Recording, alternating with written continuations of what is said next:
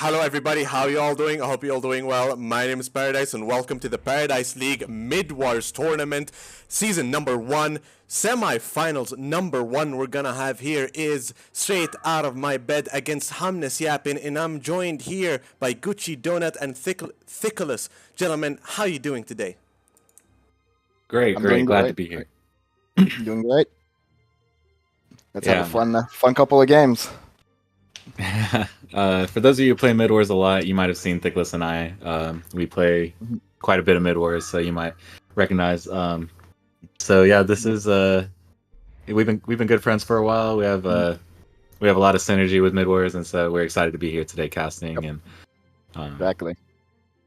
Well, let's get this party started. Yep. I'm excited to see both of these teams play. Yesterday I filled in for the Congo team, and I played against HY, and they played pretty well. It was fun playing against them. So I'm excited to see how they play, and like usual, straight out of my bed, I recognize a few of their players from Lona, and I always love watching them play. So again, we're gonna have a fun game here.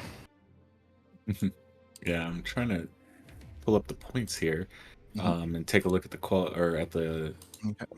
second round and final round qualifiers. Right. But I think that both of these teams have pretty much about 7 or 8 points, and this game could pretty much depend, take which one's going to be in first or which one's going to be in second at the end of the day. So exactly, we'll see that. And as you can see, a couple of bans coming out. The Bihi wasn't banned, and I think makes sense. Lona picks them. Rudy. Each of the hooks getting banned as usual, so not going to be much of a stun hook combo potential here, but still Bihi being a very strong initiator. Yes. I see why it's getting picked up right off the bat. Yep. Bihi being able to shut down a carry by himself is very good.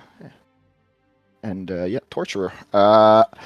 Torturer, Gladiator, again, 2 very strong picks coming out right out the gate. Yeah, I mean, when we play, if we're trying to win, we pretty much have a Torturer on our team, very often. A lot of our friends like to play Torturer, Shade, Asper, and I. Just very commonly picked up, and it does help us win. Great for pulling the team together, constant magic damage, good magic protection armor, because they usually pick up in gnomes. Just a very well-rounded hero. Exactly. Glad for the stuns to lock on top with the Torturer. It seems like they're just going to coordinate and AoE stun together. Yep. One after the other and chain them. Yep. The only thing is to think about is that Flux has been banned, so there won't be any combo with Gladiator. But we'll see. There's Torturer can still pull, even if it is a bit weaker. So again, we'll see how that ends up. Yeah, it looks like Legion recognizes the AoE spells coming their way and decides to pick up a Pearl right off the bat to counter defend against that. And then a nice War Chief pickup to make sure that he can be portable, get in there.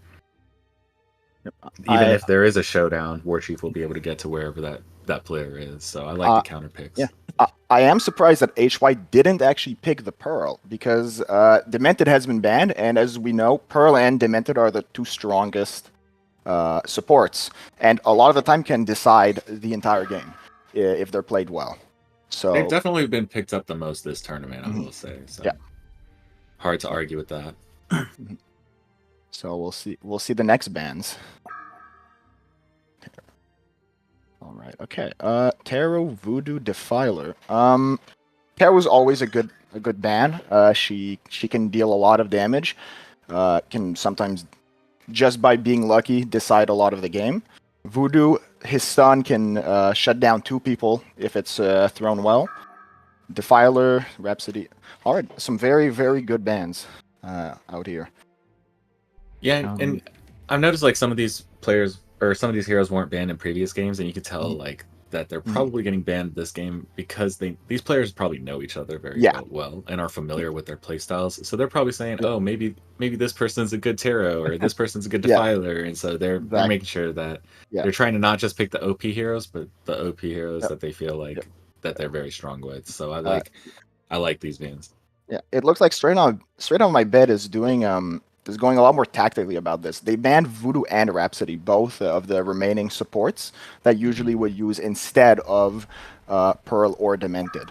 So they're trying to make sure HY doesn't even have the option to support. Yeah, I mean, there's still a couple of good supports on the board though, because there's very limited bans, so you still have Nymph, Artesia. Yeah. I would actually like to see an Artesia being played. I haven't seen one from the games I've seen. You're right. This entire tournament, she hasn't been picked up, and she's such a strong hero. Yep. Very versatile in Midwars, can be, used as a healer or dealing damage, and would be a very strong pickup against this team right now, even though they have a Pearl.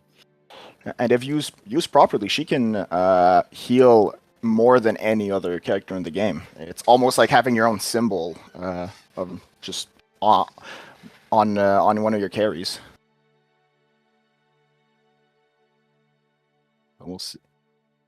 All right, let's see what HY picks. They're taking their time. They're thinking. But from what I can see, so right now on my bed, War Chief is already going to be a hard one to counter. I'm guessing they're going to swap it to Rudy. He's been playing War Chief a lot, and he's been doing very, very well. Like it's been rough. Yeah, I agree with that. I love the Parallax picks and the Nymphora combo. So Nymph being able to feed Torture and Parallax mana constantly is going to be quite annoying here. Yep. Yeah, I think they're gonna HY's strategy is gonna be to try to just focus on harassing the enemy team, making sure they just can't do anything. They can't initiate because of that low health they're gonna always have. I personally would love to see a Moira picked up here on the Legion team to counter this Parallax, but I don't think it's going to happen. Not a lot of players are very comfortable with Moira, especially risking it at this level. Yeah, I'm not sure because the Legion for now seems to be lacking a front line, but we'll see. Sometimes teams ignore the front line to go with something more utility. A lot of initiation. Yep, I will say they. That is true. When I'm looking at this, a lot of initiation, a lot of counter initiation. Behe and Pearl can very easily counter a lot of initiations. Shell Shock, okay, they are. I think Sir on my bet is gonna go maximum. We're just gonna go for them. We're just gonna charge them. We're not gonna stop. And I love that. I love to hunt. I love the initiation, and they're gonna say, "Hey, we're not gonna wait for anything. We're just gonna go in and hunt." Exactly. So let's see if they're gonna hunt. So let's see. Yeah. So I wonder what Hellborn is gonna do to counter this pick, because like you said, they were kind of lacking a front line, and Shell Shock is gonna give them that little bit of space that they need there. So do you think Shell Shock's gonna go more of a tanky build, or do you think he's gonna rush a Sunder here? I'm not sure if he's gonna go Sunder, simply because the Sunder's been nerfed a bit ago for Midwars, and it's made it so that it's only really good now against tanks due to getting rid of that regen. So unless we see the Hellborn pick a tank like Armadon, maybe even a Moraxis, a Berserker, I'm not sure we're going to see them. We're going to see the Shell Shock go Sunder. Yeah, that makes sense. Oh, Jeremiah. Picking up 2 supports. Okay. On the Hellborn side. Yep. Okay. They expect the Parallax to carry here. They want the Parallax to carry and the Torturer. But we'll see it. We'll see. Glad with a little bit of physical. Yep. Just a bit of physical. But I think they're mostly using Glad for that Showdown Pitfall combo and the ult Torturer combo. Let's get it on. Both teams with a good. I mean, I do think Hellborn is lacking a little bit of physical damage comparatively. We'll see if Jera is going to be autoing or not. But I think that on the physical side, that Legion's coming out on top here with the Arachne.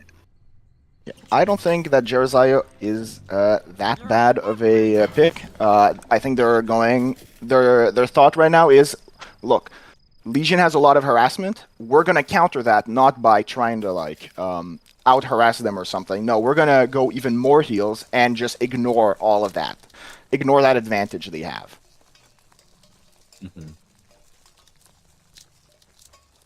All right.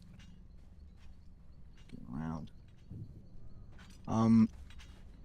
Is the game starting? Yeah. I'm glad we need a pause here. I also need a pause here for 1 minute. Okay, well, I'll take over. All right, so I'm looking around, see what the all the items that have been bought. Let's see. Let's go with Hellborn. We can see Jera is gonna go Mana Ring for just to keep up that heal for him. Because I think they know that they're gonna just have to keep using heals. So even the Nymph mana regen is not gonna be enough. I'm excited. I think Torture is gonna go Gnome, very basic build. The and then let's see. And Legion side, I think pretty basic builds coming out. We don't know what Pearl's gonna buy, but if I had to guess, it's gonna be the refreshing ornament to then go into Astrolabe. And yeah, I think fairly standard things. I'm actually curious to see what Legion is doing down there. I'm not sure if they're planning something by being in the forest down there, or they're actually planning to try to gank them, maybe. Okay. All right. Oh, okay. We see we're having a bit of problems from the Legion side. Hopefully that gets resolved quickly. Can get back in the game.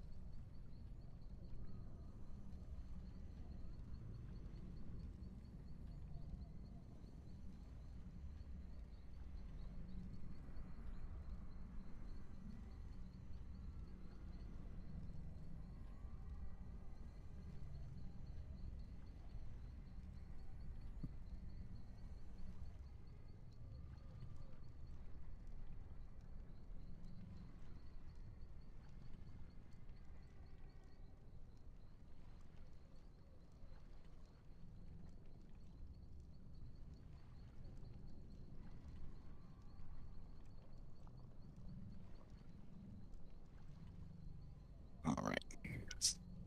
All right. Looks like B is coming back. I think the game's gonna start again pretty soon.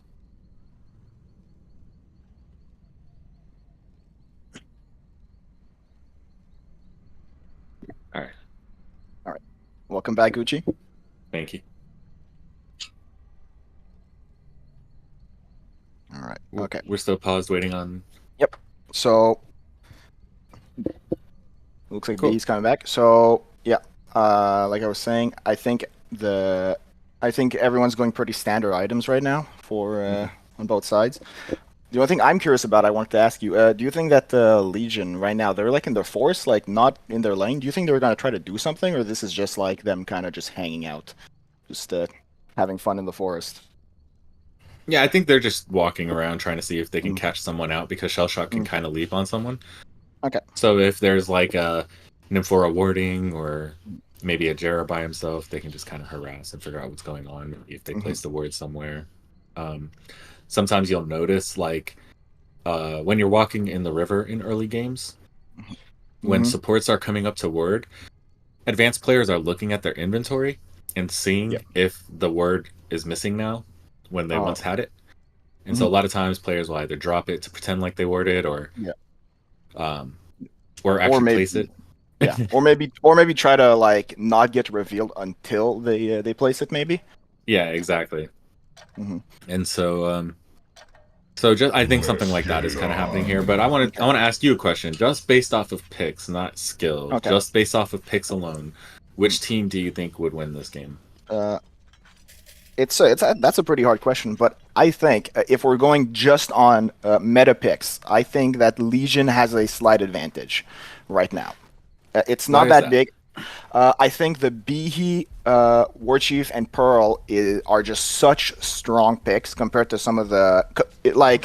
If we're comparing them, I think War Chief and Torture are pretty.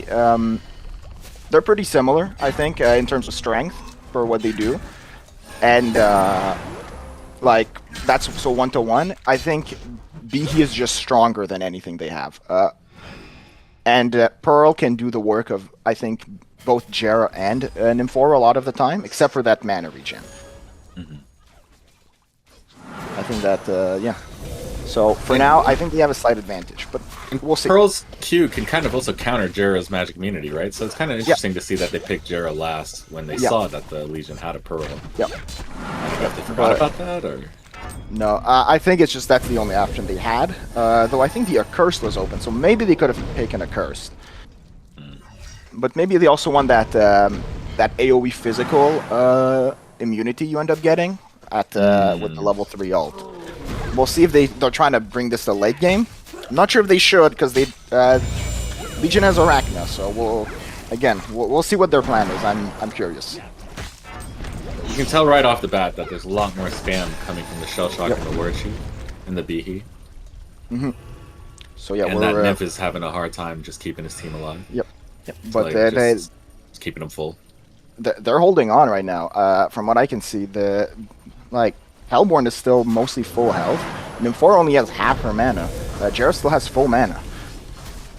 So they're holding on even with all those spells coming at them.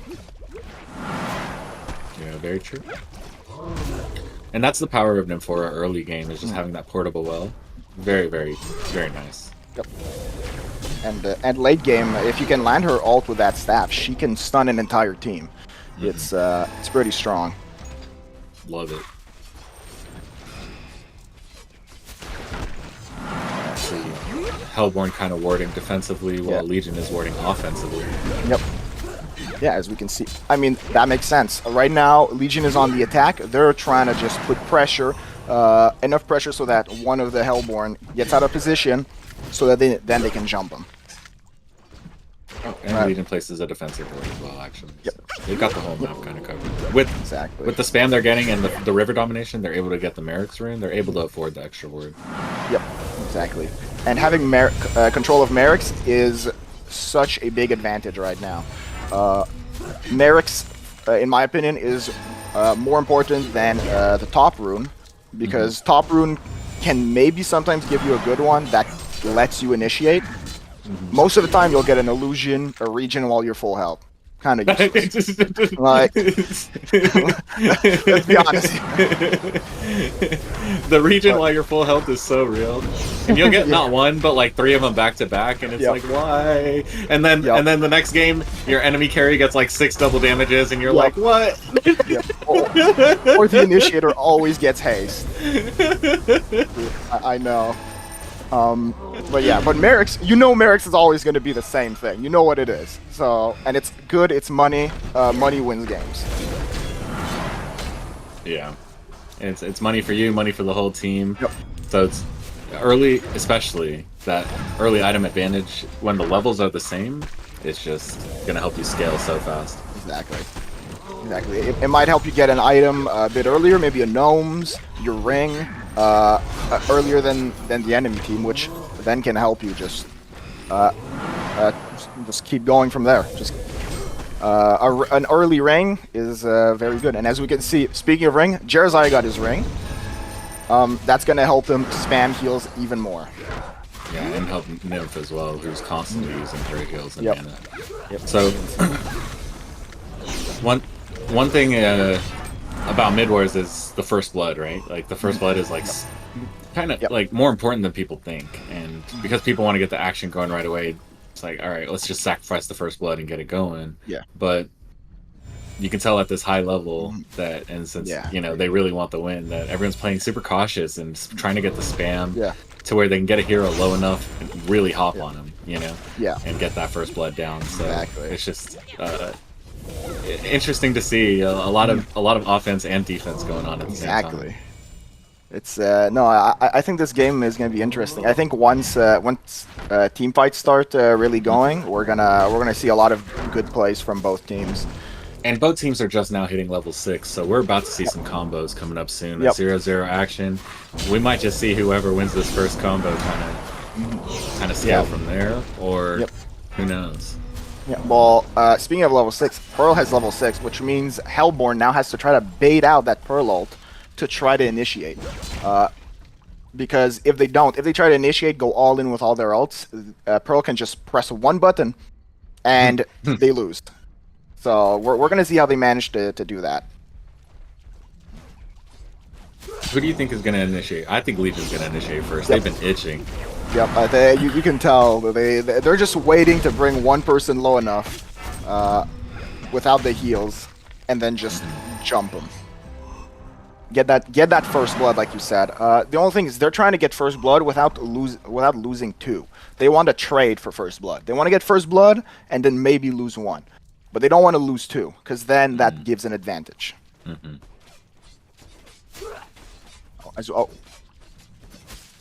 think B's looking for an ult. Looking for a good stun opportunity to block them off so they can't go back. Oh, he's going. Nymph going in. He can't go out anywhere. Shell going in. Hayabusa stuck. Can't get out. Pearl with the beautiful ult to save the team. Hayabusa going back in. Not scared of the Pearl ult. Gonna walk away with the Jera ult. Unscathed. Beautiful play by Gladiator there. Nice try by Pearl, but it's not going to be enough. Hellborn actually coming out on top this fight. 5-2, wiping even Warchief trying to defend and get a kill there at the very end. He was not able to do it. So just 5-2, wiping the entire Legion team.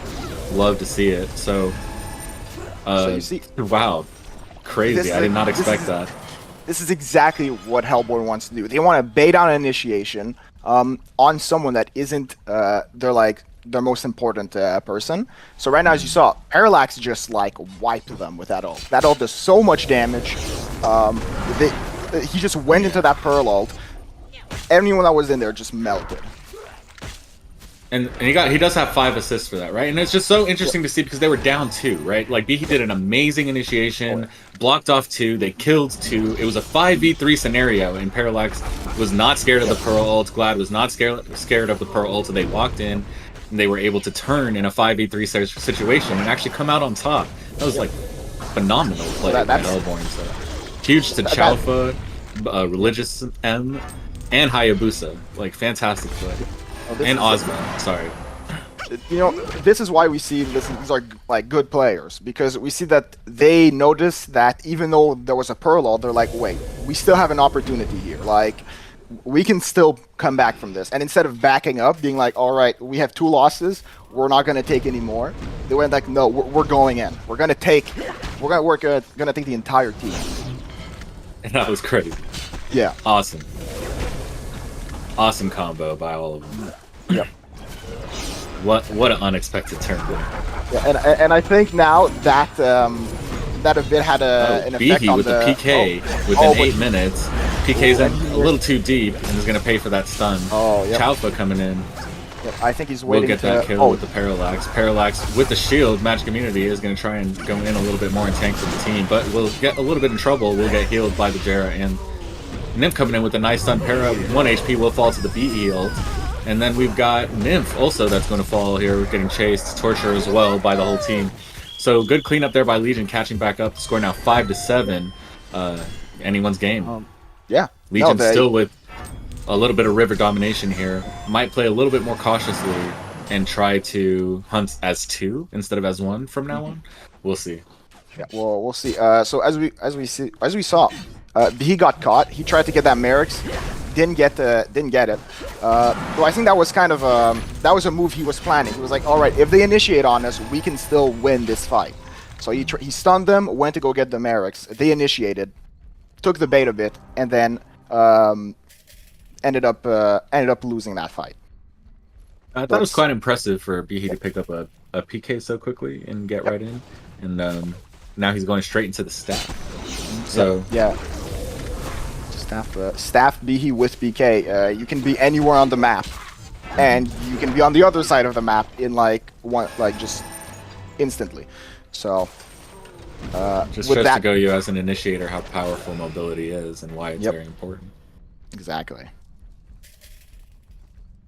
But it is anyone's game, and like you said, you see now Legion. They're a bit less pushed up. They were like pushed up. They were like, wow, we can just keep like beating you guys, and you guys won't do anything. And then Hellborn's like, no, we're gonna do something about that. Well, you can't bully us like that. And you know, I've been on Legion's side where I've just been getting unexpectedly wiped by a parallax ulti and then pulled by a torture, and like, you know, just like, where did this come from? Oh my god, I just melted this. Screw parallax, she's so overpowered, you know. And like, I just like seeing it now, it's like, wow, like dang. that was really cool. What's your favorite item build to go on Beefy? On Beefy, exactly what Legion is doing right now. You go PK first, then staff. Obviously, when I feel like trolling a bit, I'll grab a Rift Shards, you know, just to be able to like do that combo with the Behe, with the Enrage hit. If you get that crit, you can just kill someone just instantly. But usually that's not the meta pick. That's not what you want to do when you're playing against very good players. It's not as strong. Having a chance to delete someone or like just kill them isn't as good as just being able to like stun people forever. So like afterwards getting a Resto Stone, even like a Sheep Stick or something might just be better. Okay. What about Parallax? Parallax. I don't play Parallax often. I think that Parallax going mana boots is good. Parallax, you want to have a lot of mana. His damage is scaled on mana. So, like, I think there might be an issue. No, okay, no fight. They tried. Yep, just a bit of harass. But yeah, no. Yeah, Parallax is just, you want mana. Mana boots gives you a lot of mana, and lets you get some back. I think someone's gonna have to staff Parallax though, because Parallax in Midwars without staff isn't as strong. You really want all of the buffs that it gives. But we'll see if someone is able to pick that up for him, or if he's gonna pick it up for himself. So I think Arachna might be going Shrunken Head here. What do you think about that? Even though she has magic immunity on the Carcass. So yeah, that's a good point. I'm not sure if I would have went Shrunken first on Arachna. I might have gotten a damage item first and then a Shrunken, but again, these are players that are pretty good, very good. Maybe they're seeing something that right now I'm not. Up I against think the Torture, a Parallax, you know, maybe she's getting caught in situations she doesn't want to get caught in. Exactly. I think that's more that. It's the thought process is, look, if I get a damage item, I'm going to get killed regardless. I think it's better to go Shrunken, which still gives you a bit of damage. It's not useless for damage, but it's not as good as like a Shield Breaker, first part of Wingbow or anything like that. But it still gives you a bit of damage, and it's going to help her survive. And at least, instead of doing 2 hits, maybe she'll be able to do like 6 hits. Right? Yeah, maybe. I agree. So normally I wouldn't go Shrunken Head either, especially with Arachna having that skill, the card and Carpus. But in this case, just because I think Parallax is coming in with so much damage and Torture is kind of locking her down, it's like, maybe I might have to. Yeah, exactly. And especially since most of Hellborn's damage is magic, I think going that might be good. And you can combo that with the Carapace. You can use Shrunken first, and then use the Carapace, or vice versa. Vice versa, yeah. Use the Carapace to get out of a stun, maybe. Yeah, and then you'll the Shrunken. Yeah. And then you have like around 10 seconds of like a lot of not really getting damaged by magic. So, which usually that's an entire fight. So, again, we'll see. We're seeing gnomes getting picked up on both sides, and it looks like Shellshock is going for the barrier for his team.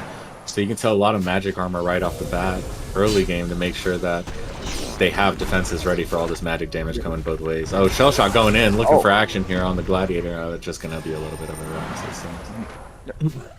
run. I mean, that engagement was pretty good. You can see the synergy between the Shell Shock and the Behe right there. Shell Shock went in, and then Behe stunned, blocked off the rest of the team, just to make sure that they couldn't retaliate against the Shell Shock. Oh, Behe with the stun, PK going in with the combo. Might be a little bit overexposed, getting trapped by a Showdown and stunned by Gladiator and a stun by Nymph. Pearl with a nice save there, trying to help. Will not be enough. All of Hellborn kind of inside the ult, so it's kind of negated there. Shell Shock is stuck in a sticky situation now, so that ult initiation by Behe was just a little bit reckless, as Behe's not quite strong enough to tank the entire team, getting stuck on the other side of the river. And then his whole team kind of coming in to help, leaving them on the other side of the river. Was a little bit reckless on Behe's part. He went a little bit too diagonal from the rest of his team, so his team was a bit far. Took too long to get to him and help. So I think Behe had a poor initiation on that one, and that is good. You know, it happens. You're not going to hit every initiation you hit, but you got to try. You know, like you miss 100% of the shots you don't take. So here we go with another one. Parallax getting the illusion rune. Shell coming in with the stun, but Parallax can be able to get back to safety. Behe trying to stun him and lock him down, but Parallax getting healed is going to be just fine. So it just back and forth harassment quite a bit here. So Behe really trying to make some action happen, just getting a little bit impatient there. Cost his team about 4 or 5 kills there, 4 or 5 deaths there, just with that bit of impatience. So that just shows, like, even though that they have strong initiation, that they really have to wait for the perfect time to go in. So yeah, exactly. So yeah, you said it pretty. You hit pretty much everything I was gonna say. Just like Behe's initiation wasn't the best. But yeah, it's fine. A lot of the times it's hard to. There's a very fine line between a good initiation and a bad initiation. Sometimes what looks like a really good one, maybe you forgot that, like, oh, one hero is a bit off there, and now he's gonna be able to counter you. Our Legion right now, I want to initiate on that Parallax. That Parallax is what's making the entire team. It's their only real source of damage right now, until Torturer can get a lot more of those items.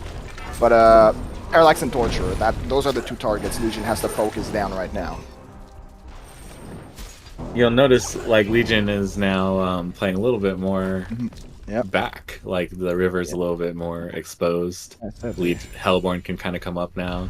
They're like saying, okay, let Hellborn step up so we can catch them in the river instead of catching them on their side of the tower, because it didn't work out for us last time. So Hellborn is starting to step up a little bit here, as you can see. And we might see another initiation here in a few minutes, hopefully. And now that I mean, now that Behe has a lot more movement, plus with the War Chief, I think their plan now is actually just to stay back. And whenever there's a rune they want, they just PK in or War Chief in, grab it, get out. I think that's going to be their plan, and wait until Hellborn tries to do the same. Try to catch them when that happens. Yeah, and, like, you know, Parallax here knows Behe has a stun, Shell Shock has a stun, War Chief's is constantly harassing, and he's still going in for the runes and getting them. He got the illusion rune, he got the haste rune. So I got to give it to Parallax, which is Chaufa here, for just manning up against the stuns and still getting the runes and still making it out alive each time. That's very impressive at this level of gameplay. He trusts his ability to get out. He walks in to grab it and then uses his ability to get out. And he also trusts his supports. Exactly. Oh, Behe with the PK stun, trying to block off 2. Shell Shock trying to follow up here, saying, nope, I'm not diving tower again this time. Will retreat. Telling his team to hold back here for the next one. Illusion rune going to the War Chief, so the War Chief cooldown's reduced by even 33% again. It's going to allow him to spam even more. As the illusion rune not only gives you two copies, it also gives you a 33% cooldown. Okay, so Behe coming in with a beautiful initiation on 3, right outside of tower range. War Chief coming in trying to follow up, but a beautiful ult by Jera will not be enough, as Pearl has a strong ult as well, saving the entire Legion team. Legion's timing this fight perfectly right outside of tower range. Beautiful positioning. Ended up on top of that fight. Hellborn coming back, trying to counter push. Will get pushed back by the Pearl. Glad Showdown stun locking the Shell Shock, trying to make something happen here. But Shell Shock, being pretty tanky and strong, is just going to get away with full health just fine. So the score now 9-11. But huge fight for Legion. Yep. What do you think, That- Douglas? That was a perfect initiation from B. He got the Parallax out of position, ulted them, got a bunch of them with his ult, and then entire team follows up. They managed to kill the turret, and then later kill the Parallax. That was perfect. That was beautiful. Yeah, I mean, healers and supports just very reactive to all of this initiation on the Hellborn side, so I got to give props to Jerizaya and Nymphora for just constantly being aware of the harass and the initiations and making sure that they're doing the best they can to keep their team alive. But For sure. it's tough against these initiations. The both supports on Hellborn are working overtime right now. You saw during the fight, Parallax was about to go down, and then instantly all the way back to full health. They're trying to keep him alive because they know Torture and Parallax, that's who's going to carry them to victory. And there's definitely the ward war going on here. It looks like Pearl is up against two in the ward war, and constantly trying to place down revs and wards, but is getting counter warded and revved by Hellborn here, Batman and Chaufa. So, important note, he just got staff. This is going to help him immensely. He can go in and then get out really fast. So Glad wasting his showdown stun with the Shell Shock. Shell Shock able to get in his shell, be immortal, and just stun right back, counter stun the Gladiator and the other team. BG trying to go in and help, will get a stun off, and is actually surviving because of the Pearl ult. Pearl coming in with a huge save there, keeping BG alive much longer than expected. Warchief coming in to try and clean up with the help of Arachna. Coming in on Nymphora. Nymphora trying to get a heal off, but won't heal in time, will fall. Torture a little bit overextended, will fall as well, trying to get a kill there. So the score now 11-12 in favor of Hellborn, but Legion climbing back up here, down by only one kill. Behe just doing a fantastic job with his initiations, and Shellshock also doing a great job manning up here, creating a lot of space for Arachna and Warchief to just come in and clean up, so love to see it. We're going to see Legion be a lot more aggressive now. They have two Shrunkens, they have the Behe staff PK. We can see Arachna just got Shieldbreaker. This is... Well, we're going to start seeing Legion be... As soon as their Shrunkens are back in their ult, they're going to keep trying to go in. Yeah, and Hellborn needs to somehow counter that. They need to somehow be able to beat them even with all of what they have right now. So we're going to see how they manage to do that. Yeah, it seems like Hellborn's up by one kill, but I'm feeling like Hellborn's in trouble. Like, the way I'm seeing it is Hellborn is in trouble. Like, Legion is down by one kill, but they're up in experience, they're up in golds. And they're initiating stronger, they're applying the pressure. So it's so funny to see that even though you're up in kills, that you're the one in trouble. Exactly. But we might see that change. Jerizaya is gonna get staff in not too long. His staff makes it so that entire team can get magic immune for a few seconds. That might be enough to counter some Warchief or Behe. Shellshock going in on Parallax, who was a little bit extended there, but a huge save by Jera with the shell and the heal, Nymph with another heal on top. So because Shellshock was overextended, Pearl was forced to use a little bit of an ult and heal there to save the Shellshock. Huge counter initiation by Behe there coming in on Hellborn after the Pearl save in a 5v4 scenario. The score now 12-13 with a lot of chaos. Behe in trouble. In Hellborn will fall. In Hellborn tower range will fall. Warchief trying to get a pick here. Will pick the Jerizaya while trying to escape. And now Warchief overextended in trouble is getting chased by the Parallax and the Gladiator. Gladiator able to get Warchief, but at what cost? As Breaky would say.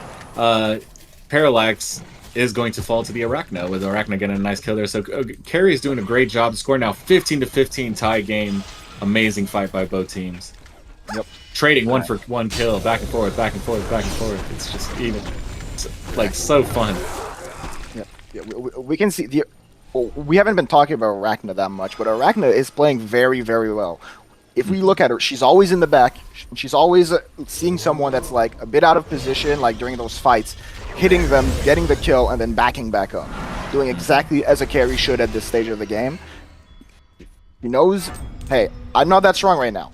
I'm like, I can just get I can get killed if they try to jump me. So I'm gonna stay back and just hit people when they're low and try to get that money until I can just 1v5 the entire team. Yeah, carries are precious cargo. The less deaths they have, the better. Like, Hey. Very good escape from Parallax there. oh, Parallax ulting on top of the Gladiator stun on War Chief, but it's not going to be enough damage to get the kill. Behe stunning Hellborn, keeping him back. So it looks like they're just going to be waiting for the next Gladiator ult here, which means Legion has not Gladiator, Parallax ult here, which means that Legion has a ton of time to initiate with no Parallax ult, and they're probably going to either take advantage of this, or it looks like War Chief might be using this time to take a triple stack top. I think that right now, if Hellborn gets initiated on, they might not be able to beat them. Yeah, like you said, Parallax ult is one of their main ways to defend against the initiations by dealing all that damage. So the top has been triple stacked, and Shellshock and War Chief are getting a lot of extra experience here. They should be level 15 after this. But Gladiator, seeing this, is going to try and get the kills on the Ancients. I'm not sure who was successful there, but this...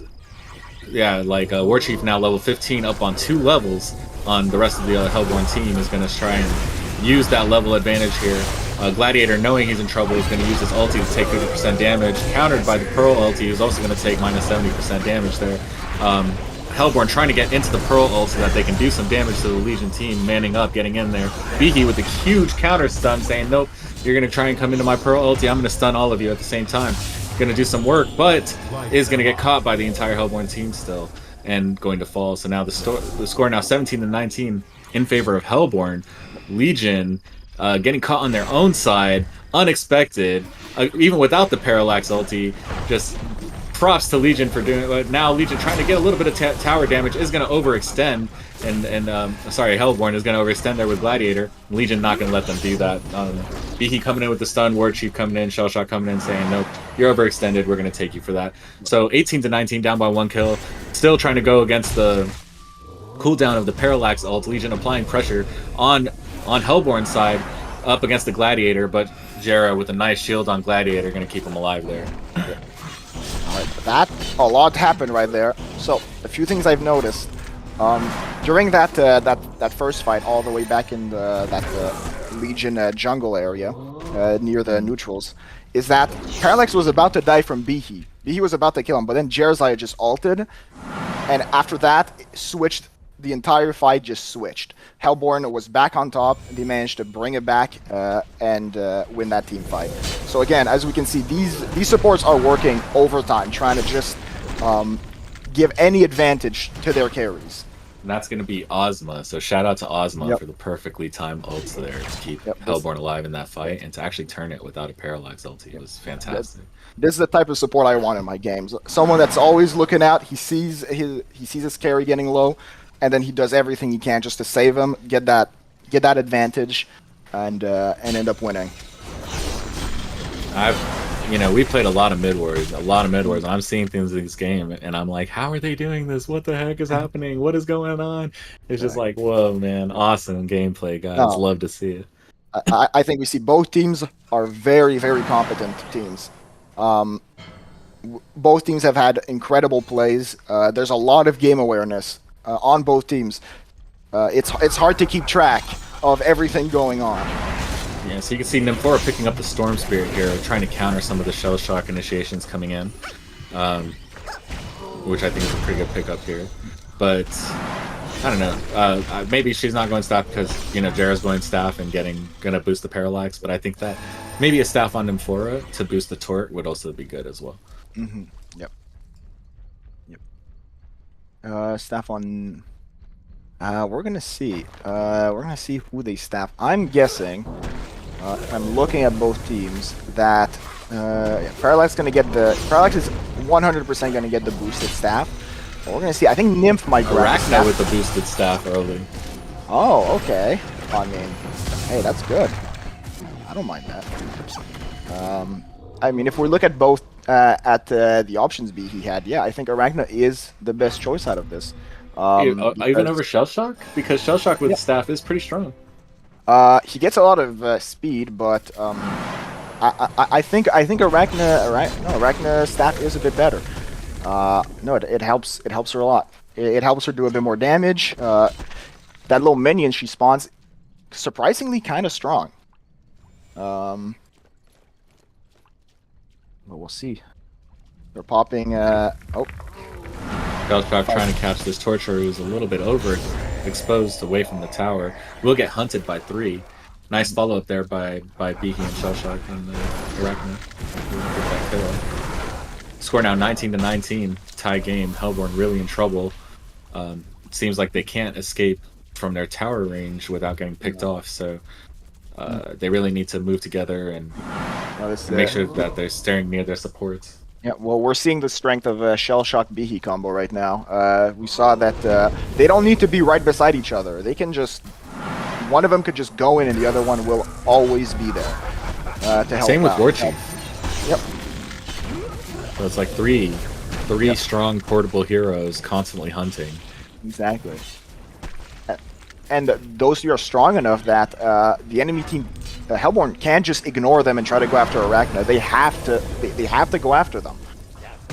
And this is where, you know, like Hellborn is kind of like a little bit stuck, is because they're kind of standing at tower range and not really sure what to do, while Legion is constantly moving back and forth and looking for a pick, Exactly. you know? And I want to see Hellborn looking for a pick here. Instead of, I don't know, maybe Hellborn's playing the counter initiation game. Like you said, they're trying to bait out the Pearl ult and then counter initiate maybe. But I would love to see Hellborn initiate instead. So Parallax a little bit extended here. Behe gonna try and stun. Arachna trying to get an ult off, but with the Jera and the Nymph, Parallax is just gonna be just fine. So. That was I think that for Legion this was really good. They baited out the Gladiator ult, and Arachna already has her ult back. So, Yep, Behe going in with the stun. I think they're going in. Shellshock following up onto the Jerazaya and Torturer. Nymph trying to get a heal off, but not in time. Legion gonna wipe the floor with them before the heal can even pop off. So 4 falling there to the beautiful initiations by Legion. So straight out of my bed doing just fantastic work this game on the initiation side. Making it really easy for the carries. Like, you know, Arachna is playing a good position, but I gotta say, she's got the easiest job in the world to just kind of come in and clean up a mess that is, you know, everyone's low. Like, she's just gotta kind of walk up and do boop, boop, boop, boop, and just, you know, doing exactly what she needs to do. So, huge shout out to Wong, Rudy, and Beth Raisin for these amazing initiations this game. Exactly. Arachna right now, easiest job. But I won't say that she's playing bad, because she's playing exactly how she should. So right now, just staying back, kills. I love that. I love seeing that. I love seeing someone play a carry that well. I usually play carry, so. Okay, so we got another initiation on the warding Nymphora, who is a bit overexposed from her team and from the tower. Jera tried to get a shield off, but it's not going to be enough. Torturer now a little bit exposed, in trouble. I think Hellborn realizes, okay, I'm not sure what we're going to do here. So Parallax coming in with an ulti, but Pearl with the counter ulti. Parallax not going in this time. This is not a good sign. Hellborn really in trouble. Glad trying to do some work, but getting slowed by the Arachna trying to walk away. Will fall. Jera with an ulti trying to keep the Parallax alive during the ulti, but Parallax doing no damage because Legion is really just stocked with the magic armor and with the Pearl heals. It's just tough for Parallax to do much work here. So here, taking a long time, finally doing a little bit of work. We'll finally melt the Arachna, Shellshock, and Pearl, but man, that took like probably like 10-15 seconds of ult time for him to actually start doing a little bit of damage there. So you can tell like the barrier was doing its job, the Shrunkins were doing well, Carry stayed alive and got a lot of kills. But I gotta say, Hellborn Parallax really did hold his own. Like the fact that Jera came in and kept him alive, impressive. You know. Yep. Oh, they didn't lose too many. I was a bit doubtful of the Jera pick, but right now I'm sold. They have sold that for me. Nice little pick there. Yep. On the overextended Pearl. And so now looks like Parallax ulting here, trying to do a little bit of damage to the Shellshock. We can see Jera. I think he's building for Resto Stone. He wants to have that ult up for every fight right now. He knows that that's what's stopping Arachna from doing all her damage.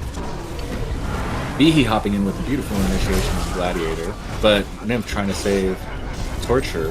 we'll do a little Storm Spirit, but Torture is still pretty weak there to the BB, taking a lot of damage.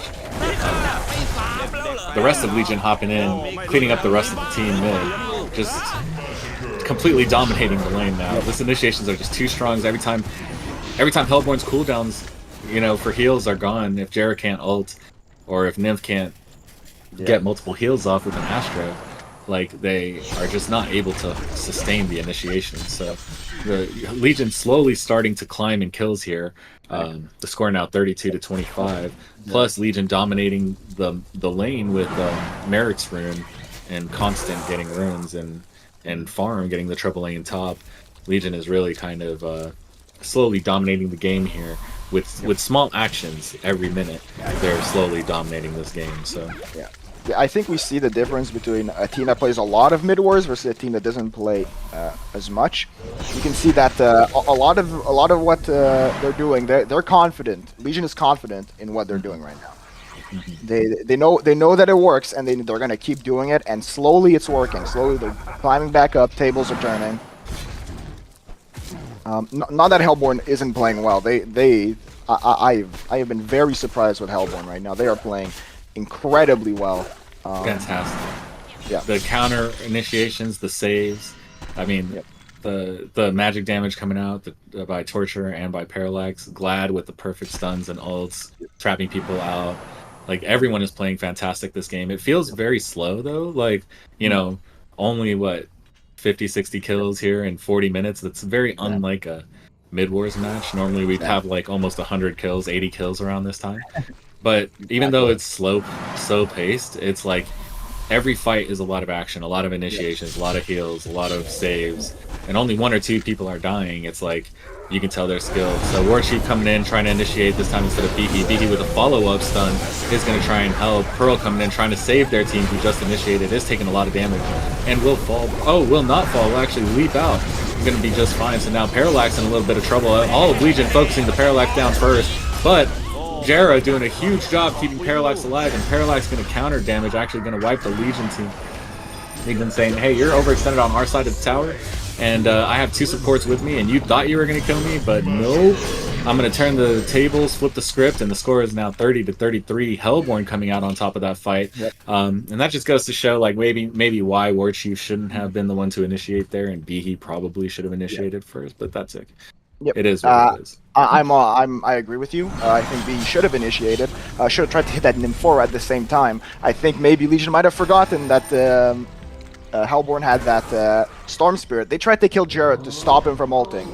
And hold that thought real quick. Behe leaping in but getting sheeped instantly is going to fall to the Parallax ults. Yes, will fall. Shell shot coming in to counter stun on the Parallax. Will stop the Parallax. Parallax sheeped. Warchief using the Shrunken Head is going to try and take out the Parallax, but not doing much work because of the Jera keeping Parallax alive. The Parallax finally going to fall. Jera in trouble, trying to go back to base. Realizing, like, hey, I can't hold this tower. Tower will fall. Legion applying pressure to the base, forcing Hellborn to come back and fight. Gladiator coming in with a showdown and a stun, trapping the Pearl. Pearl in a little bit of trouble, will fall. Gladiator now in trouble, overextended. Nymphora trying to keep Glad alive with a beautiful Storm Spirit. Warchief taking Nymphora out instead for that. Gladiator now trying to hold base, but really in trouble here. Behe with a beautiful stun. Parallax now alone trying to hold base with an ulti, but it's not going to be enough. Arachna with the Shrunken Head saying, hey, I'm too strong, I'm too swole, I'm level 20 now, you can't stop me, and I'm going to take this tower. So beautiful carrying.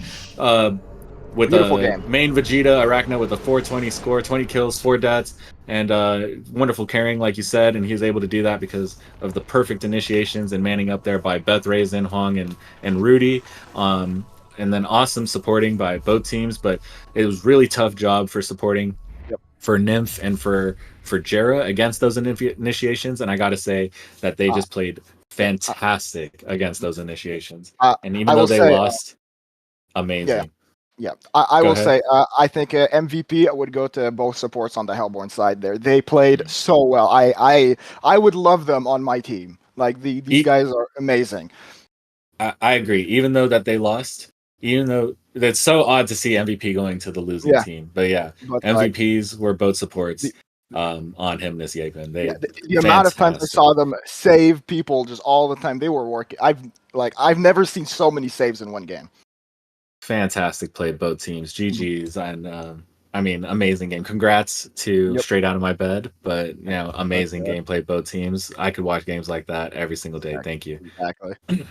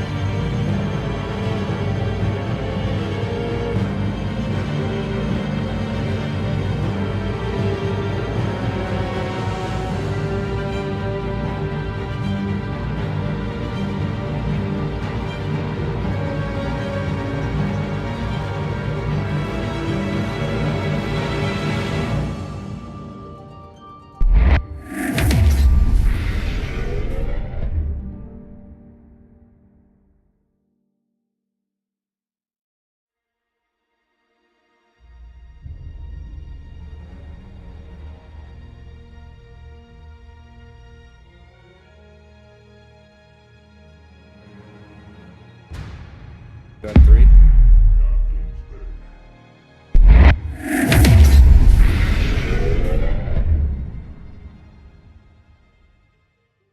Welcome to Paradise League Tournament Round 2 of the qualifiers here, or semifinals here. And we have Straight Out of My Bed versus Hymnos Yapin.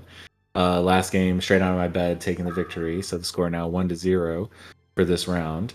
Banning start. I'm here with my good friend Thicklis, who has a lot of experience playing Midwars and is an incredibly funny, handsome guy. And yeah, here you go. Here to talk about the bans for you. Go ahead, take it away. All right. So as we can see, HY has banned War Chief. We saw last game, War Chief was doing a lot of work, a lot of damage. So they don't want that again. They saw, all right, straight out of my bed, you guys are good at War Chief.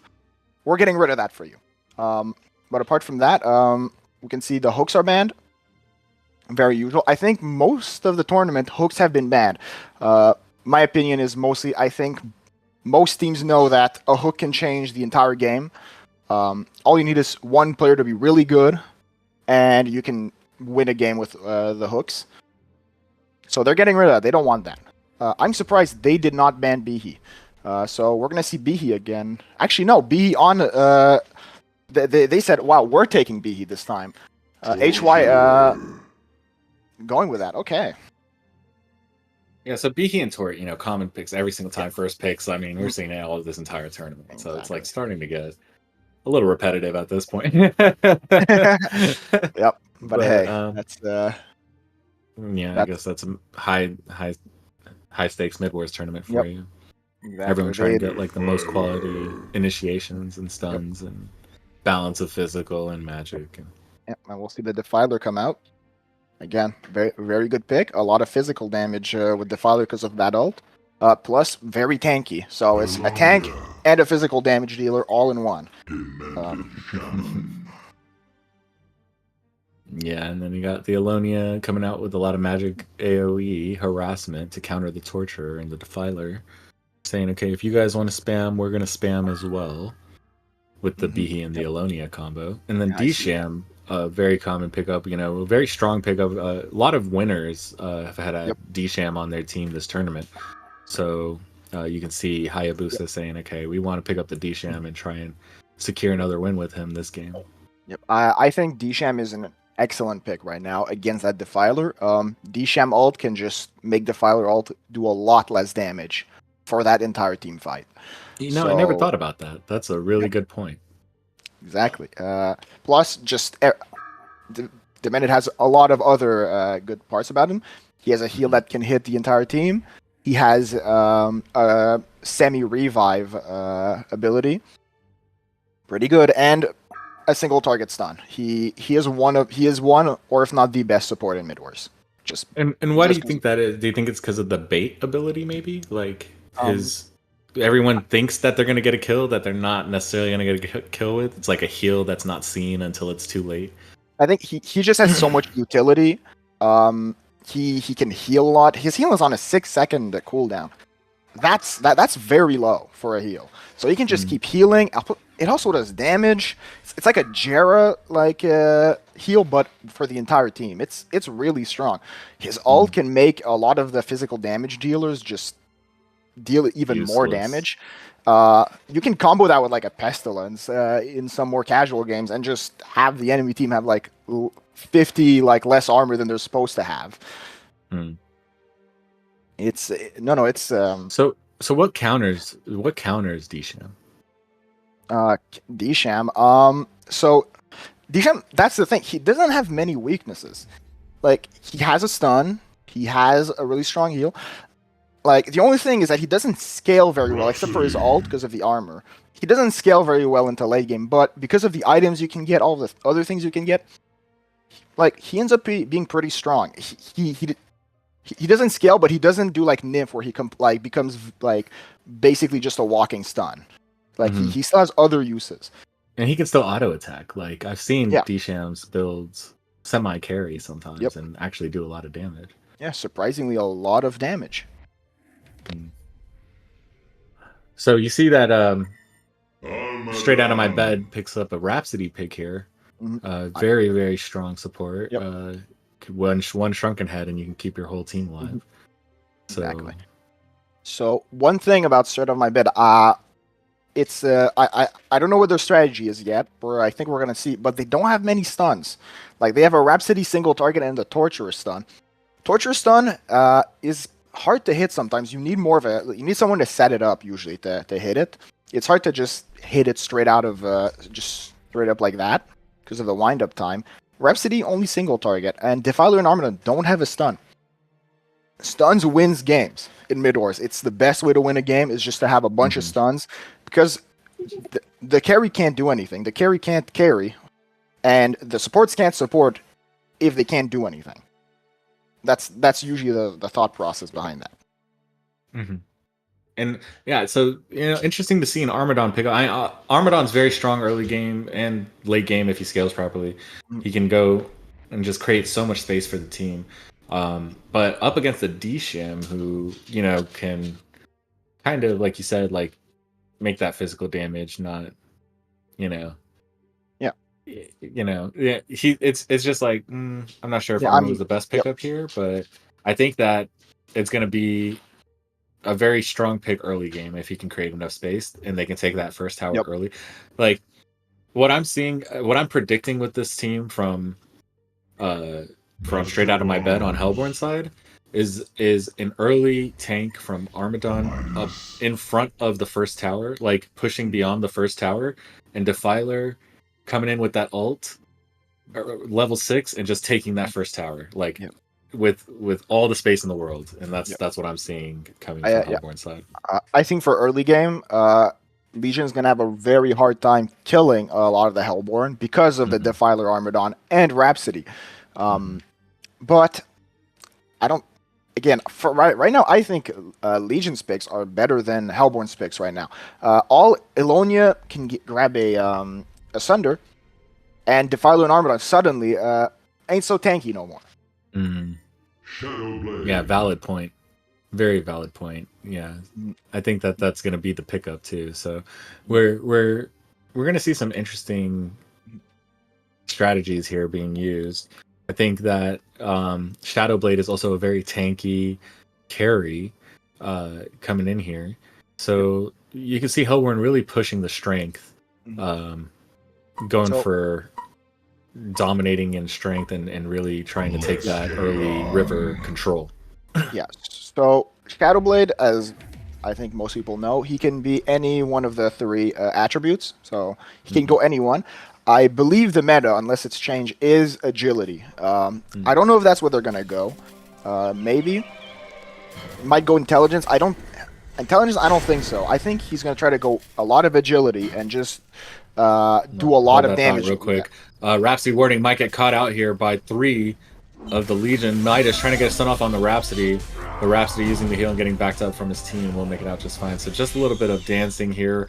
Rhapsody getting off a ward, but D-Sham knowing that the ward is in place. And that's what I was talking about, kind of walking around the map early, seeing if the supports are warding, seeing if the ward was used, and that's that high-level gameplay. So they saw the Rap out of position, noticed that they placed the ward, easily picked up the counter and countered it. Before the game even started, there was a ward and a rev and a counter whole placed. The whole dance. So that Rhapsody tried to do a bit what I talked about last game. She tried to use her ward before the enemy team saw her. It almost backfired, and I mean it kind of did because they don't have a ward anymore, but at least they didn't get first blood. But she tried to be there first, no one saw her, no one knows where the ward is.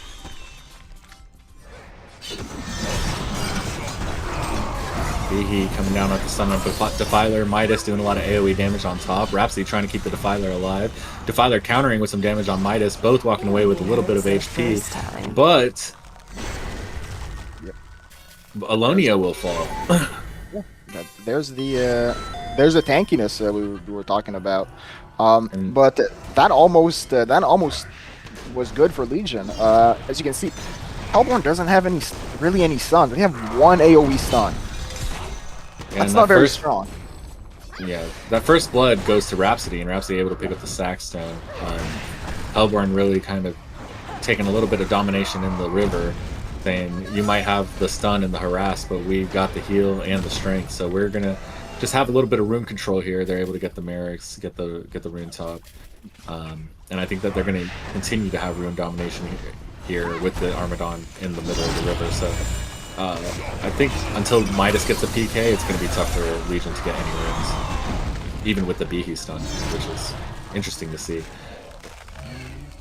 Yeah, no, I mean, one of the advantages that Armadon has is that he can sit in a river while the rest of his team is back and not die. And the enemy team won't initiate on him because they know if we try to kill this guy, it's not gonna work. He's just too tanky.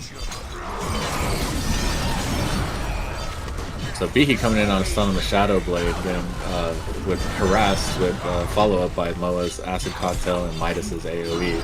But it's not going to be enough. Shadow Blade too tanky, especially with the Rhapsody heal, is able to walk away just fine.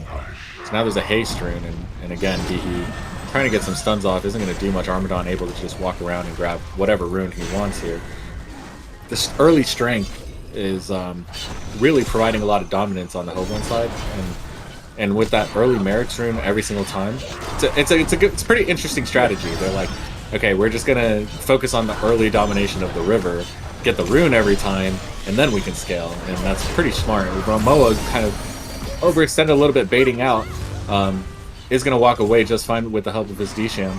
Arma, trying to get that kill, actually ended up overextending himself and will fall for it, and so will the Behe though. So for a 1-for-1 exchange on that, Defiler trying to make it back to safety, but getting chased by the Midas with the help of Rhapsody Stun is going to make it out just fine. So yeah, good played by both teams. Yeah, we saw Chalfa right now playing Midas.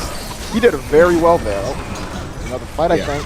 Armadon getting caught out by the stun, and with the Midas follow-up, and with another D-Sham stun and Alonia follow-up, 4-on-1. Yep. But we saw the Chalfa's Midas. I played with him. I played against him yesterday. He plays a very, very good Midas. Right now, he's like as we saw in that first fight, they were probably gonna get that pick. He was like, "Nope, I'm gonna stun 3 of you right there. You guys aren't gonna do anything." And then they got a pick right after. Yeah, he is. He did do a great job yesterday, and we're seeing some of that great gameplay again today.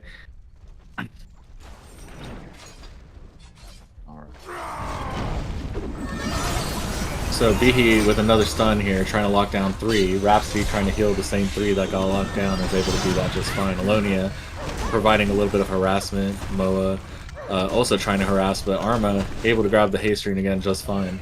Yep. Arma with haste is very, very strong. He can run in, just start harassing. They can't really catch him. Too tanky. He's just gonna run away.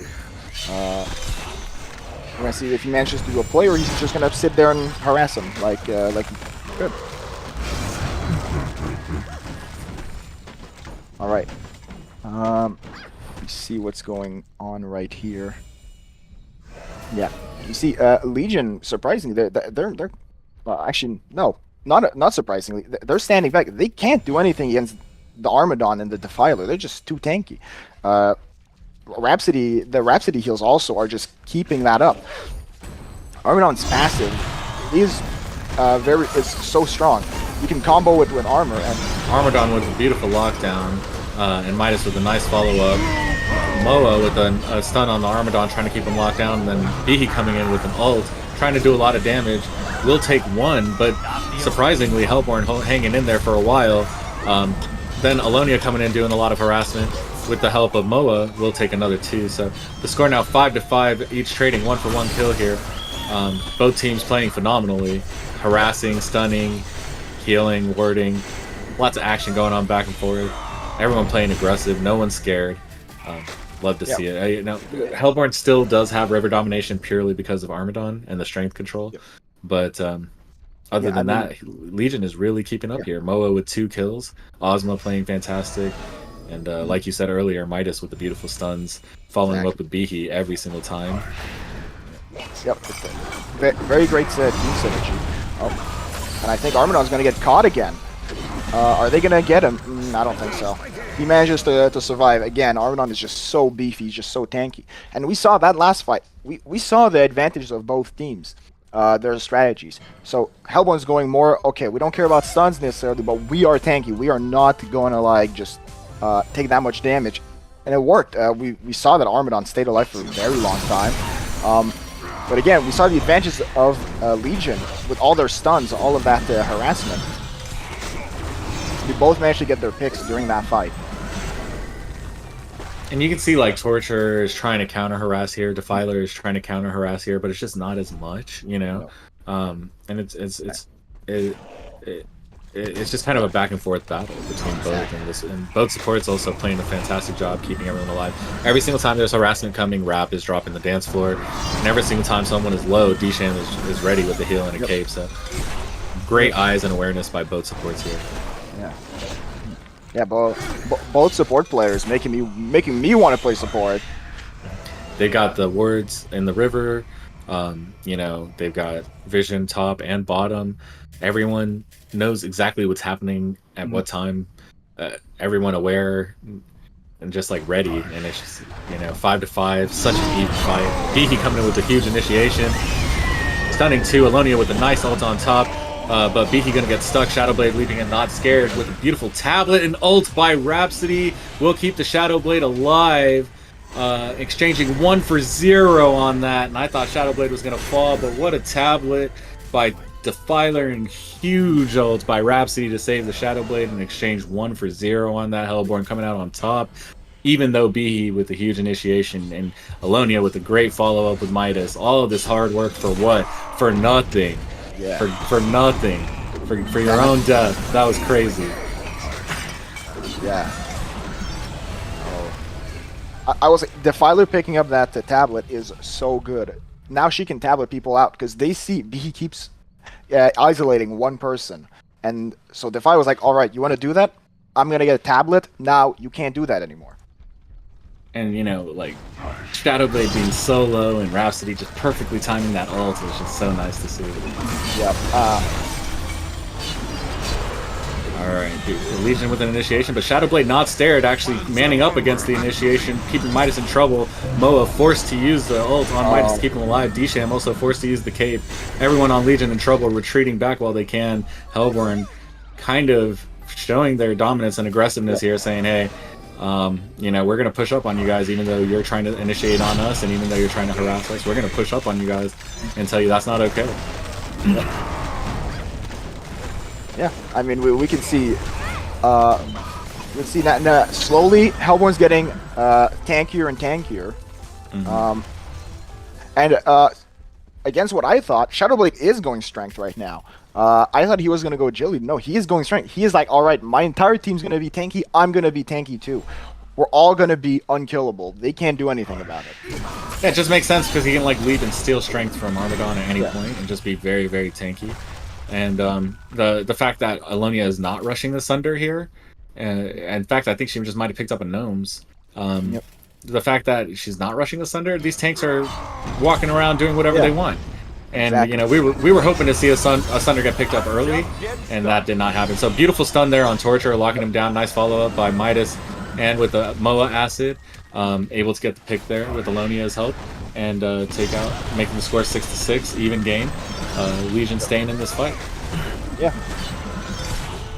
Again, the Hellborn side strategy is we don't care about stuns. All we want is to not die, because it doesn't matter how many seconds you stun us. If you don't kill us during that time, we can fight back. What carry item do you think Moa is going to go here? Do you think he's going to pick up a Nullifier, or do you think he's going to go Shieldbreaker? Well, he went Ghost Marchers, which usually is not an item you would go in Midwars. And I think the fight is starting. Looks like Hellborn with a beautiful initiation by Torture. They're catching the Behe and the Midas. Behe trying to make it out alive. Will be a beautiful stun and counter initiate, catching 3 on the Legion side there. What a freaking initiation, catching Rhapsody, Shadowblade, and Defiler taking them all out by Behe, counter initiating. When he thought he was going to get caught, he manned up instead. Armin trying to make it out. Will get caught by 4 and will not make it out alive. The score now 10-7 in Legion's favor. Torture in trouble, trying to get 1 before he falls. Will also fall to 4, making the score now 7-11 in favor of Legion. Wonderful play by Behe there. I mean, Hayabusa, fantastic play to go back into the fight after you had no HP. All balls against 3 and take him out. Love to see it. Balls to the walls.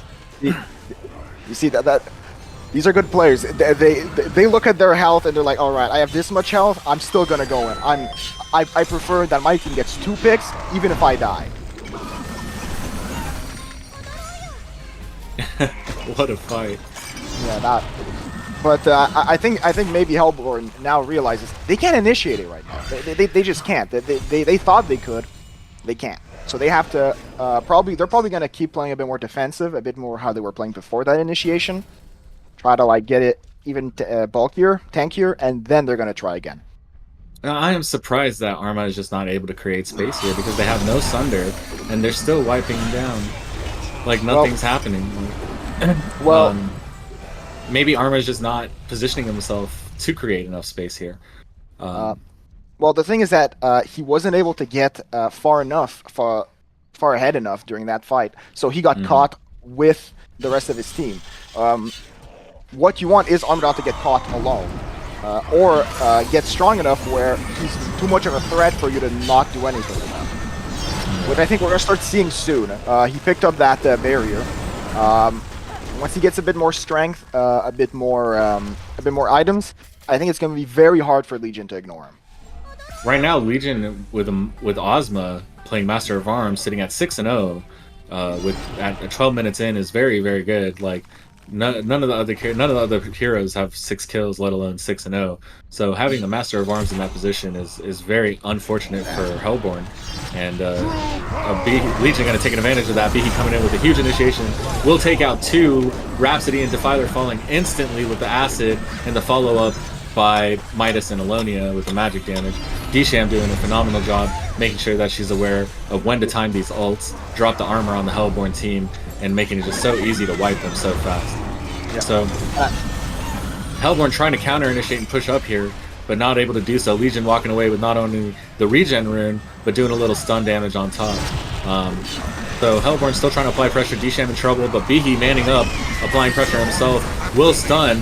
Midas trying to keep, Moa trying to keep him alive, will throw the ult shield on Behe, but it won't be enough. Behe's going to fall. Disham in a little bit of trouble, escaping behind tower, will not make it out alive. Arma manning up with the help of Defiler and Shadowblade are going to start getting kills on the Legion side. Legion realizing Defiler ult is about to end are going to start trying to retreat now. Shadowblade trying to retreat, maybe get a kill here on Behe before he does, but will not be able to do it. So score now 14-11. Shadowblade trying to make it out. Yep. Will make it out just fine. What key takeaways do you take away from that fight, Nicholas? So during that fight, a few key notes. We saw that Behe fumbled a bit during that last initiation. He tried to initiate on the team, on the Rhapsody, except he didn't realize that his entire team was being hit by the Armadon. They were dealing with that fat, beefy guy in the back, and he tries to go in. So that's why they end up losing that one. However, you saw earlier just like how strong it is to have these stuns and like this initiation on Behe. As soon as he gets BA, he can just run in and just kill the squishies. And after that, well, the rest of the team can't do much without that Torture and that Rhapsody. They're not strong enough right now to ignore, to like, still fight without them. I think later, if Hellborn manages to keep up at this rate, I think they still have a really good chance. But if Legion keeps initiating, keeps getting those good picks, Legion is probably going to win this. And that's going to be Hypnos Yepin. So, Moa here, 7-1. Midas 2-2. We've got pretty much Alonia and Disham 2-2. Torture 2-2. Everyone else is like just kind of negative KDRs here. Behe with a big initiation. Hopping on 3, but it's not going to pay off. Defiler ult and the Rhapsody heal is just too strong. Behe's going to fall.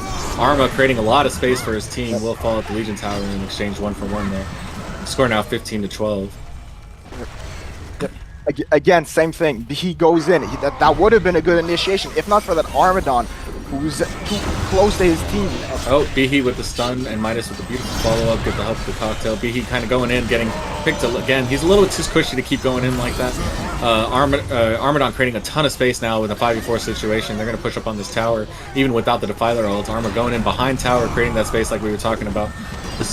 But they're trading 1-for-1. He's kind of a little bit overextending. And he's like continuously facing them instead of turning back, I guess, and like letting his back take some of that damage. So he's trying to man up and create space, but I think he's just taking damage facing the wrong way a little bit. So There you go. He's trying, but you know, it is you get stunned in one way, you gotta face that way until the stun's over. So Legion doing a great job with the stuns. 18 to 14 against these tanky tanks who've been dominating the river, and they're actually getting runes now. They're going in. Midas going in, getting runes. Moa not scared, walking up there and just getting the Merrick's rune. Both teams even and pretty much gold and experience here. Legion really competing, doing a great job, and I'm so surprised to see how well they're playing against this team. So. Yeah, I mean, we're seeing the advantages of having stuns versus none. Legion can just back up even behind their tower and then come right back once their stuns are back and just pick them off one at a time. So we're gonna see how Hellborn manages to deal with that. But right now, they need a way to lock down people. They need a way to be able to kill that Moa, kill that Midas, who's stunning all of them. BD coming in with a nice stun, blocking off the Torturer and the Armadon, but Torturer getting easily saved there by the Rhapsody, even behind the wall. Rhapsody in a great position to keep the Torturer alive with a beautiful ulti there. Rhapsody, that's Victoria, just playing phenomenal this game with the saves. Yep. Yeah. I think because we haven't been talking enough about him, I think the D-Sham on the Legion side right now is doing very well. He ults his own team to make sure that Armadon doesn't do as much damage, and Defiler. He's doing very well. He's doing his job. I like to see that.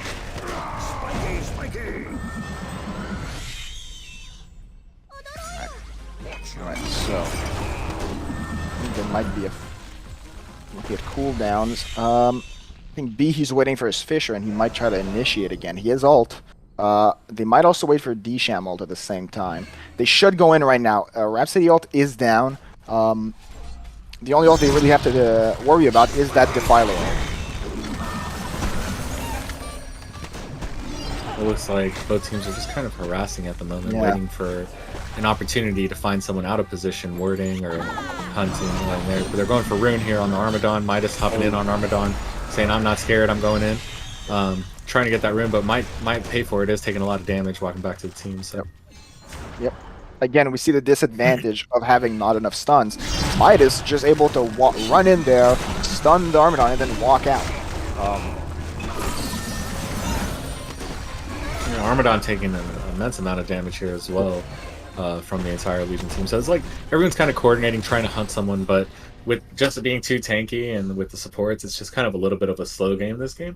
But I think that once these initiations, start picking up a little more, he might be able to pick up a staff here and get in and out.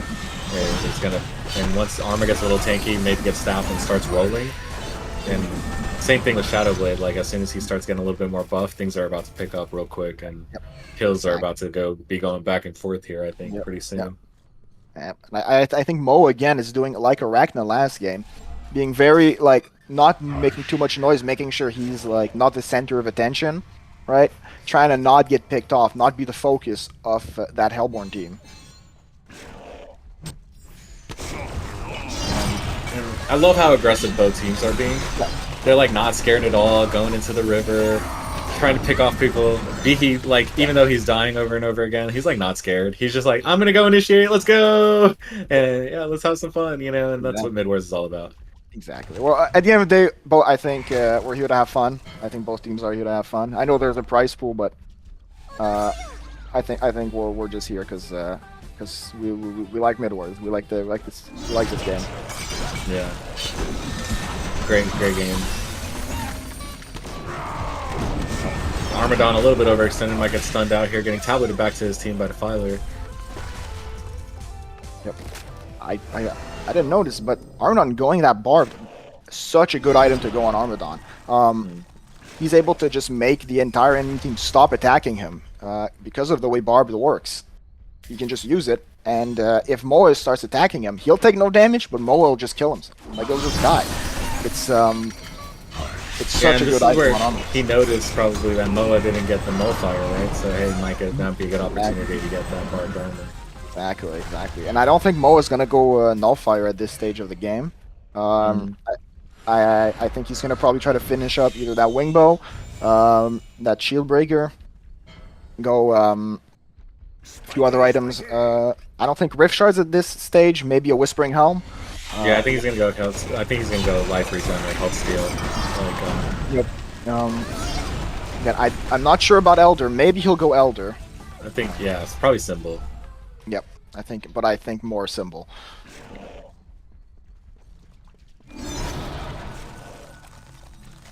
So Bihi with the Veiled Rot here looking for an initiation. Legion ready for Bihi to hop in here. Bihi, Veiled Rot exposed. He's going in with the stun, trapping the Torture. Midas trying to follow up, will not get anything off here.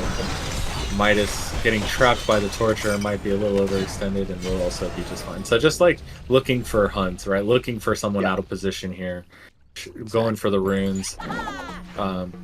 Getting back out, yeah, just constantly looking for someone out of position. Everyone's just moving together, trying to make sure that they're backing up someone moving, doing something, whether you go ward or whether you go look, top or bot, they want to do it together because no one wants to be caught out. Oh, what a huge Storm Spirit on the Torture, making the Alonia ult useless. Bihi coming in with the counter done. Arma taking up, going straight for the Moa, saying Moa has too many kills, we need to take him out right away. Moa in trouble, going back to the base, will stun Armadon at the tower, facing the tower, and Arma will fall right away, taking too much damage with the D-Sham armor. So just, man, Moa doing a lot of work with D-Sham by his side. Defiler getting caught out by the stun by Bihi, will get followed up with another 2 stuns. Will get saved by another beautiful Rhapsody ult, and Defiler will make it out just fine. Hellborn actually able to turn this. Will catch 2, first catching the Alonia out of position, and then we'll take the D-Sham. And so Arma, a little bit overextended, will fall as well. So everyone trading 1 for 1 here. The score now 23-17. Fun action. What did you take away from that one, Nicholas? There was so much going on. It's hard to keep track, but as we saw, I think oh, okay. It just keeps going. The action just won't stop. But I think what we saw is that Legion won that first fight. I think they should have backed up, but they probably got a bit too greedy. They wanted to get one more pick, and that ended up costing them a bit. But they're still on top. They have more XP. They're winning in XP, and they're equal in gold. So right now, Legion has the advantage. And I thought Arma would be dominating on the other side of the river, and look at them scared on their side right now. They're stuck. They're not even in the river anymore. Okay, come on, Arma, get in there. Yeah, look. Like I said, stuns wins games. Armadon can't do much if the enemy team can just run away back to their tower. Armadon's not tanky enough right now to just ignore the tower. And that's due to the D-Sham and that armory, right? Yeah, like, so exactly. Just making it... Alright, D-Sham with 21 assists here, doing massive work. That's QQ Batman doing an insane job helping his Moa out here. Yeah, well, I don't think we're praising the D-Sham enough because he's doing a lot of work. He is countering the Defiler and the Armadon, making it very hard for Hellborn to initiate on them.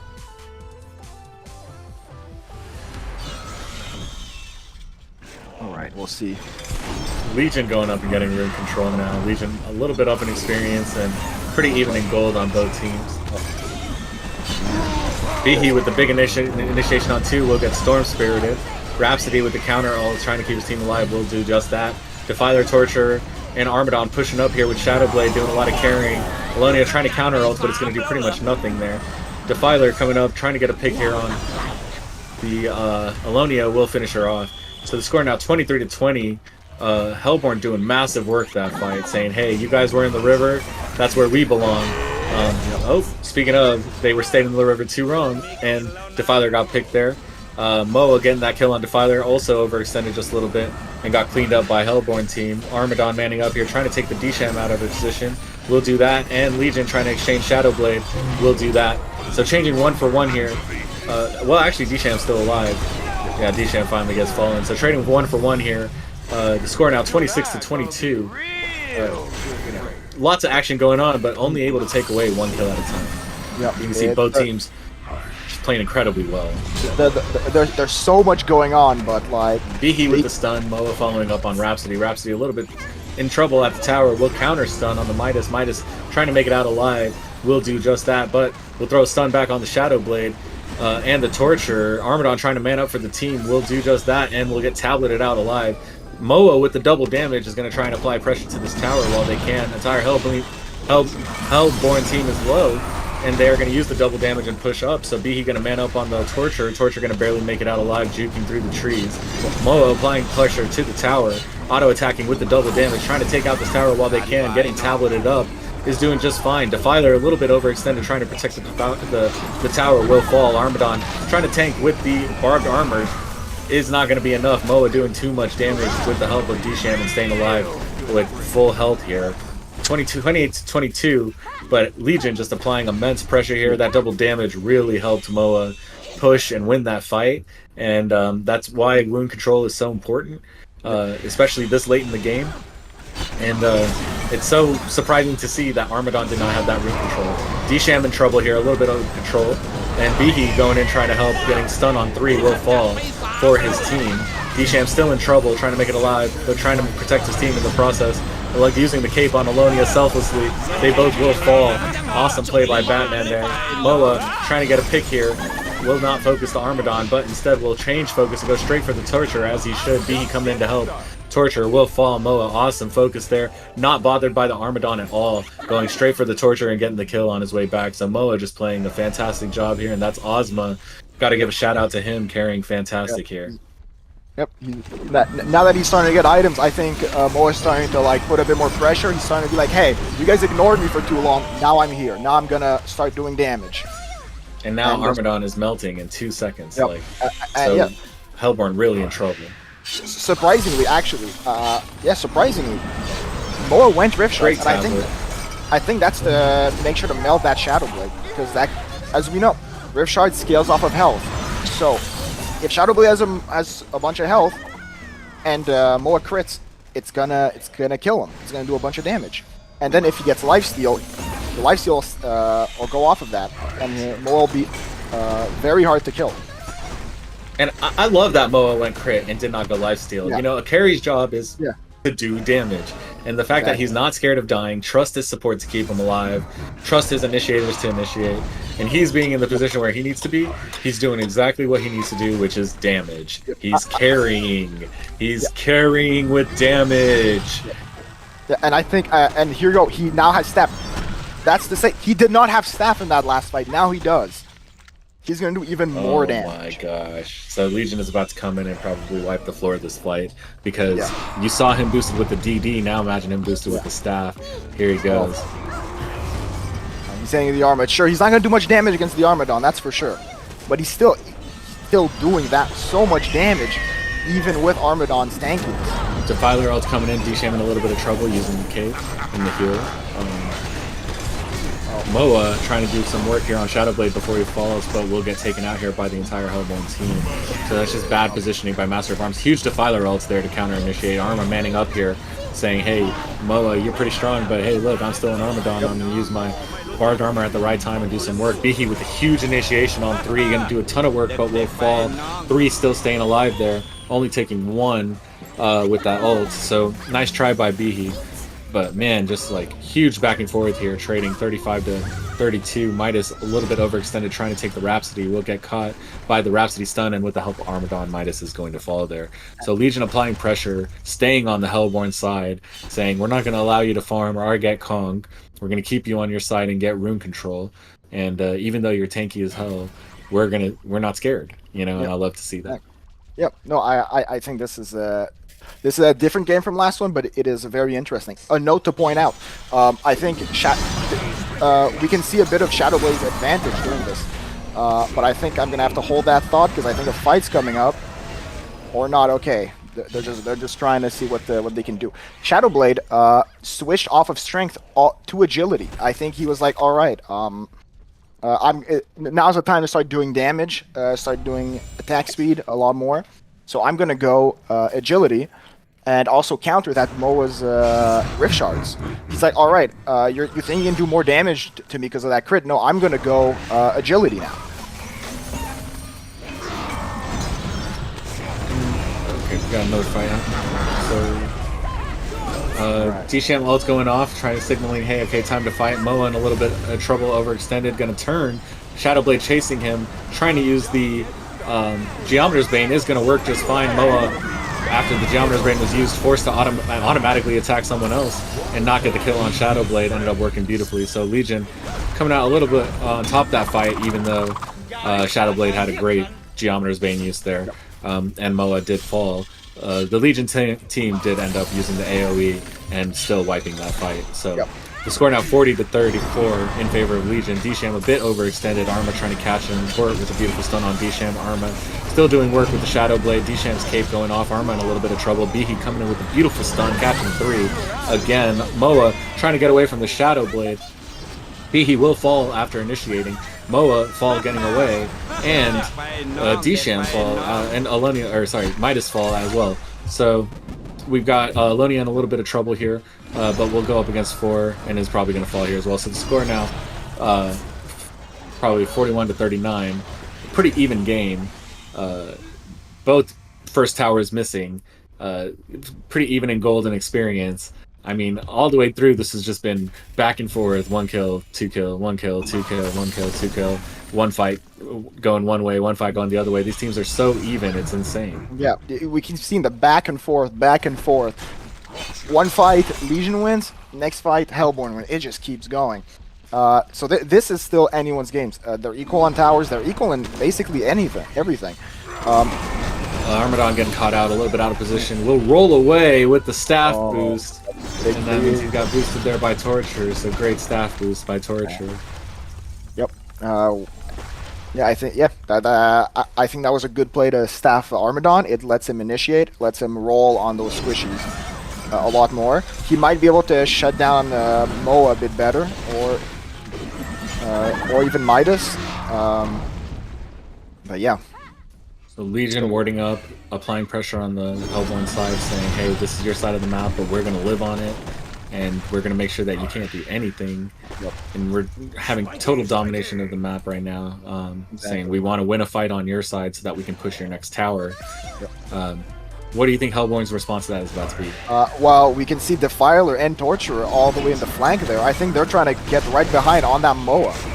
Moa is out of position going for the tower, and like you said, they came up for the flank, got the Moa, melted him first. Dsham not able to keep him alive using the cape on himself.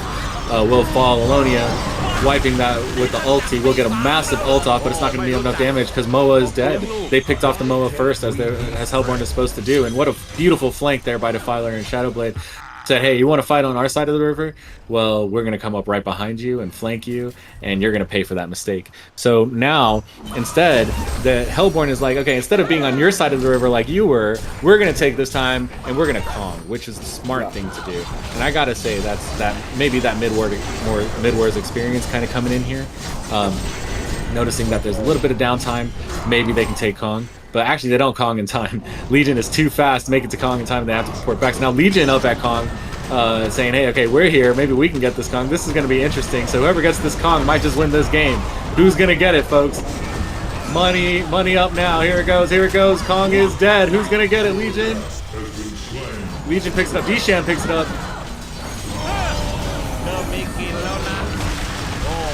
All right, huge ult by Alonia. Torture in a little bit of trouble, but Dsham can't do much with the power rune. It looks like that ult is not going to decide, or that rune is not going to decide this game.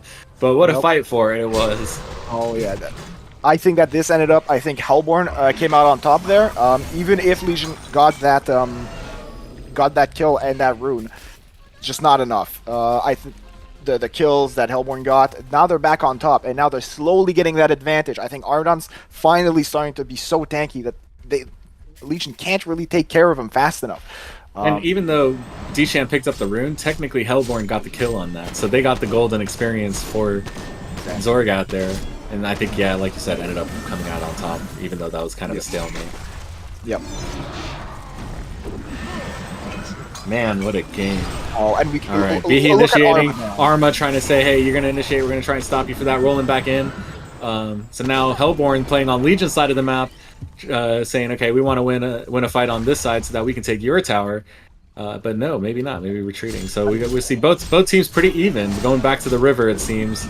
And we'll see what happens. What an even game. Yeah. And look at Armadon. He can just run in there alone, and they can't do anything about it. Oh, looking for a flank again. They realized, hey, we took out the Moa first last time. Let's do it again. Shadowblade and Defiler looking for a flank on the Legion side. Can they find the Moa? They do. They find the Moa. They lock him down. Torture with a beautiful stun on Moa. Locks him down. Shadowblade trying to get the kill on Moa. Will kill the Moa first. And will they pay for it? They will. Hunting the Moa did not work out in their favor, as Hellborn is saying, hey, you might got our Moa, but we're going to take you out for it. Hellborn, Rhapsody coming in trying to help his team. Defiler doing massive work here. Shadowblade saying, hey, okay, teams are down. We're going to push this tower. Shadowblade, with the help of Torture, really trying to take the Legion tower while they can to make that. Every time a tower is killed, there's an increase in 4 seconds of respawn time for that team. So desperately trying to get that second tower and get a little bit of advantage here for any fight, because everything is just so even. The score now 46-49. You know, Moa overextending for the tower the first time, getting flanked. Shadowblade overextending for the tower, getting flanked. Both teams really desperately trying to get this tower and getting flanked each time. You can see that the positioning is just so important here, and the fact that both towers are so low and the score is so even. I mean, this is just like the craziest game I've seen in a while. Alright. And, alright, if we look at Moa, he just got his Shrunken. I think this might help him for the next fight. He might be able to survive getting flanked by that Torture and Defiler like that keeps happening. Yeah, Legion pushing up here saying, okay, you went for our tower, now we're going to push for your tower, we're going to apply pressure, we got one. They went ahead and took the Shadowblade out first. What a beautiful pick on the carry. Legion still applying the pressure, now going for everyone else as the carry is out. They're able to wipe out the Torture, the Armadon, and now they're going for the Defiler. Defiler in trouble here, trying to hold tower as long as he can. Will Storm Spirit and try to take the Midas 1v1. Tower will fall. Defiler trying to stay alive with the heart, is doing a fantastic job. Beautiful port by Shadowblade to come in and help. But Shadowblade too weak. Oh, using the Geo's Blade right in time. Might barely make it out with 1 HP. Will do just that, walking away with 30 HP there. Midas getting stunned by the Rhapsody is in a little bit of trouble, but will port out just fine. Armadon applying the pressure here to Alonia, who have overextended. Alonia is probably going to fall, even though trying to get help with the save of the Behe. It's not going to be enough. Behe coming in on Rhapsody, stunning the Rhapsody and hitting the Rhapsody. Rhapsody healing herself and walking away just fine. D-Sham in a little bit of trouble here, getting tasted by the Torture, will fall. So the score now 51-53. Midas in a little bit of trouble is going to walk away. Torture, Master of Arms, using himself as bait, getting caught by the Behe here. Behe coming in with a beautiful stun and initiation, landing a stun on 3. Will get the Rhapsody. Moa coming in, will fall to the Torturer. Torturer manning up there and taking out the Moa when Moa is trying to get picked there. So what a beautiful fight, manning up by Torturer there. Hellborn going to use this time to take the Transmutant Stein, grab the eyes, and get a little bit of experience here. Yep. Yeah, I mean, I think in the end, Hellborn came out on top slightly, but not that much. They did lose tower. That's pretty bad. They can't afford to have a fight like that again. That might cost them the game. Yeah, so the score now 51-56. Hellborn gonna say, okay, you applied pressure at our tower last time. We're gonna apply pressure on your side this time. So Hellborn coming up, Arma going in, going straight for the Moa first. Moa in a little bit of trouble here. Arma so tanky, taking tank damage for the whole team. Alonia trying to stop the Hellborn team from helping. Arma is going to use the ulti on the rest of the team, trying to create a little bit of space, and it's going to work. Arma is going to fall in the meantime, but so is Alonia. D-Sham trying to keep his team alive is going to fall as well. So Midas going in, beautiful stun there, and beautiful damage, but it's not going to be enough. Hellborn really showing their strength here, is not only going to push in on the Moa and on the D-Sham, but they're going to start going straight for that base here. So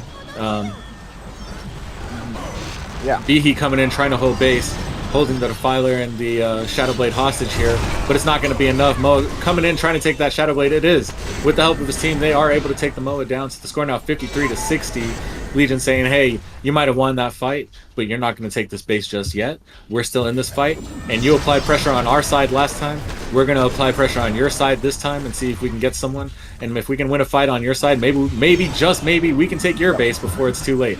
So Moa really desperate here, trying to counter-initiate, trying to counter-push. Behe with a big PK in to stun, gets sheeked right away, and not able to get the stun off, which is terrible for Legion. Legion now with no initiation, overextended onto the Hellborn side, getting caught out. Moa in a little bit of trouble here. Arma picking him off. Oh no, Legion desperately in trouble, and what a huge sheep That huge sheep by Defiler on Behe at the perfect time. Might have just won Hellborn this game. And that Defiler is going to be Beth Raisin. Shout out to Beth Raisin on the perfectly timed sheep on that Behe. All right, Alonia coming out. Will get picked. B. Hellborn flying immense pressure. Behe trying to counter stun and take one. Will take the Rhapsody for that. But is it going to be enough? Hellborn not only getting kills, but applying pressure on the base. Shadowblade taking base. Midas trying to stop him. Will sheep him. Will stun him. Is it going to be enough? Can they hold the base? Dsham in a little bit of trouble. Hellborn taking not only the Midas, not ignoring the Dsham, going straight for the base, trying to take this game. Will Hellborn take it? And straight out of my bed with the victory! That end was very, very cool. I loved everything about it. I loved how Defiler managed to counter that initiation with a sheep stick. She saw him coming, and she probably queued up that sheep stick on him instantly, so that when he went in, he couldn't do anything. He could not follow up. Beth Raisin for that one sheep stick at the perfect time. MVP. Yep, and that's why I say stuns wins games. If they did not have that sheep stick, it would not have ended up that well. They might not have won that. What a game. What an even game. Amazing gameplay by both teams. I mean, that was my favorite game this entire tournament I've ever seen. That was a freaking game. Amazing. Good job to both teams. Congratulations for that victory straight out of my bed. Congratulations on those two victories back to back, and we'll be back after this break. Good luck on your next both teams.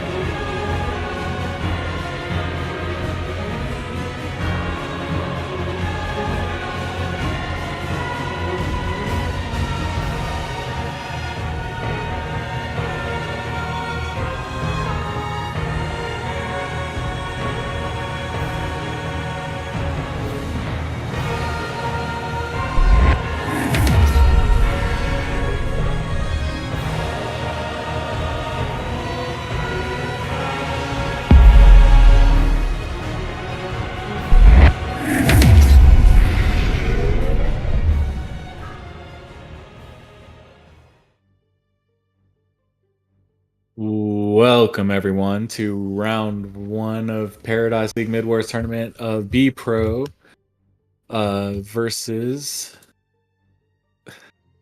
BRBI Scale. And here with me, I'm Gucci Donut. Here with me, I have Nicholas. Hello. We have both been playing Midwars for a long time. If you don't know us, most of you who, if you have played Midwars, have hopefully seen us around for a while. Love the game. Love the game mode. Have been around since S2, let alone Frostburn, and Project Kongor. So, just really happy to be here at this time.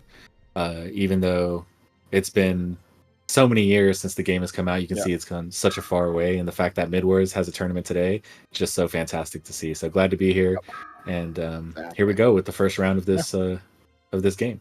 So, Nicholas, what do you think about these bans? You want to walk us through? All right, let's see. So they've banned all the hooks plus Bihi, which I think is very default. Surprisingly, Drunken Master is banned. I think he's a strong hero, but I don't think he's strong enough to get banned this early on in the drafts. Pearl, again, standard, I think very standard, one of the stronger supports for Midwars. The only one I'm surprised is Drunken Master. And again, that might come from knowing who you're up against. Maybe they know someone on the Hellborn team is just a fantastic drunken master and wants to make sure that specific person doesn't get it, which is why I think bans are really important in this high gameplay, because you want to kind of force people to be in a little bit of an uncomfortable situation and be able to adapt. Exactly. You don't want to give someone the one hero that they're going to do well with. You want to give someone something they might not be used to. Something that might make them make mistakes, which you can take advantage of. All right. So we're gonna see. So we see, Moa picked up here right off the bat, which is very common. D-Sham as well, Defiler as well has been picked up. Thorough Torture as well. All 4 pickups have been seen pretty much every game in this tournament. I mean, we see the Nymphora. I think Nymphora is very strong. If you don't have Pearl and Demented's been picked, Nymphora is very good. It's either Nymphora or Jerizaya that I would go for. I mean, again, we talked about Artesia. Don't forget about her. Oh yeah. Isn't that your bae? Isn't that your girl? What happened? What happened to Artesia? You just forget about her? Yeah, I'm just so sometimes I forget. Yeah, so Artesia, what do you think about her? Instead of Nev, do you think that would have been a good pickup? I think it probably would have been a good pickup. She's not always that strong. She doesn't have a stun. She doesn't have any utility apart from just healing. Just a bunch of healing, which is good. With certain teams, you can if you have a berserker or something, you can keep that berserker alive so much, and he can just run through the entire enemy team.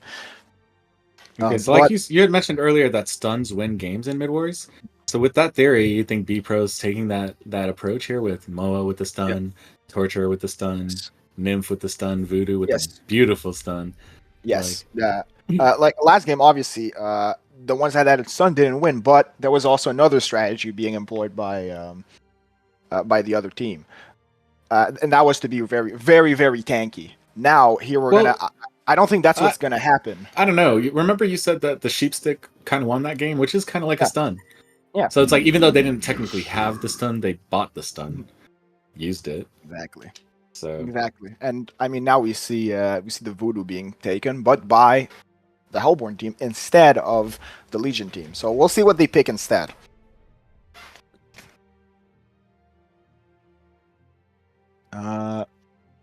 So we're seeing the Voodoo getting stolen here from Novi, and Hellborn saying, "Hey, we're gonna pick up this beautiful stun on our side.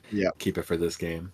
Exactly, because Voodoo in Midwars, surprisingly, the Cursed Ground, while still strong, isn't it's not the main point for Voodoo. You want that stun. That stun can hit 2 people. If you hit it right and it hits 2 people over and over, the entire team can just 2 people can just be out of the fight completely. It's so strong. We're gonna see a Bramble pick, which is good because Pred has been banned. So Bramble can be very, very strong. Yeah, fantastic. We have a good friend, Shade, who I would say probably thinks Bramble is the best hero in the game. He has this ultimate Bramble build. He's always prepared for battle, and just really cheery fellow. And every single time he plays Bramble, we just have some of the best times. Yes. And we also have another player, Backdoor Bill, who picks up Bramble quite often and will constantly be frontlining and using that ult to not only frontline for the entire team, but he'll also use that ult to take tower at the same time, which I didn't realize was that it was pretty strategic, but it works. And yeah, so hoping to see Bramble use that ult strategically here as well. All right. So with the rest of the picks, we can see Warchief and Accursed have been picked. Warchief, we've seen him in a few of the games. Very strong. Damage, like magic damager. He has a bunch of mobility. He also can heal himself with his totems, and his ult boosts his entire team to keep just casting spells, which can make some people cast 2 stuns instead of 1 during a fight, which is a very big advantage. And Accursed, which we haven't seen that much of, but is very strong, very tanky, can dispel debuffs and heal. So we're gonna see that. But she can't dispel stuns anymore. And ever since then, I found Accursed to be a little bit of a weaker support. Yes. But since they have a Nymph that's going to be really doing most of the supporting, I think that they're probably going to use Accursed for more, a little bit of like tank frontline use as well. And just let him use his ult to kind of take all the damage. Yes, I think he's going to end up more of a frontline. And then to finish off, Hellborn with Flint. Flint, I don't really like to see that much. Not because he's necessarily strong or weak. I just think he's very easy to dive, very squishy in the beginning. But I think maybe Hellborn saw that though, because their Legion does not have much dive except Warchief.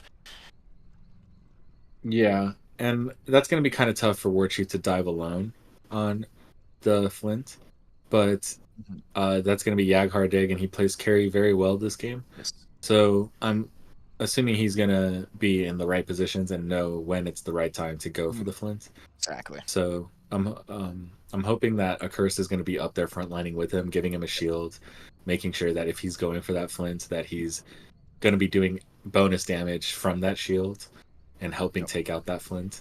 Yeah,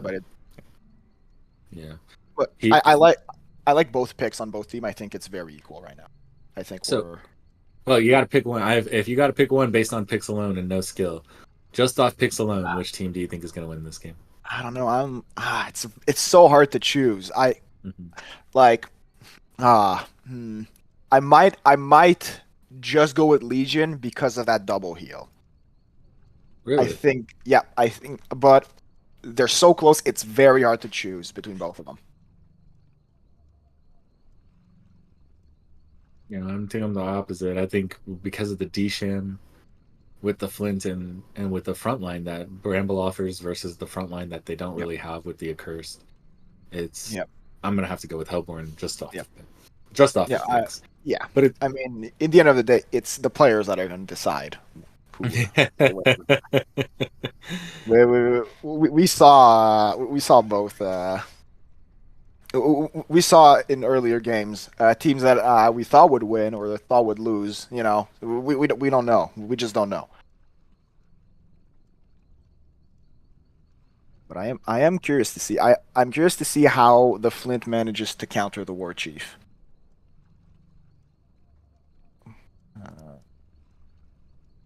And apart from that, if we see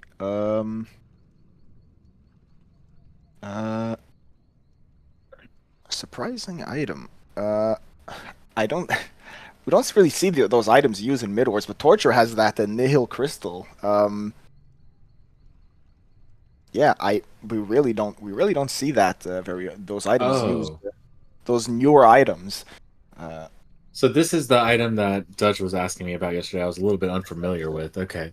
Well, while off cooldown, upon taking an instance of an attempted 60 plus non-DOT spell damage, regenerates 40 health and 20 mana over 10 seconds and places the item on cooldown. So when you take, so when you take a certain amount of spell damage, you heal. Over 10 seconds. I mean that's actually a pretty good item. Yeah, what the heck? When did that get added? That is a good item, huh? Maybe we should be using that. We might need to take a look at that one. Oh, All right, so good pickup by Torturer there, and that's gonna be Snark. So you can tell some of that FOC knowledge coming in here for the early game slowness. Exactly. And plus, they probably farm like 200 gold every minute, so it's like it's so slow. Yep. Know all about those items, huh? All right. Well, yeah. That is very good to know. I'll probably use that in some future games, especially for those against teams that like to harass you. Those teams with like Thunderbringer, Shell Shock, those types of games. I think that item is very good. And 20-second cooldown. Okay. Yep. Obviously, I don't think it's a game-changing item. But we're gonna see. So, do you think Mo is going Brass Knuckles or Nullfire here? Same with Flint. Probably Knuckles first. Usually I think that's a better item to go early. I don't see why the team would go they're going on War Chief going for the Merrics here, fighting Bramble in a little bit of trouble. Bramble manning up for it. War Chief doing extra damage, saying I'm not scared with the help of Legion manning up here. So much heals going on both teams here, but Legion will take out the Bramble at the end of the day. And Bramble is tanky, but that early, kind of being overextended. I thought he was actually going to get the War Chief, but with the help of the double heals, he got baited, and we all saw how it works. We all thought he was going to get it. Like I said, double heals. It's hard. It's hard to fight, and plus War Chief has his totems. He can heal himself. I'm not sure if he has the level for it yet. No, he doesn't. But later on, he'll be able to heal himself with that. So he'll be very, very hard to dive. Very hard to attack. But yeah, I mean, double heals. I think we've had so many games against double heals where it's just like, what do? You can't dive anyone because as soon as you try, it's like back to full health. Yeah, and you can see everyone on Legion team has an assist here, and it's because like everyone is aware and trying to like it's taking so much to get these kills, or to get this kill, I guess, because just with all the heal potential here. And that's good. You want as many assists as possible because you end up getting more money per kill. You want the entire team to have assisted that kill. Voodoo getting locked down, stun after stun after stun here. Bramble manning up, creating space for the Voodoo to get away will work, and that's going to be Janko doing a great job tanking for his team. How does Torturer get a regen when he needs it? Like, as soon as he needs that mana, regen. Damn. I don't think there could have been a better route for him right now. Now he can just keep harassing them. He's ready for the next fight. So Legion kind of applying pressure here because of being able to wipe the creep wave with the acid Moa's acid bomb. It kind of like melts the creeps really quickly with physical damage, and they're just able to apply pressure. So even though it's only been 2 minutes in the game, they've already taken a fifth of the tower. Yep. And at this rate, they're probably going to take that tower within the first 10 minutes. Yep. So Hellborn needs to do something here. They need to be able to somehow fight back. They need to be able to fight back somehow. Because if this keeps up, we can see that Legion, B-Pro is going to keep just keep getting strong, keep getting more money. If they keep getting that Merrics, it's going to look more and more rough. And Legion is spamming these stuns and harass, right? So War Chief spamming harass, Moa's acid bomb harass, the Torturer pulling them together into chains and harassing on top. And then Nymph just like, do. Are you low on mana? Here you go. Go ahead and spam some more. just infinite spam. So Bramble here trying to get the rune maining up. Will realize he's in trouble and will not take the bait this time and back up right away. Flint trying to get away and Port will get stunned and locked down by the Torture and say, hey, if you want to go back, you're going to have to walk back. Walk of shame for the Flint and the Defiler. Get out of here. It's less XP, less money for them. Yeah. They're going to have to walk back, and then Legion pushing up here in the meantime. Bramble trying to create a little space. Will get stunned by the Torture, then locked down by the rest of the team, but with the help of Disham, will make it out alive with about 30 HP there. So good help on Disham, and great tanking by Bramble. So Janko just doing his job, tanking for Tower, but Tower, as you can see, now taking almost maybe almost half damage there. Really, in 4 minutes, like, yeah, just Legion applying immense pressure here. Slowly chipping away at that tower and going for that Flint. Trying to keep him low and making sure he doesn't get any farm. Yeah, Jacko getting just a bit unlucky there. If he was just a bit more forward, he would have gotten that stun. That stun off. Unlucky, but at least he survived. No picks were had, which is good. A lot of action, but the score's still only 1-0. Legion kind of trying to push up on this tower, and they might get the tower before they get another kill here, which is well, you know, it looks like both teams are being pretty they're being Voodoo out of position here, getting locked by the War Chief, followed up here with the Accursed backing up the War Chief, and Moa backing him up as well. Bramble cutting him off with the wall, and Voodoo dropping an ulti from the top of the hill, making sure he doesn't get spotted. Legion eating the ulti like it's nothing. Will chase the Flint Beastwood behind the tower with the War Chief. And what? These two heals early game are insane. They're able to just eat the entire Voodoo ult on Hellborn's side and get Moa behind the tower. All within 5 minutes of the game.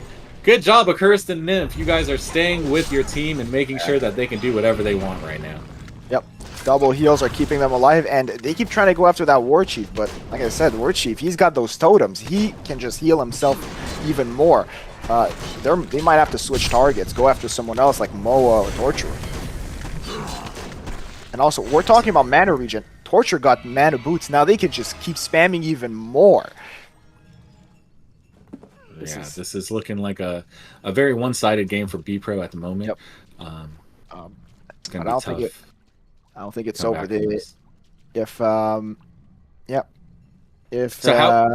do you see Hellborn turning this? That's what I'm thinking of, which is probably what they're doing. I think that a good Bramble initiation on either the Torture or the Moa, which doesn't have as much survivability, might be good. Problem is, I think they need to hit multiple of the enemies with those stuns. They can't just hit one at a time. Again, we see they're just able to just do so much damage with that Torture and that War Chief, and that they're just able to kill that Voodoo. So War Chief coming in, applying pressure again, really making sure the Flint can't get any farm. Torture backing up with stunning the rest of the team. Moa with the follow-up stun on the Disham. Disham trying to get away, but Torture stunning them together again. These stuns back to back to back. Disham in trouble. War Chief coming in with the port, getting the cleanup on the Disham, making sure he doesn't get away, and the Legion will take tower as well. Focusing the Voodoo now. Voodoo trying to get an ult off will do no damage to the other team. The score now 7-0 in favor of B-Pro, and that is what we call skunked on the basketball court. Yep, this is looking very rough for Hellborn. They are down so much money, almost twice as much. The Legion almost has twice as much money. It's not looking good. I don't know how Hellborn's gonna come back from this. Oh, but as you can see, I think they're trying to get a flank, but they got spotted by Moa. Now Moa's just backing up. He doesn't want anything to do with that. Or did he?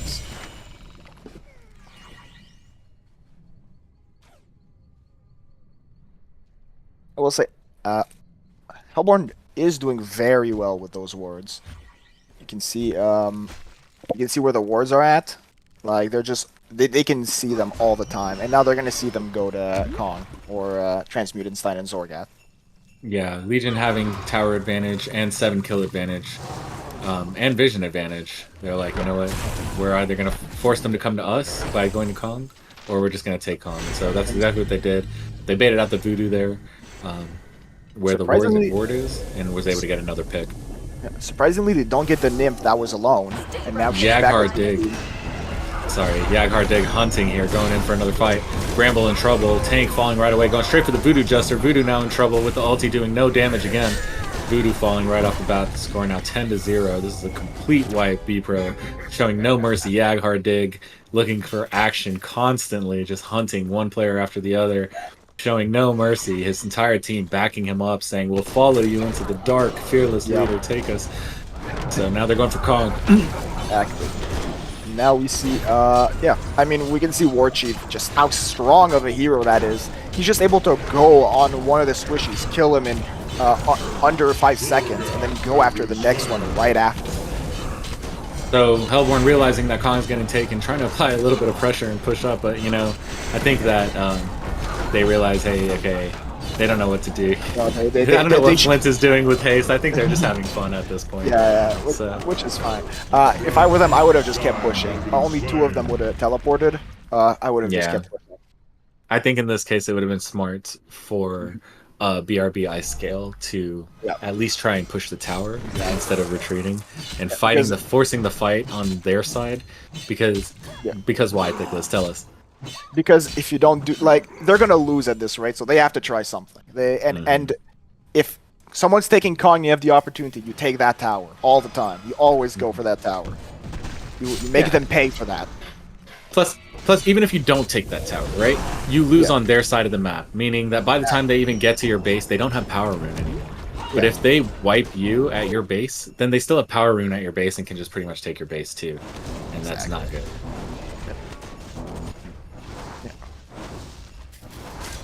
But Legion still isn't confident enough to dive that tower, so they're going to try to take it first.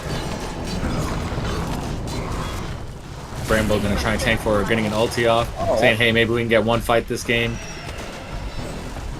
Defiler would pop in an ulti.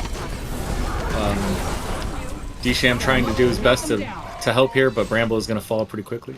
Yep. D-Sham with no more mana. Unfortunately, the rest of the team did not follow up fast enough with that Bramble. That Bramble initiation was pretty good. It hit the War Chief very well. It hit most of the team. Isolated the War Chief. Still, though, I don't think that's going to be enough. And unless they can turn this right now, I think B-Pro is going to win this. Yeah. Yaghar Dig is really manning up, going in, creating these fights to happen. But I'm gonna give the MVP, in my opinion, to Snark, and that's gonna be Torture. He just landed every single stun and followed where the fights were and was just in position every single time to be where he needed to be and provide an assist. And I think just that game awareness from Torture is what won them this game. So. I think War Chief and Torture did very well this game. Both supports did pretty good, but I just think that Torture, hitting all those stuns. There were sometimes he hit 3 at a time with that Torture stun. That is hard to do. You have to predict where the enemy is going and everything. So I think MVP Torture for that one. All right. And we'll be right back after this break. Exactly. GG's. Good luck in your next.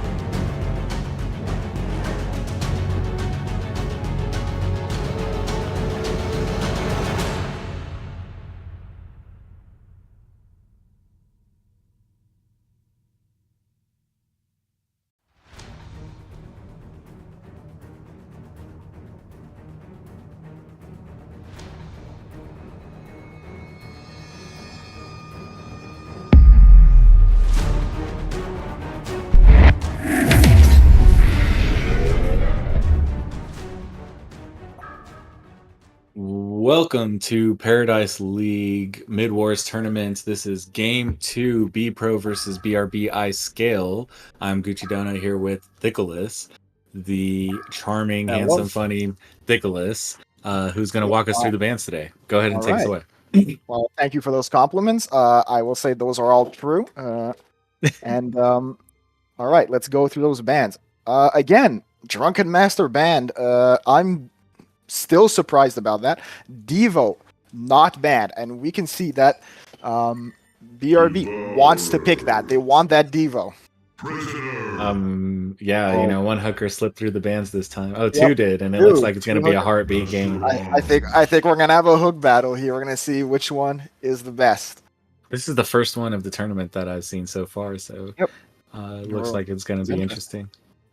But what I think is very good is that B has been banned, which means we're not going to have that stun hook combo that I think most of us have experienced a few times in our Midwars games. Oh my God. Tell me about it. How many times have you gone up against a Behe and a hook? Every time. And every time I flame my team because I'm like, guys, ban them. Please ban the Behe. You didn't ban the hooks. You didn't ban the Behe. You didn't do. You didn't get a tablet. You didn't pick a rally. Like nothing. Come on. And obviously, it's everyone else's fault but mine. I'm obviously the better player in my team all the time. All right. So. All right. Kinesis. Yeah, Kinesis. They want double hook. All right. So. A thing that's very important in my experience of playing Midwars, double hook is not very good. Obviously, it's a Kinesis, which doesn't have to pick a hook, so it's not that bad. But double hook usually isn't that great because, like, you're not gonna. It's better to just pick one at a time than to try to pick two at a time, right? So if both hooks, like, if you both hook one person, then you have two people on your side of the team. It's not as easy to kill them, and sometimes you end up getting the tables turned on you. So we're going to see if that Kinesis is actually able to make it work. Maybe he'll pick the Moa stun or some other ability. But if we look at the rest of the bands, they banned the strong supports, and now War Chief banned it. They don't want BRB does not want that War Chief to be played again. Yes, War Chief has been picked up quite a bit this tournament, and I can see why. Constant mobility, constant harass potential, lowered cooldown rates on crowd control items, huge damage potential, just, stunning, healing, being where you need to be. Such a versatile hero, and when played well, is obviously being used in this tournament to get games and victories, and so I see exactly why he's being banned. Yep. And we see the other bans, Elonia, Arachna. I'm surprised at the Arachna ban. I don't understand it because, in my opinion, Arachna is strong, but isn't a must-ban hero. She can still be countered. Picking her does not mean you just win. And I don't think anyone has any good tech or anything that makes her that much better. I think that if you're good at Arachna, you can still be good at Flint, Tarot, Calamity, Clanks even. So that's why I'm surprised to see her banned. So we're seeing a Common Torture pick up again, and it looks like they have an Artesia shadowed on the Hellborn side. Do you think they're going to get picked up this game? I think they will, because all the other supports have been banned. Like, there's Jera, but I'm not sure it's worth picking Jera with that Devo and that Devo. I think they might just pick Artesia. I think that is probably the pick if they want a healer. If they don't want a healer, they might just ignore that. They might go even Prophet. I could see a Prophet going out. Monarch. Yeah, I saw someone also shadowing Revenant last game. I was thinking, there you called the Prophet. There it is. Go get a lottery ticket, Nicholas. Today might be your lucky day. All right, but Monarch. I kind of forgot about Monarch. We don't see her often, do we, in Midwars? But when she is with her ulti, yeah. Well, not just that, her W can make someone just like she can make someone just unable to like do anything. Like, you can just be like, all right, now you're in there. You guys can't kill him. Like, what are you gonna do about it? Well, I'm not sure if Monar was the best supports pick up against two hookers, right? Because you're kind of Yeah. keeping people in place, Exactly. and that might backfire quite a bit. Yeah, but she does have her stun, or her. It's more accurate to say it's an immobilize, but she does have that. BRB picking up Flint again. I'm not. It didn't seem to work out for them last game. Maybe they're like, well, we can still make this work. And again, we'll see. Accursed. Mage Bane. All right, and we have an Accursed picked up to combat the supports of Monarch and Prophet. We'll see if it's going to be enough. And we got two hookers versus one, it seems, with the Prisoner. Unless Prisoner does a swap, which a last second swap, which I don't think he will. Or I don't think you can, actually, in this mode. Okay, so yeah. So because it's Captain's pick, yeah, I think he's stuck. Okay, so it looks like one hook versus two. But they have a Flint with the physical damage versus a Mage Bane and a Master of Arms on the physical damage. So, off of picks alone, who do you think got this match, Thickless? All right, because of my theory of double hooks, I think Hellborn right now has the better picks. I don't think Flint is that strong of a carry compared to Moa. I think Moa has the edge. I do think Priz, in terms of like all the hooks in the game, is the weaker hook. The one with the weakest hook, especially compared to Devo, but we're going to see how this ends up. Because Devo Again, needs I gotta disagree with you, my friend. I think Legion has the better team. Well, we'll see. But also, I have to go with Hellborn. I predicted the Prophet, and they picked it. I mean, you did. And that was a crazy prediction. So, with the reason I would say that the Hellborn is because, like you said, Devo has the stronger hook. Plus, Tortures have just been doing so strong this entire tournament. Like, I mean, he's just such a versatile hero, and like, yeah, love to see it. So, it is what it is. Yeah. I think Mage Man is going to do very well against that Torture. And if he gets hooked, he can just run away. He can just get out. Mage Man was a great pickup. You're right. Devo does not want to hook him. Oh. Big steal and hook on the Prisoner by the Kinesis. Prisoner in a little bit of trouble, but will hook the Flint back, trying to get the first blood real quick before he falls. And will they do it? They will. Flint will fall first, and Prisoner will then probably fall second here. So beautiful counter hook by Priz to say, hey, you might have got me, but I'm going to take a kill with me first and get that first blood. So now they're exchanging kills here. Legion taking a few more with them. Prisoner grabbing one more, trading 4 for 3. So beautiful fight here. Awesome hook by Kinesis to get it going, but even better hook by Prisoner in a sticky situation to get that first blood. So 4-3, but Hellborn with the first blood. Still very even game. Yeah. You know what I am surprised that Kinesis did not do? I'm surprised he did not take Moa stun or Monarch stun to set up that Devo hook.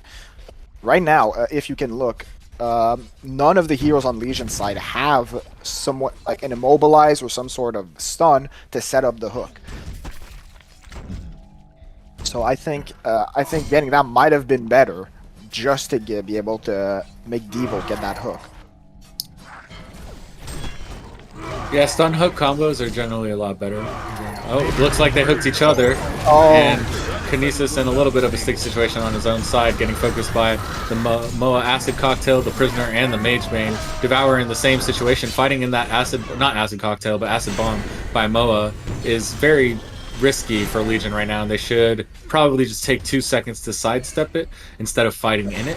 But, you know, it is what it is, and they are still up in kills. So the score is now 5-4. Still exchanging, still very even game. Yep. Yeah, but if we look at Golden XP, it's very equal. I think that first blood equals out. So I think they're right now teams are very equal. We're gonna see if Kinesis tries to get that hook again, or if he tries to get something else. Oh, Mage going for the rune, gets hooked by the Devo, will leap and just grab the rune anyway, and that's Karukai. Great hook by Jaghar Dig there on Salt and Black Cage. A Curse trying to make it out with 1 HP will fall to the auto attack, and Hellborn gonna try and walk out. Mage Bane getting hooked will blink right on time. Like you said, it doesn't matter if he gets hooked if he can just blink away, and he's using that blink time perfectly. And Legion is not able to secure the kill on Karukai in these early situations. So Devo trying to man up and get the Monarch, who stunned him. Priz missing the stunned hook, thinking he was going to keep walking. A little bit of a miscommunication there on the team. causing him to miss his own hook. Devo with the haste, trying to cover from miss a hook. Torture getting caught out by the Mage Bane in the Moa bomb again. Will melt and fall, so the score now 7-5. Kinesis with a huge hit on the Prisoner with Prisoner's own hook, getting a kill, securing Dev, grabbing Moa here, trying to make the score 7-7. Will actually fall himself with the help of the team, and Moa using an ulti on himself will stay alive. Monarch with 1 HP, trying to stay alive, will use the power supply right in time, and will be walking away with 1 HP himself. But oh no, Flint will secure the kill on the Monarch, and Moa will fall right before, making the score now 8-8, but that doesn't matter. Hellborn still manning up 3 against 5 against the Legion side. Prisoner getting an ulti off, trying to do some work, but it's not going to be enough. Legion saying, you're on our side and you're going to pay for it. We'll take 2 with them. The score now 10-10. Everyone exchanging this fight. Such a great fight that just happened. And as we can see, there's hooks flying left and right. Both teams have to keep just like paying attention. They can't afford to just stop, like to just look somewhere else. They have to keep their attention on that Prisoner and that Devo and that Kinesis, or else they will get hooked.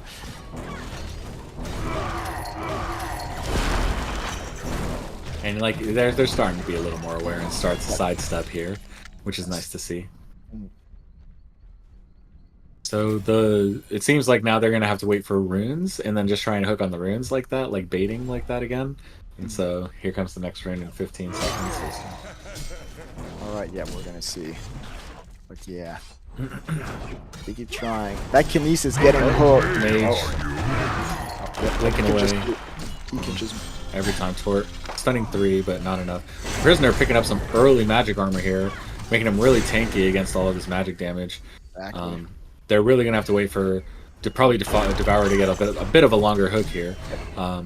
Nice word wars here. You see Pew Pew coming in with the rev saying, hey, we saw you warded there and we're going to take that out early on the Hellborn side. Prisoner with the big hook on 2, grabbing the Devour and the Accursed is going to actually ult 3 down, walking down 3 of the leading team. But Prophet getting picked up by the Kinesis in a sticky situation will get taken out with the help of the tower. Cursed also kind of in a sticky situation, will sidestep the hook, leaving Prisoner in a vulnerable situation to fall.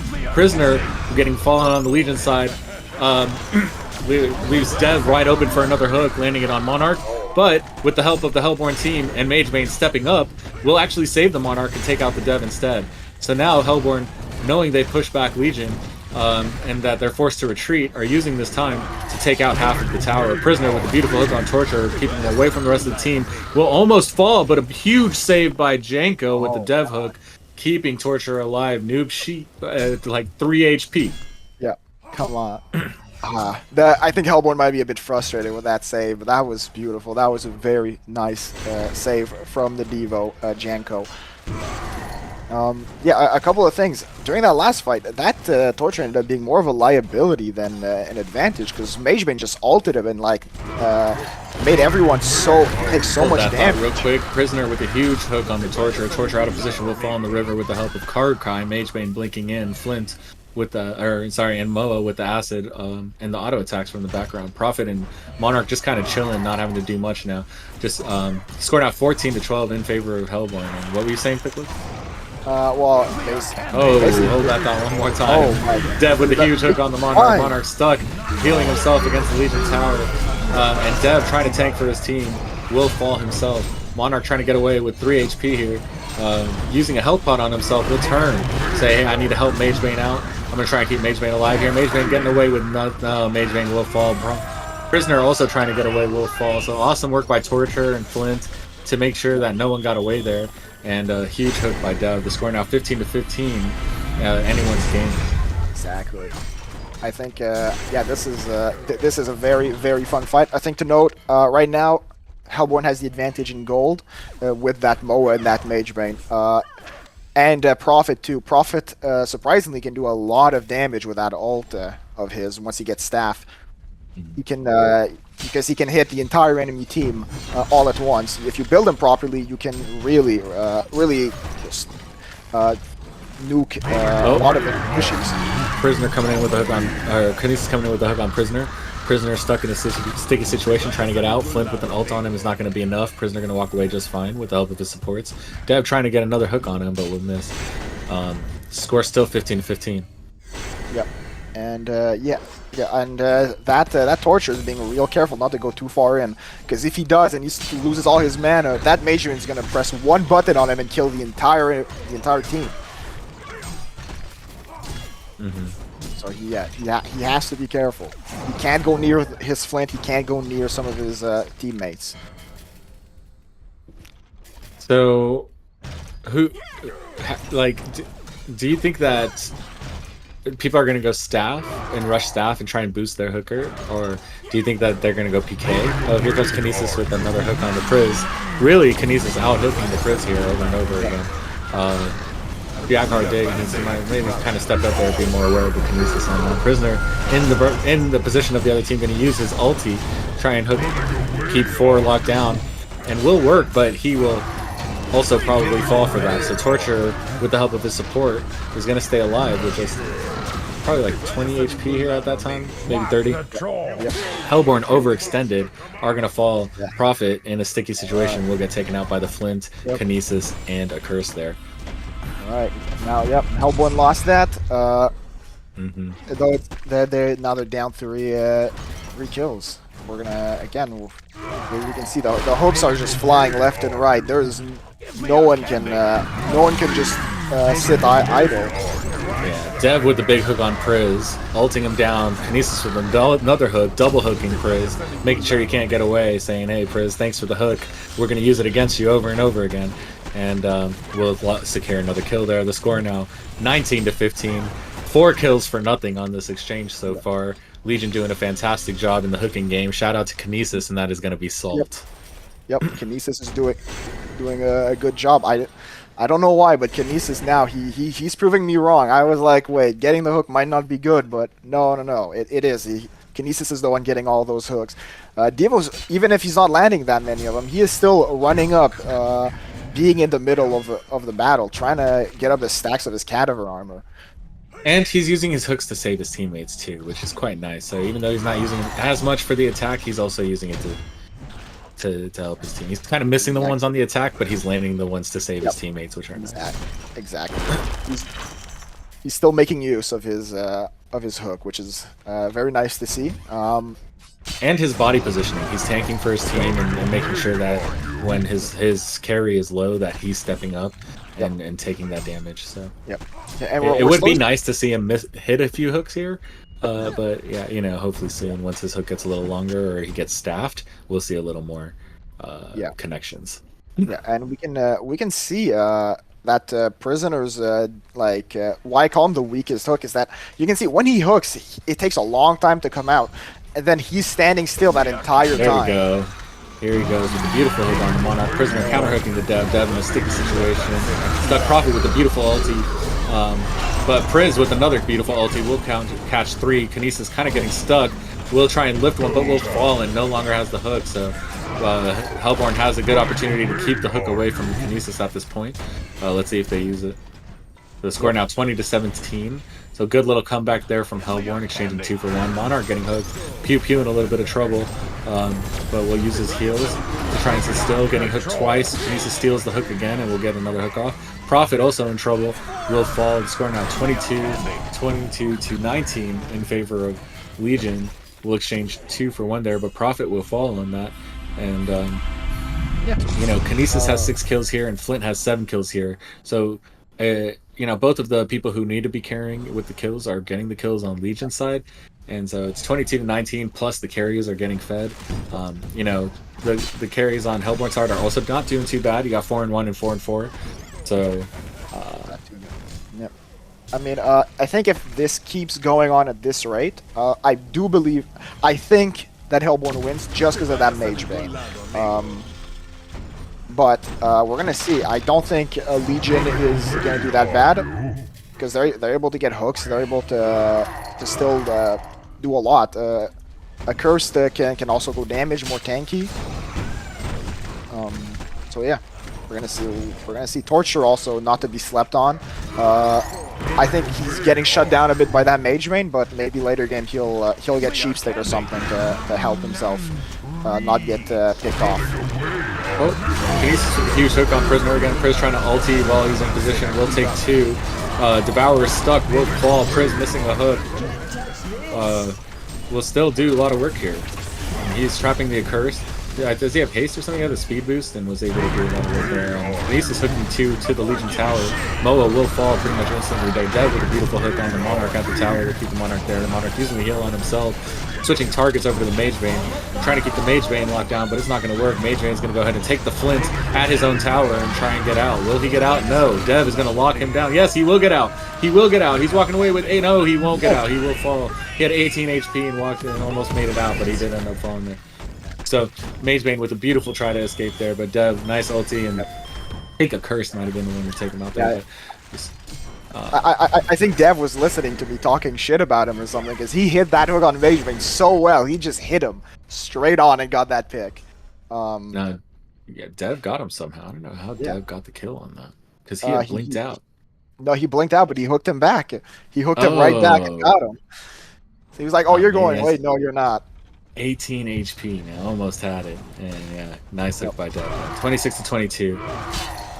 Prisoner hooking the Torturer into a very terrible position, but a huge Storm Spirit to try and keep him alive, and a nice save by the Accursed will keep Torturer alive a lot longer than they thought, but the Torturer will inevitably fall to the rest of the Legion, or to the rest of the Hellborn team. Torturer trying to make it back and help the fight, while Hellborn is still in a bad position. Huge hook by Kinesis to keep him on the Legion side. Prophet with a beautiful ulti. Trying to keep Hellborn alive, but it's not going to work. So the score now 28-23 in favor of Legion. Legion scaling slowly but surely here, up by 5 kills with the help of the second hook. Kinesis doing a fantastic job here, landing these hooks on not just one, but usually 2 or more people. So I got to give it to Kinesis here for the magnificent hooks on his part, and that is salt this game. But I'm not sure about his build going the Tablet and Storm Spirit. I think might be costly when you could have gone something probably a little bit more carry or more crowd control. I think that Storm Spirit is a very good pickup. Yeah, I'm not sure about the Tablet, but I think he's going a bit more utility right now. Dev with a huge hook on the Prophet. Prophet getting locked down will fall, but that leaves Kinesis in a sticky situation where she's low. Mage Bane trying to take advantage of that. We'll get the pair, and that is Karkai. Really leaping into the Legion side, not scared at all. Hopping on the Flint against 4, not scared at all. Will pay for that. Maybe should have escaped there, but I love to see the courage on Karkai here on the Legion side, not worried about anything but fighting and just trying to pick off the squishies if he can. So he's going for the right targets, and he has no fear, even though they're down by 6 kills. And that's exactly how Midwars should be played. You got to fight for that river control and those runes, and you can't be scared if you're down kills and just sitting behind tower. You got to go fight on the other side, and I love to see the adventurousness here. So Kinesis hooking Priz again. Yaghar Dig really having a tough game. Mage Bane coming in trying to help his teammate. Will's go ahead and secure a kill on the Torturer. Huge Storm Spirit there on the Devourer, but it's not going to be enough. Devourer will fall. But a beautiful hook to the tower, but the tower is doing no damage because Nuke is porting to the tower at the same time. So tower doesn't attack. Hellborn's able to pretty much get away with that except for Moa. So Accursed was a bit low there, but nice hook by Dev to save him. And then beautiful combo by Legion side to make sure that Prophet doesn't get away there. So the score now 33-26. Legion slowly but surely still scaling. Yep. Yeah. Nice. Yeah. This is no. This is great. Right now, I think Hellborn maybe are starting to realize this a bit. They need to shut down that Flint. That Flint is slowly getting really strong and just hitting them from the back line, just doing a bunch of damage. And he doesn't have that much survivability. He can be stopped if he dies. They just need to die. A beautiful tablet hook combo to grab the Yaghar Dig again. Karkai overextended, getting locked down by the Devourer. 2 will fall on the Legion side. You know, I do love to see the aggressiveness, but I'd hope to see it without them getting hooked at the same time. So nice tablet against Kinesis there to keep him in the defense of the Hellborn tower. Hellborn Tower doing a little bit of damage, but he's able to talent himself back out. And Torture now overextended, getting focused by the Mage Bane, draining his mana, making sure he can't do anything. Torture really having a bad game. And then Yaghar did getting hooked over and over again. Hellborn really having a tough time in this game. Just like Legion really focusing the same people over and over again. You got Kinesis focusing Prisoner. You got Mage Bane focusing Torture. And they're not getting a chance to breathe. Like, please Monarch, help. Please Prophet, help. Do something to keep us alive. And it's like, we can't, dude, we can't. But yeah, no, you're starting to see, like, I think splitting up is exactly what Legion wants right now. I think, in 1v1, most of the Legion team beats the Hellborn teams right now. But Hellborn, if they were to just focus on one guy at a time, they would be able to win. Focus on the right targets. And Kinesis with that Storm Spirit is working overtime. He is making, he's getting his money's worth with that Storm Spirit. Like, the amount of saves that are coming out. It's great. I love to see it. Yeah, I personally don't build it myself, but he is doing fantastic with it. Yep. Yeah. Yep. Every time one of his teammates is in trouble, it's just Storm Spirit. Oh, you're about to get Prison's is like ulting you. Here's a Storm Spirit. Now you're fine. Yeah. No, I love to see it. I think right now my MVP is on that Kinesis. He is doing very, very well. Yeah, he is pretty much ensuring that his team gets his way. He's constantly using his hook to own not just Kinesis, like we said earlier, but multiple people. So. Yep. I mean, not just Prisoner. He's waiting after Devo hooks, and the Hellborn are all distracted to then hook.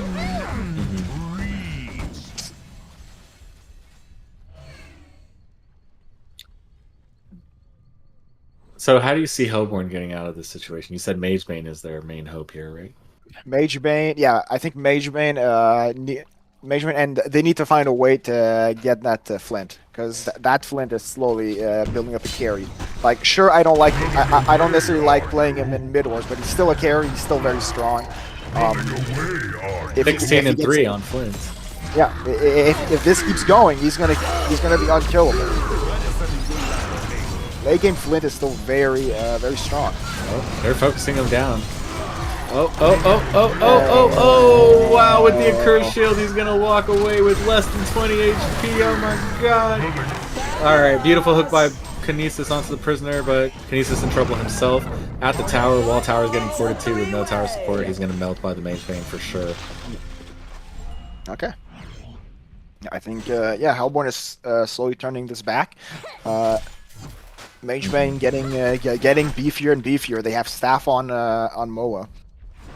Oh, and they have staff on Moa. Beautiful. Yep. So once Moa starts getting a bit more damage, a bit more survivability, I think their goal should be to make it so that he's fine to fight Devo alone. Because then, as soon as he's able to do that, there's not much they can do to shut him down. Dev on a great hook on Monarch there is going to secure another kill, making it 37-30. But Mage Bane securing that Oblivion Hammer in his inventory, meaning he's about to start being a little bit more aggressive here with that Insanitarius, and that strength really going to start to add up. Yep, Flint's gonna have to watch out, because if Mage Bane gets close, I don't think he can. I don't think he can fight him. I think he's just dead. Prisoner with a beautiful hook on Torture. Torture is stuck on the Hellborn side. Kinesis is going to counter that, try and get a hook back, and will Storm Spirit the Torture. Torture staying alive. Prisoner ulting down the Master of Arms, making sure he can't do anything, but Monarch going to go ahead and try and save the Master of Arms. It's not going to work. Kinesis and Devour are a little bit too strong, going to take the Master of Arms down, but Hellborn saying, hey, you want to take our carry, we're going to go ahead and take yours, and we'll take the Flint instead. So Flint will fall in exchange. Now, Devourer stuck in the river against 3 Mage Bane, auto-attacking him down one by one. We'll take the Devourer, and we'll ult down the Kinesis, taking him down at half health, all the way to nothing. Mage Bane doing fantastic work here, catching up in kills, scoring out 34-38 in favor of Legion, but Hellborn is catching up, slowly but surely. Yep. And it looks like even with the hooks, that this might not be enough. Like, Hellborn is probably going to start turning this game if Flint doesn't start focusing that Mage Bane down. Yep. Yeah. No. I think Blues gonna have to switch up their strategy a bit because Mageman is now really focusing that Flint, and if Flint can't do the damage, then they won't be able to kill some of their tankier guys like Priz. And Karakai has just done a fantastic job focusing down this Torturer and making sure that Torturer can't do anything every time. With the mana drain, it's just very hard for Torturer to do much. They're going ahead and deny their own tower with 3 hits, so interesting to see. Yeah, I'm not sure about that decision, but again, it's not the worst decision. It does get rid of a bit of money for the Legion side. I'm not sure if that was the greatest decision though to do, since I'm not sure money right now is the issue. I think it's just targets. They're trading hooks back and forth here. Prisoner hooking Dev into a bad spot. Dev trying to escape. Prophet dropping the ulti on top, trying to secure some kills here. Magebane auto-attacking down the Flint over and over again. Will secure the kill. Magebane now hopping on to the next Kinesis. Will get that kill as well. Devourer not being able to hold and tank. Will fall himself. A Curse doing what he can to hold the tower. Will fall himself. Hellborn really just doing what we were talking about there and starting to turn this game. Prophet getting hooked out of position to the Legion side. Flint will take advantage of that and will make sure that Prophet does not escape alive. Monarch tried to help, but it's not going to be enough. The score now 39-39, even game. When Hellborn was just in a very sticky situation, down pretty much 10 kills 5 minutes ago, they really come back and settle the score here. So what do you think about that, Nicholas? I'm saying that Mageman is doing so much work right now, and during that last fight, you might not have noticed that Torture was trying to flank to kill that Moa, but he was not able because there was Monarch and Prophet right beside him healing him.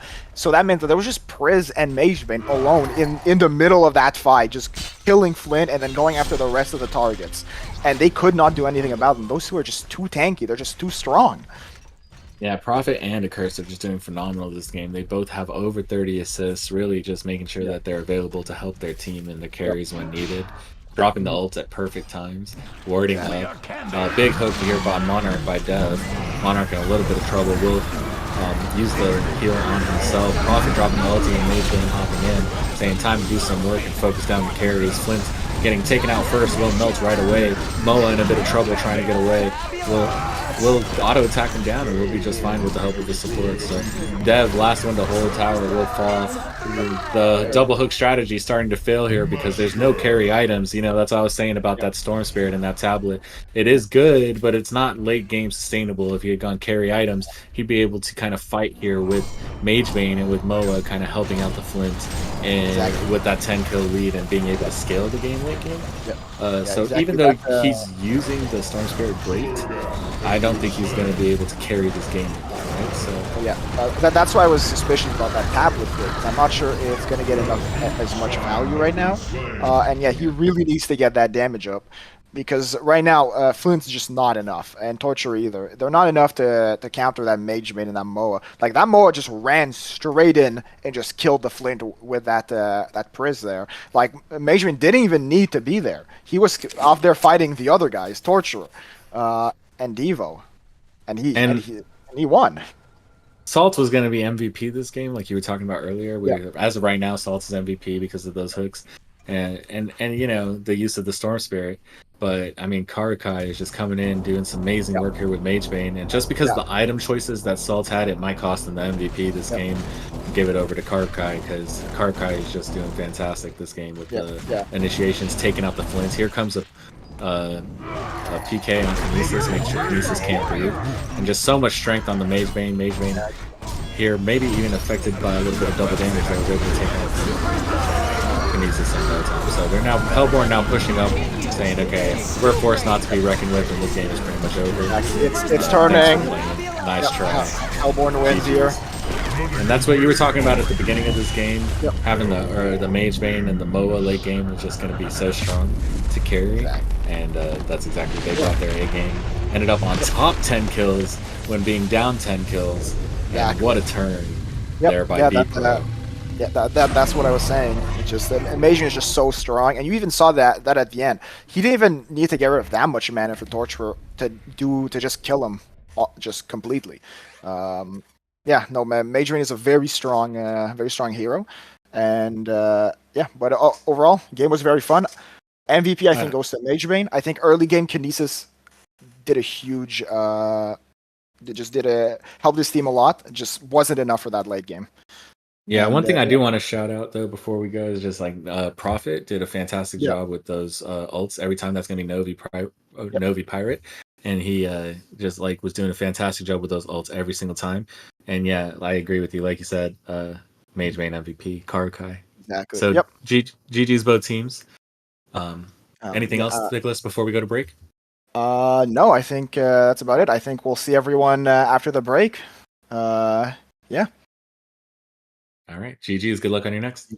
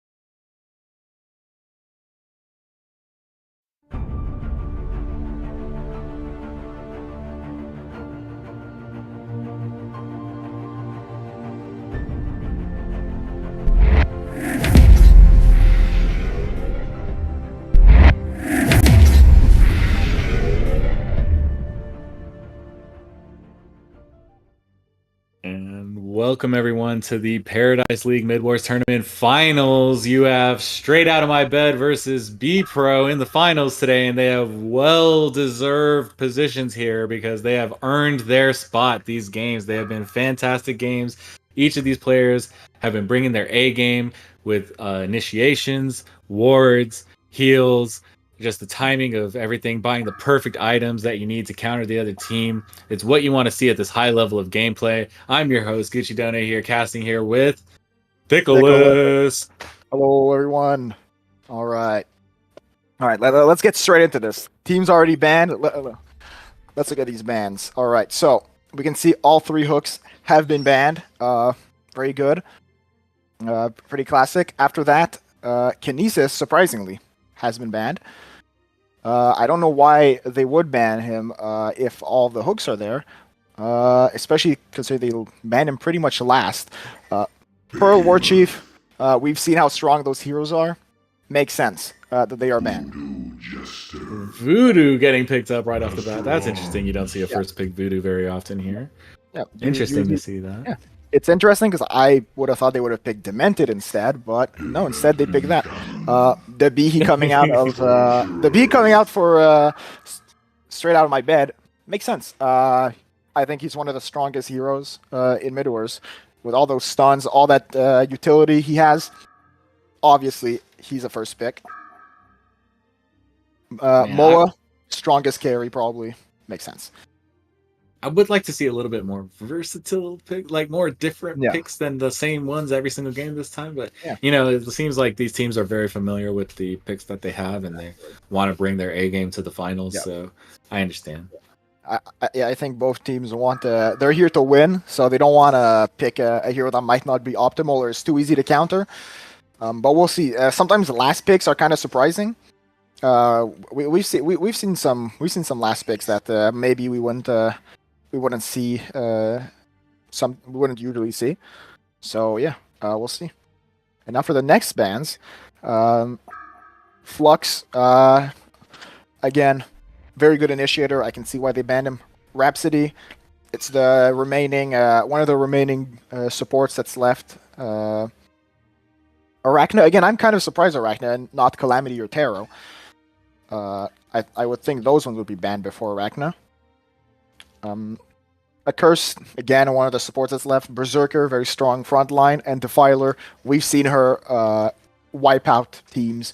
I think everyone who's played Midwars has had a Defiler against them or with them that just wiped a team 1v5. We can see why she's banned. Mm-hmm. I agree. So very common pigs and very common bans so far, except for the Arachna, you would say? Yeah. I'm always surprised for the Arachna. But again, it's B Pro, and I'm not sure how much experience B Pro has in Midwars, but she's not weak. I think she's around at the same. I put her around at the same for Flint, where there's better, but she's not bad. You can still carry very well with her. She can still carry teams.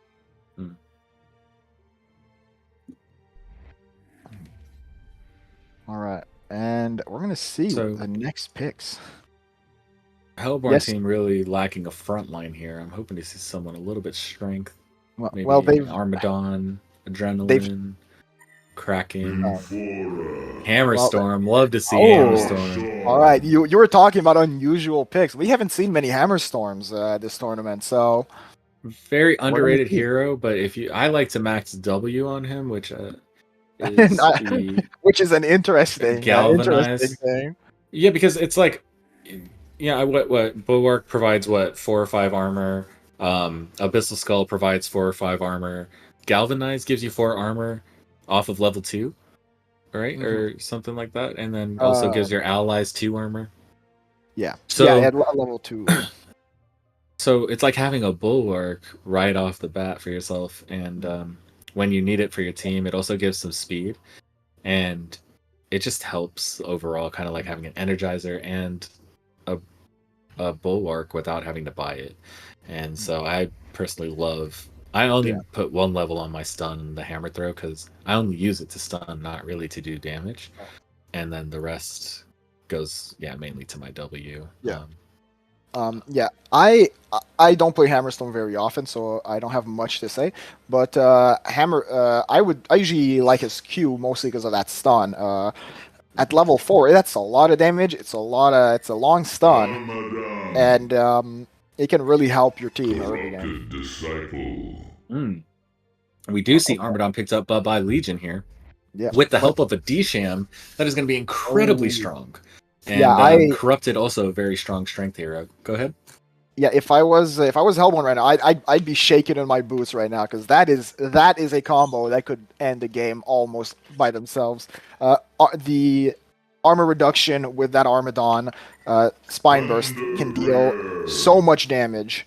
It's hard for any support to keep track of, even Artesia, which has the most heals in the game. And so I think that they picked up the Thunderbringer here to try and get an early Sunder and stop Armage from regenning and also stop Corrupted, from being able to regen as easily. But like you said, Sunder did get kind of nerfed, so I'm not sure the strategy is going to be optimal. And Hellborn does not have much of a front line here. Hammer is strong, but he's not going to be able to hold against Arma, Corrupted, Behe with a D-Sham. How is he going to do that? Exactly. So Takes, I see, based off picks alone, Nicholas, we're going with Legion this game? Yep, I'm going with Legion this game. Me too. We haven't even talked that much about Behe, but if we even ignore him, the rest of the picks are very good. That Corrupted is going to be able to counter that Hammer super well, make him basically useless for a huge part of the game just by using one ability on him. And same with the D-Sham, right? On top of that.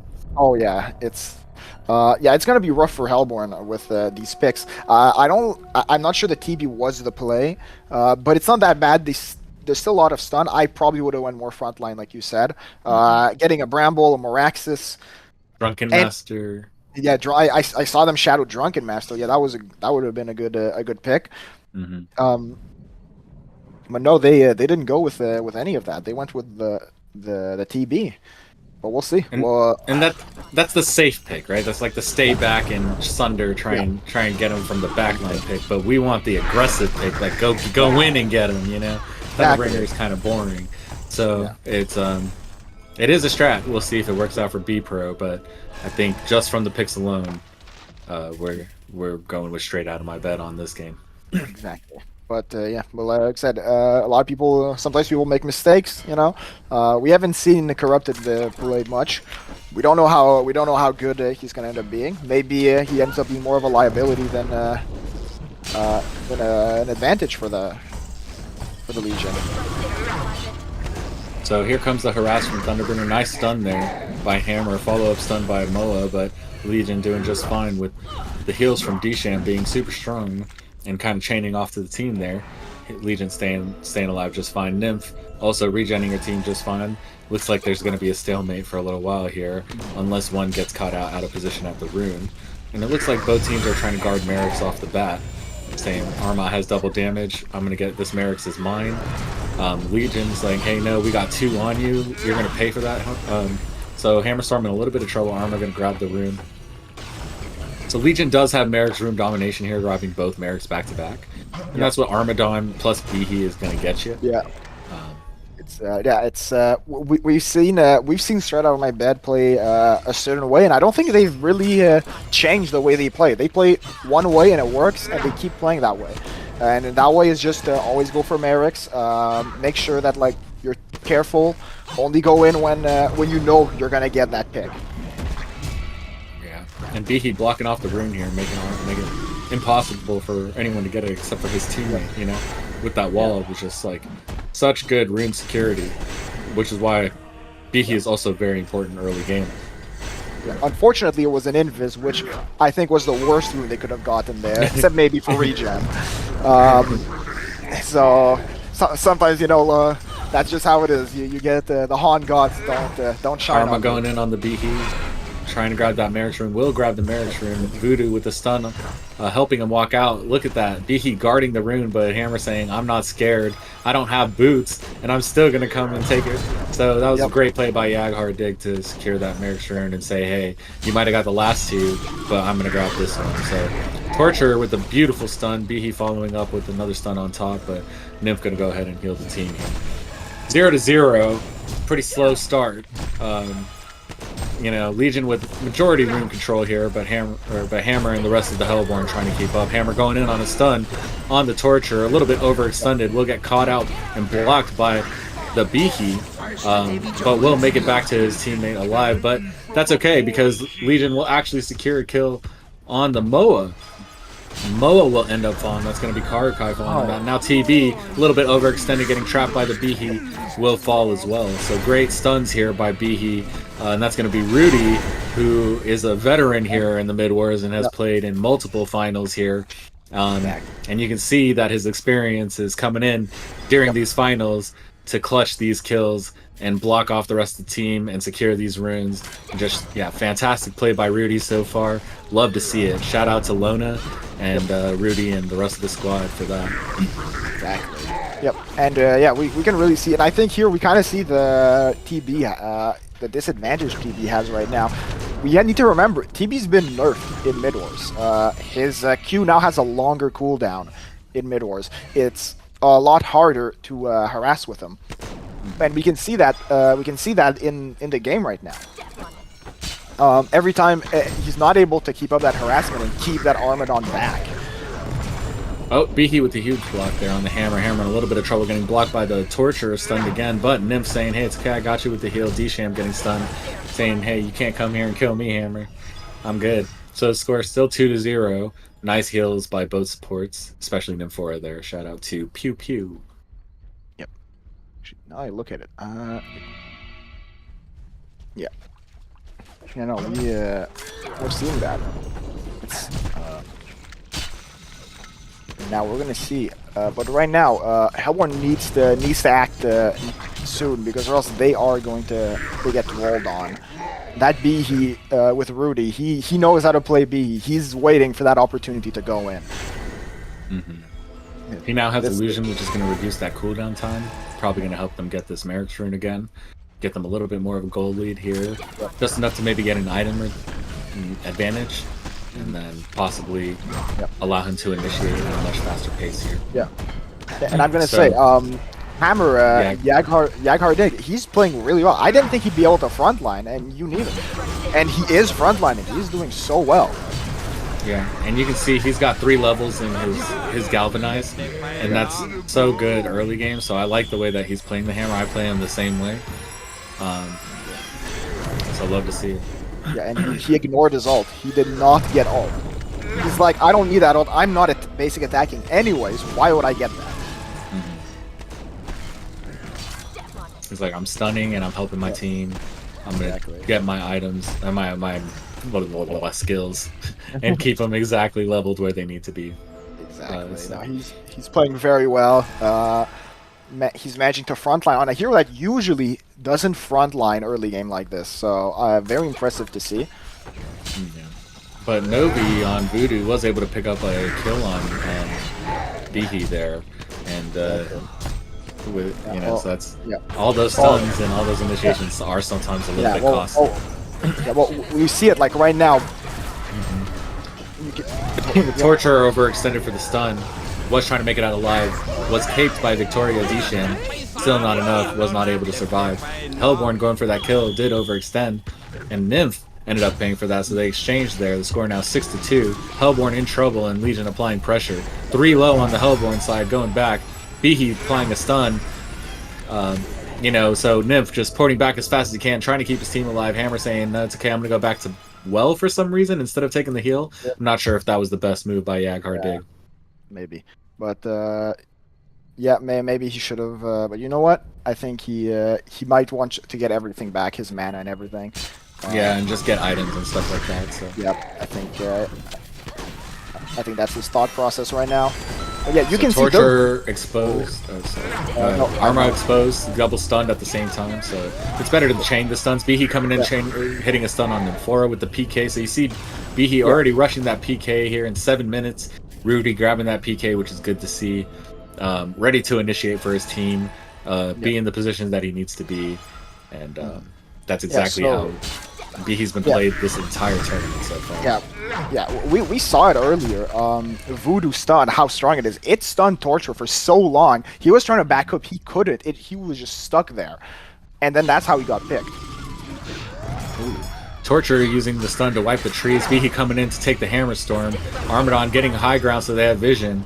And securing position to grab the rune. Legion just really doing all of this work just to grab a rune. Do you see how Midwars is actually supposed to be played when you grab a rune? You're not supposed to just go up there and grab the rune by yourself. Look at how your team backs you as you go grab these runes. Nymph, being invis, went ahead and placed the ward of sight strategically and porting back to her team to help. Legion taking his time to push up. Will push up, grab some stuns on the Hammer Storm and lock him down. Nymph not in position to heal. Not there for the Hammer Storm. Was able to place the ward, but lost the kill for that instead. So you see Thunderbringer trying to secure a kill here, wastes that D-Sham, ready for it, just kept the team alive right here. Torture getting stunned out of position by Hammer, also getting stunned by Nymphora, doesn't care, manning up anyway. Going in on the Voodoo, who's a little bit overexposed, and that's Novi Pirate gonna fall with 1 HP. D-Sham trying to get that kill, also overexposed himself, will fall himself, and that's gonna be Victoria. Huang on Armadon, trying to make it out alive, will also fall himself.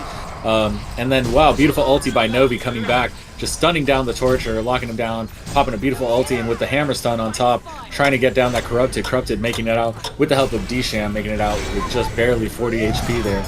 Behe with a beautiful stun again on the Hammer Storm. Hammer coming in with counter stun on the Torture. Beth Raisin in trouble with the help of Voodoo, locking him down, and Torture will fall. Yep. Beautiful play by Hellborn there. That's going to be Voodoo on the Novi Pirate and Jagar Jag on Hammer Storm, manning up in a situation where they were down, going to the Legion side and still getting the kill. So love to see that. Exactly, and we really see, like I said, the Voodoo stun. It just is so good. It just stuns so many people. Here it is again. Hammer coming in. Voodoo with a backup stun, keeping the Torture locked in place. But Torture is still going to make it out alive this time. But still a good stun combo. It's going to give enough for Hellborn to finally get a rune here, and it's going to be an Invis rune. Hopefully they can leverage that to grab the Merrics and maybe even hunt 1 or 2 people out of position. So. Yeah, now Legion needs to go heal up. They really need to be careful. That's giving a bit of breathing room for Hellborn. They really need it. They need to be able to get these creeps. Maybe set up some wards and everything. Set up the next fight. Oh, there it is. Armor going for the Merrick. Doesn't realize Hammer's there. Hammer. Oh, does realize Hammer's there. Hammer. Gonna go ahead and get stunned. Gonna use the stun on Arma, and Arma gonna walk away with no kills. 6-11 still. So beautiful supports, doing their jobs, making sure no one dies, and just a stalemate on the rune. Exactly. TB managed to get Sunder pretty early. We were 10 minutes in, more like 11. He has Sunder, which means now Armadon's gonna have a bit more trouble bullying the team, the Hellborn. Behe coming in with the PK, going to go ahead and stun 3. Nice follow-up stun by Torture on the Hammerstorm. Nymph going to keep Hammerstorm alive. And Legion going to retreat, look for the next initiation opportunity here. So Behe just looking for opportunities over and over again. Moving quite fast. And he picked up that item we were talking about. The crystal. Yep. And it's probably helping him quite a bit when he's taking all this magic damage and able to regen so quickly. Yeah, we can see a lot of, the Nihil Crystal. A lot of them have it. Might have been listening to us talk about it and decided, hey, why not? Maybe. Or maybe we're just bad and and they knew about it all along. Exactly, yeah. So 6-11, 11 on the Legion side, which is going to be straight out of my badge, with a little bit of a dominant position on the rune control, but Hammerstorm really stepping it up, saying, hey, we're fighting for these runes, and doing a good job for the team that he's up against. Hammer's actually gotten quite a decent amount of these runes, and I'm so surprised to see that, and that's Yaghar Dig really manning up, playing the position. He went ahead and got a little bit of magic armor first, decided to go against the magic and the shamans. Huge initiation there by Bihi. Gonna go ahead and pick off the Moa before Moa can even do anything. Even with the Nymph heal, it's just not gonna be enough. So just with the help of Torture, Corrupted AoE, Bihi's able to just kind of walk all over them, and then Arma, you know, just coming in after with such tanky ability and all this AoE physical damage is just wiping, kind of wiping the floor right now with Hellborn, which is just. I mean, it does have a lot to do with Bihi and his initiations, but I also think that picks are playing a huge role in this game. Yeah. I think that the TP wasn't the greatest pick. I think he should have leveled up his W instead for that burst damage. I think that's what they need right now. They need to be able to go after one person and just kill them very quickly. Torture at this stage of the game isn't very tanky, and you really need to shut him down. He's a pretty easy target if everyone like focuses him. And but he hasn't known. It doesn't matter. The burst damage on TB Blast is very. It's a lot. That's why I'm surprised that it hasn't been used.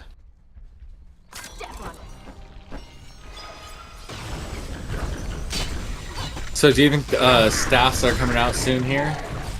Staffs. If we're looking, I don't see any staffs being built on Hellborn, but they need one for Moa. He's gonna need one to compete with that corrupted. Apart from that, we're definitely gonna see a staff coming out for Bihi soon. I don't know. I don't know when he's gonna end up building it. But I can tell you. Boost Arma? He's gonna either boost. Yeah, I think he will. He's gonna build it and boost Arma.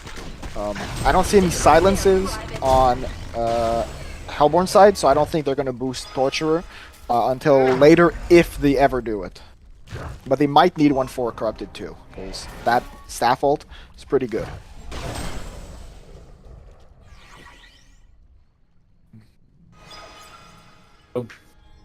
When I'm up against the Thunderbringer, you know, the Thunder, it's tough, you know, like with all that spam and with all that hassle. You can tell that Legion is really doing their best to counter it. Pretty much everyone has vestments or shrunken or barrier or some sort of magic armor. They're well prepared. They're used to this, you know. So yeah, exactly. Yeah. No, they know how to counter a TB. But TB also is going spell charge. He's really trying to go through like all that armor and hit them. I'm not sure that's going to be enough. He should have probably went utility after that Sunder. He needs to be able to help his Moa and stun whoever goes after him, like that Bihi. If he's able to stun Bihi when he leaves in. Hammerstorm kind of caught out there, gets double stunned by the Torture and the Bihi. Torture trying to back up the Armadon here with the Corrupted. Armadon chasing down the Nymph. Torture stuns down the Nymph on his own tower, but they decide to retreat back to the Legion side.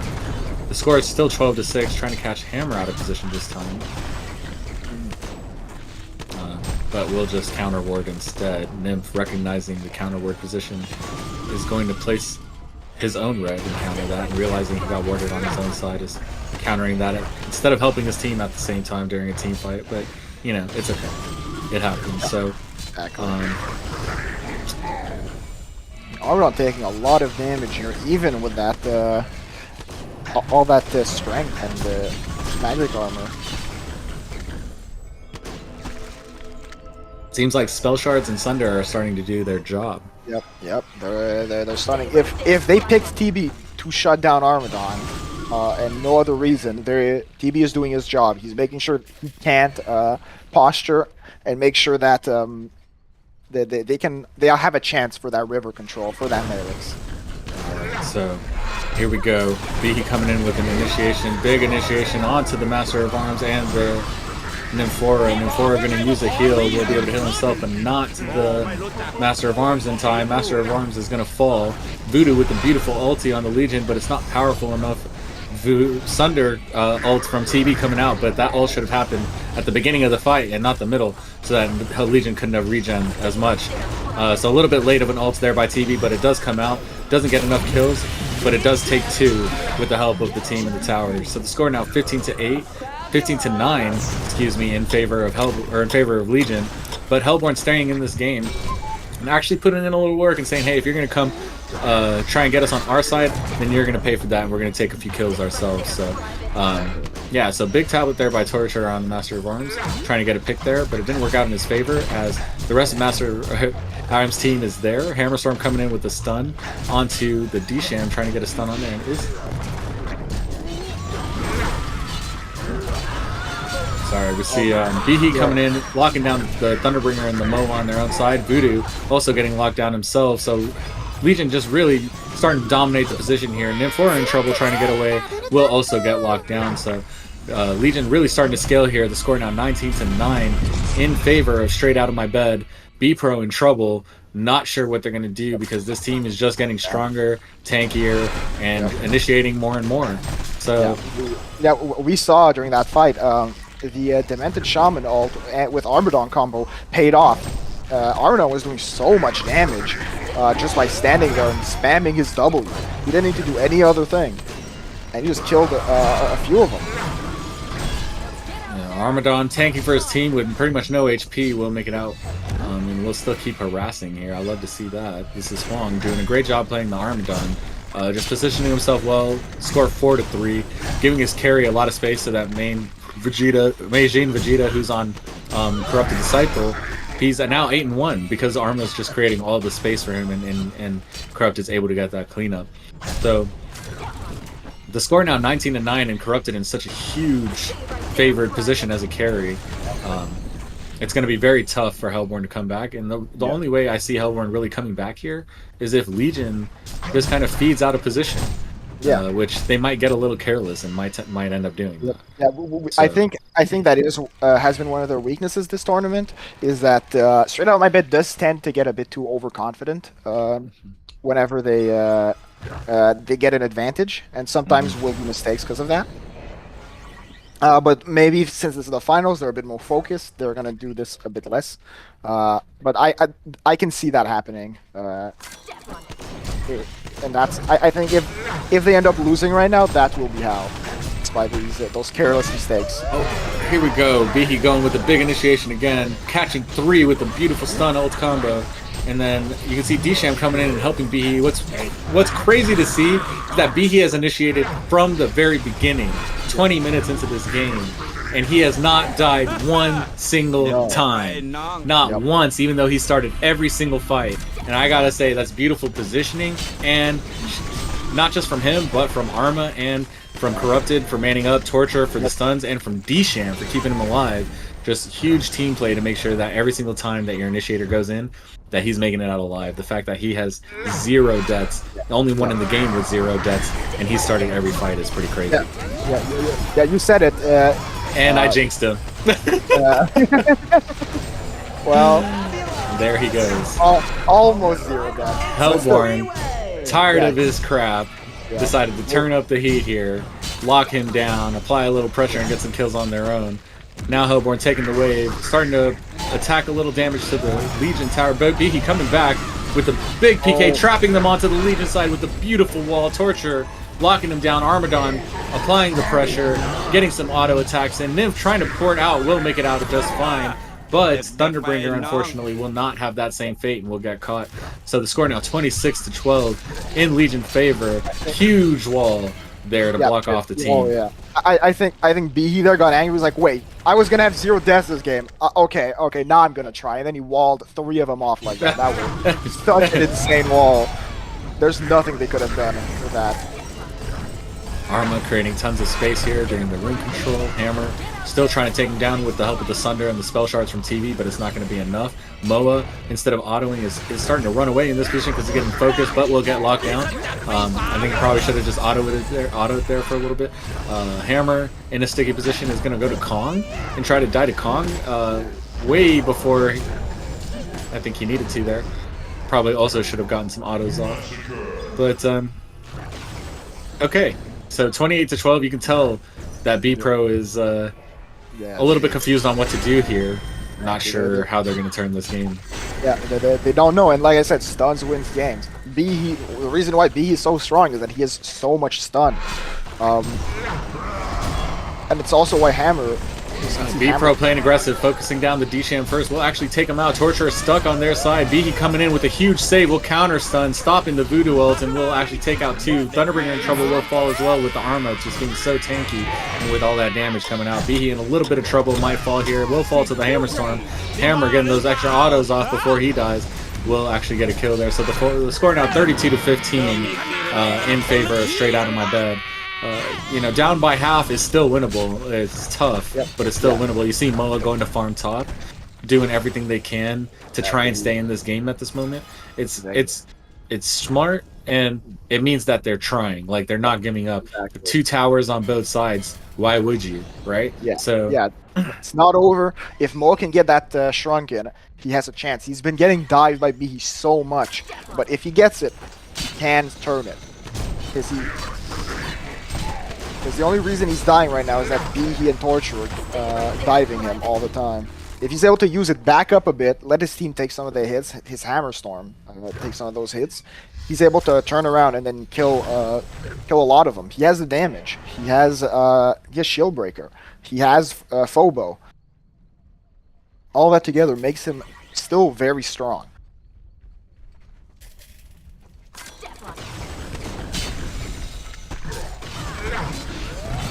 Right, here we go. Behe with another PK in, trying to get some action going. Arma trying to follow him up, but nothing's really going to happen here.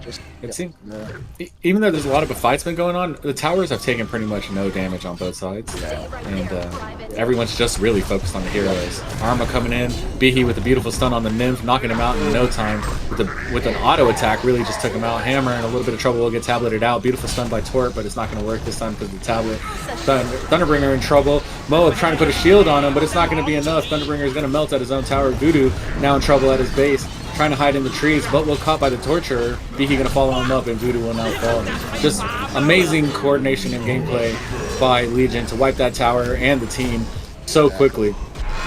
36-16. Hellborn really in trouble here. Hammer trying to get a kill, but just after 1 or 2 auto attacks is realizing, man, these people are 2 or 3 levels above me, and I'm just kind of tickling them at this point. So, Moa is really level 15 and really the only one that might be able to keep up here with the auto attacks. And they just we're really starting to see the picks shine a lot of the time. We can see Corrupted. He keeps using his damage steal on Hammer. Hammer can do nothing. Hammer's doing nothing right now. It's a very, very good game of this currently. Yeah. And you can see, D-Sham leading in assists here with 30 assists, doing a fantastic job supporting her team, and that's going to be Victoria. And so awesome job D-Sham on the assist there. To put it into comparison, they only have 11 assists on the other support. So here we go. Legion coming in with a couple of initiations again. We'll go ahead and catch the Thunderbringer out of position in the river, and Hammer trying to back him up will also get caught. So now with 2 down, this might be a good time to Kong. Moa is also still farming top, but it looks like now that Arma was just checking the Kong.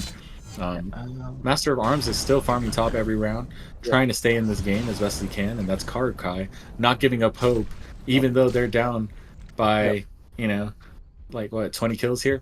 So. Yeah. It's okay, and all right.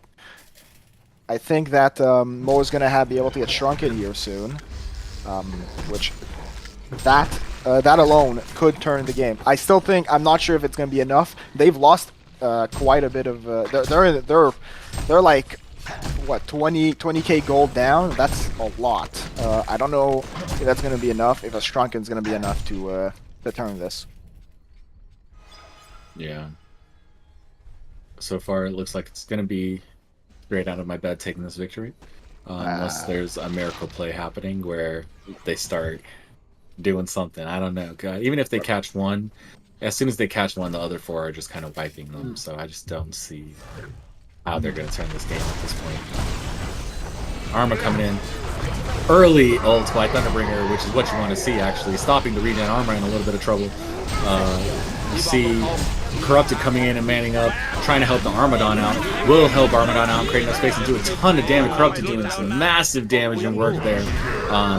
With the Whispering Helm is actually also able to keep himself alive with the help of the D-Sham. So not only did Arma man up there, but when Arma was about to die, Corrupted really stepped up there and started doing a lot of work. So shout out to Majin Vegeta, for who's playing Corrupted, who's now 17-2, doing massive work this game.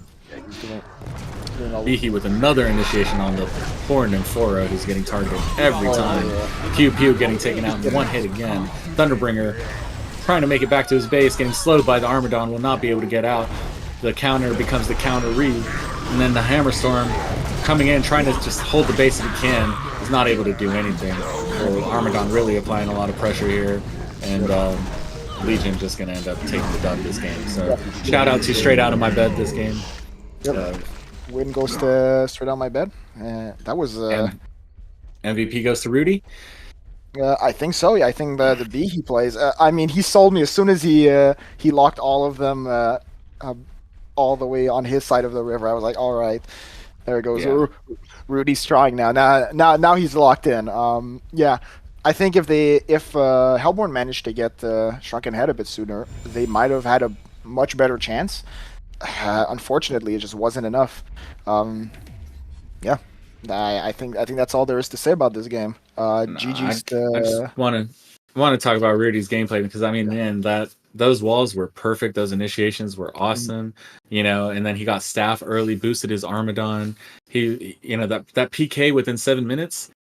PK within 7 minutes is what you want to see. Yeah, exactly. Yeah. No. You know, Rudy's playing so well with that B. I think that next game we're gonna see Bihi banned, because I don't think that Beeper wants to deal with that unless they can pick him.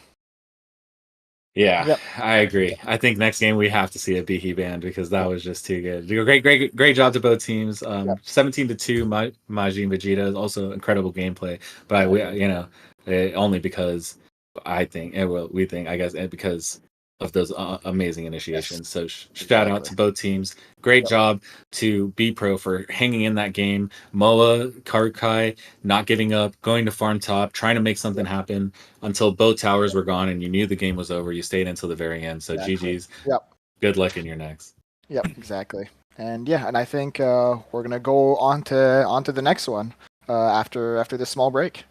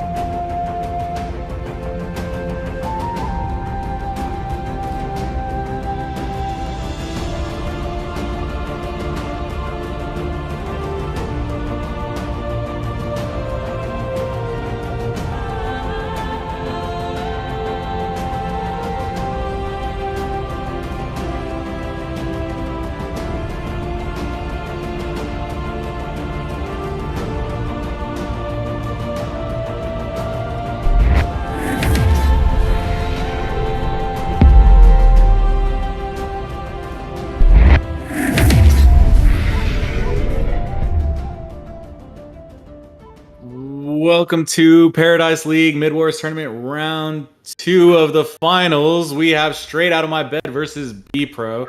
I'm Gucci Donut, joined here with Thickless to walk you through the bans here. And starting off, we got Karkai banning Pearl, Rudy banning Prisoner, Karakai banning War Chief, Rudy banning Gauntlet, Karakai banning Devour or Torture, and Rudy banning Devour. What do you think about that, Nicholas? I'm surprised the War Chief has not been banned, but I guess that makes sense because B-Pro picks it now. Now I think they might be going, okay, it's our turn to show you how to play Bihi. But yeah, apart from that, the rest of the bans, hooks are banned like always. Pretty similar bans to last game, I'd say. War Chief, Pearl, also banned. Pretty self-explanatory. Very strong picks, makes sense. And Torturer, which we've seen almost every game this tournament, has finally been banned. So we'll see what they use instead. Yeah, it looks like we're not the only ones tired of seeing Torturer around. Yep. But I'm happy with that. Yeah, you see that Bihi wasn't banned, but that's because, like you said, B-Pro wanted to pick up the Bihi themselves this time. Exactly. Give a little vengeance to Rudy for that last game. Yeah, and you can see that not Lona, Straight Out of My Bed are the ones that banned all of the hooks. So B-Pro was like, all right, we're going to ban everyone else. You guys ban the hooks. If you guys don't want hooks, it's up to you guys now to ban them. And they did. They did not want the hook. Yep, they did not. And I respect them for that. Master of Arms. Right. And for the picks, we have Demented. Again, in Midwars, there's two very good supports. There's Pearl and Disham. Obviously, Demented Shaman's gonna get picked here, and Defiler, very strong pick. Only disadvantage Defiler doesn't have really is stun, but with everything else she has, you don't need it. Right. So we see Pew Pew picking up the Monarch again here. What do you think about Monarch? We've seen her used pretty well in some past games. Still, I do think there are better picks that could have been picked instead. I'm surprised to see her, but again, she's not useless. I do think her Chrysalis, very, very strong. And do you think this might be more of that FOC side kind of coming out here a little bit when you see the Monarch pick up?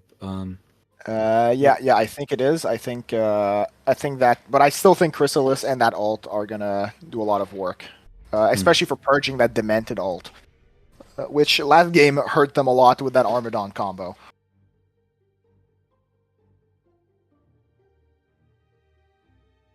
Armadon paired with Disham is just tough. And now we're gonna have Defiler paired with Disham, which again is a very, very good pick. Not saying that B-Roll doesn't have good picks. Mo is a very, very strong carry. And as we said, Bihi and Monarch can still work. Bihi is one of the strongest heroes. One of the strongest initiator stunner.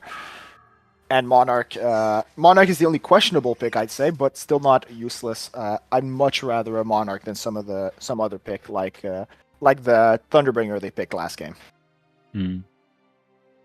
Yeah, that Thunderbringer pick was a little bit questionable. I understand it because I've done the same strategy against the tanks. I'm sure you have. When you're up against an Armadon, you're trying to get a Sunder on them. Thunderbringer is a good pick. It's just when you don't have a front line. Yeah, it's rough.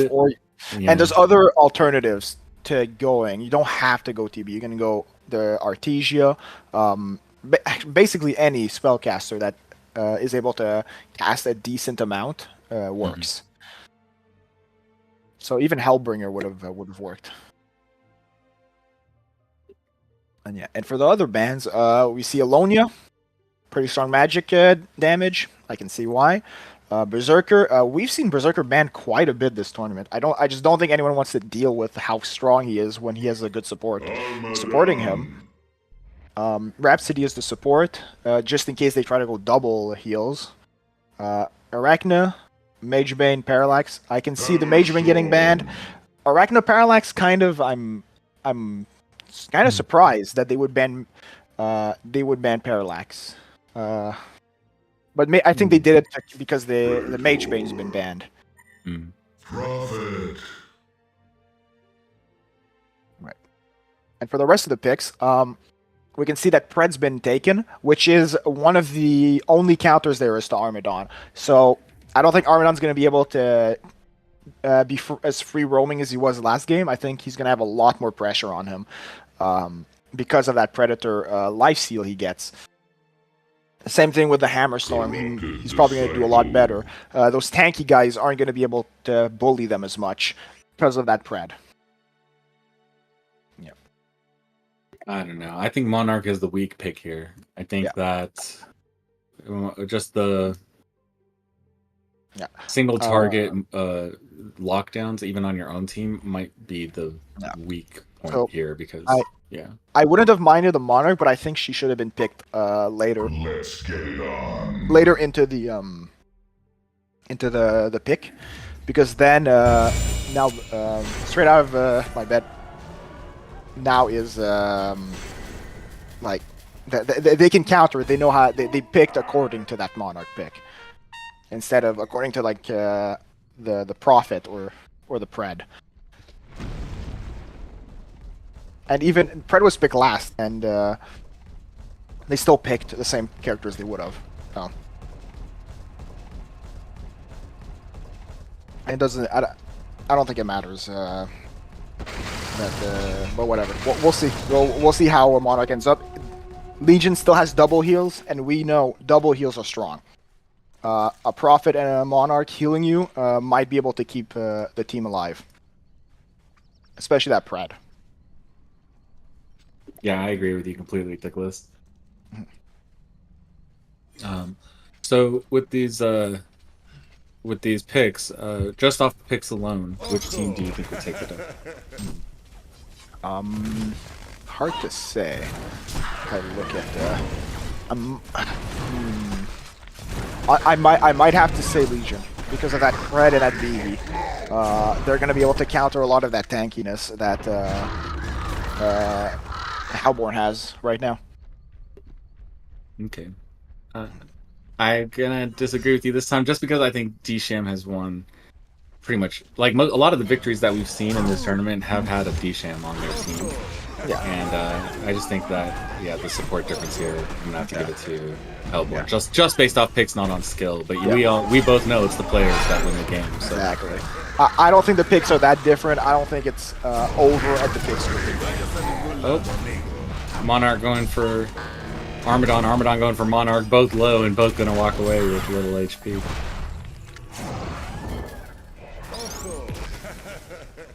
Alright, yeah. There's a bit of action, but still no picks. You can see Hammer's able to like push up, just like last game. Except this time it's opposite team. Armadon caught out a little bit. Will get stunned. Pred, Legion gonna go ahead and grab the second merit ring now. Looks like both teams are trying desperately here to get a little first blood action. Yep. But just getting each other down to like the low 10% HP area and then walking away. Mm-hmm. Oh yeah, we can see that happening right now. That Armadon is just so tanky. Mm-hmm.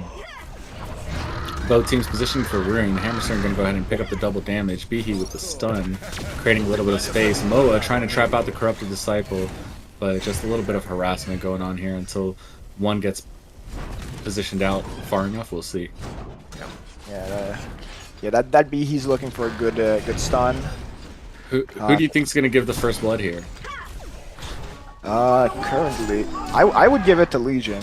Like which hero is gonna die which first? Which hero's gonna die first? Hammer right now. Hammer, there it is. Yeah, Hammer was caught out of position, and Legion was able to capitalize on that stun, lock him down with the Behe stun, the Moa stun, just make sure that he's not able to get away, and that's gonna secure that first kill for Prophet. That's gonna be Novi Pirate with the first blood. Exactly. And this is as you can see, Hammer was a bit out of position. He thought he was a bit tankier than he was, and he did a pretty nice wall, blocked him in. Mm-hmm. Yep. Overall, pretty good. I think Legion just has to bet on the Pred getting strong enough, and then they can just roll. I think they can just keep going. Yeah. Yaghar Dig looking for one of Hellborn to step into the river so they can block him in with the Invis. Legion pushing up, trying to harass a little bit and bait the Hellborn to come into the river, fight a little bit. Oh, here comes the big block. Arma and Corrupted a bit stuck, but no follow-up. They're tanking up, yeah. No follow-up. Score is still 1-0 in favor of Legion. Arma trying to create a little space here. Overextending, will get caught out and leapt on by the Pred. With the help of the stuns, they will take him out, giving Moa a kill here. Yeah, that he's putting up a lot of pressure. Hellborn right now can't push up. They can't do anything. Like if they push up, they get walled in. They're gonna need to stand back and probably let them get room control until they're able to get enough items to then get a pick. Maybe until ults. I think once ults come out, they'll be able to do something different. They'll be able to do a play. Huge wall by Behe, blocking off the Hammerstorm. Hammerstorm not able to get out. He's getting focused by Pred, but Pred realizing, hey, I'm in trouble because he's got a D-Sham. Ham returning the tides. If they're forcing Pred back in, they will actually get a pick there and will take out the Monarch. Monarch falling there, giving Hellborn a chance to catch up there. The score now 2-2. You got a pick up by Rudy and by Arma. A couple kills for Hellborn, just evening out the score here. Yep. Alright, yeah, they managed to even it out. Gold is still... Legion still has gold advantage, but in terms of level, straight down the middle, equal. So so it's still very much anyone's game. We can see we can see kind of like Hellborn is still trying to keep their cool, still like trying to find this opportunity to just get just get some picks. But I don't think they're going to be initiating right now. I think the initiations are going to come later. They're probably going to wait until Behe makes a mistake while he's initiating to then capitalize on that.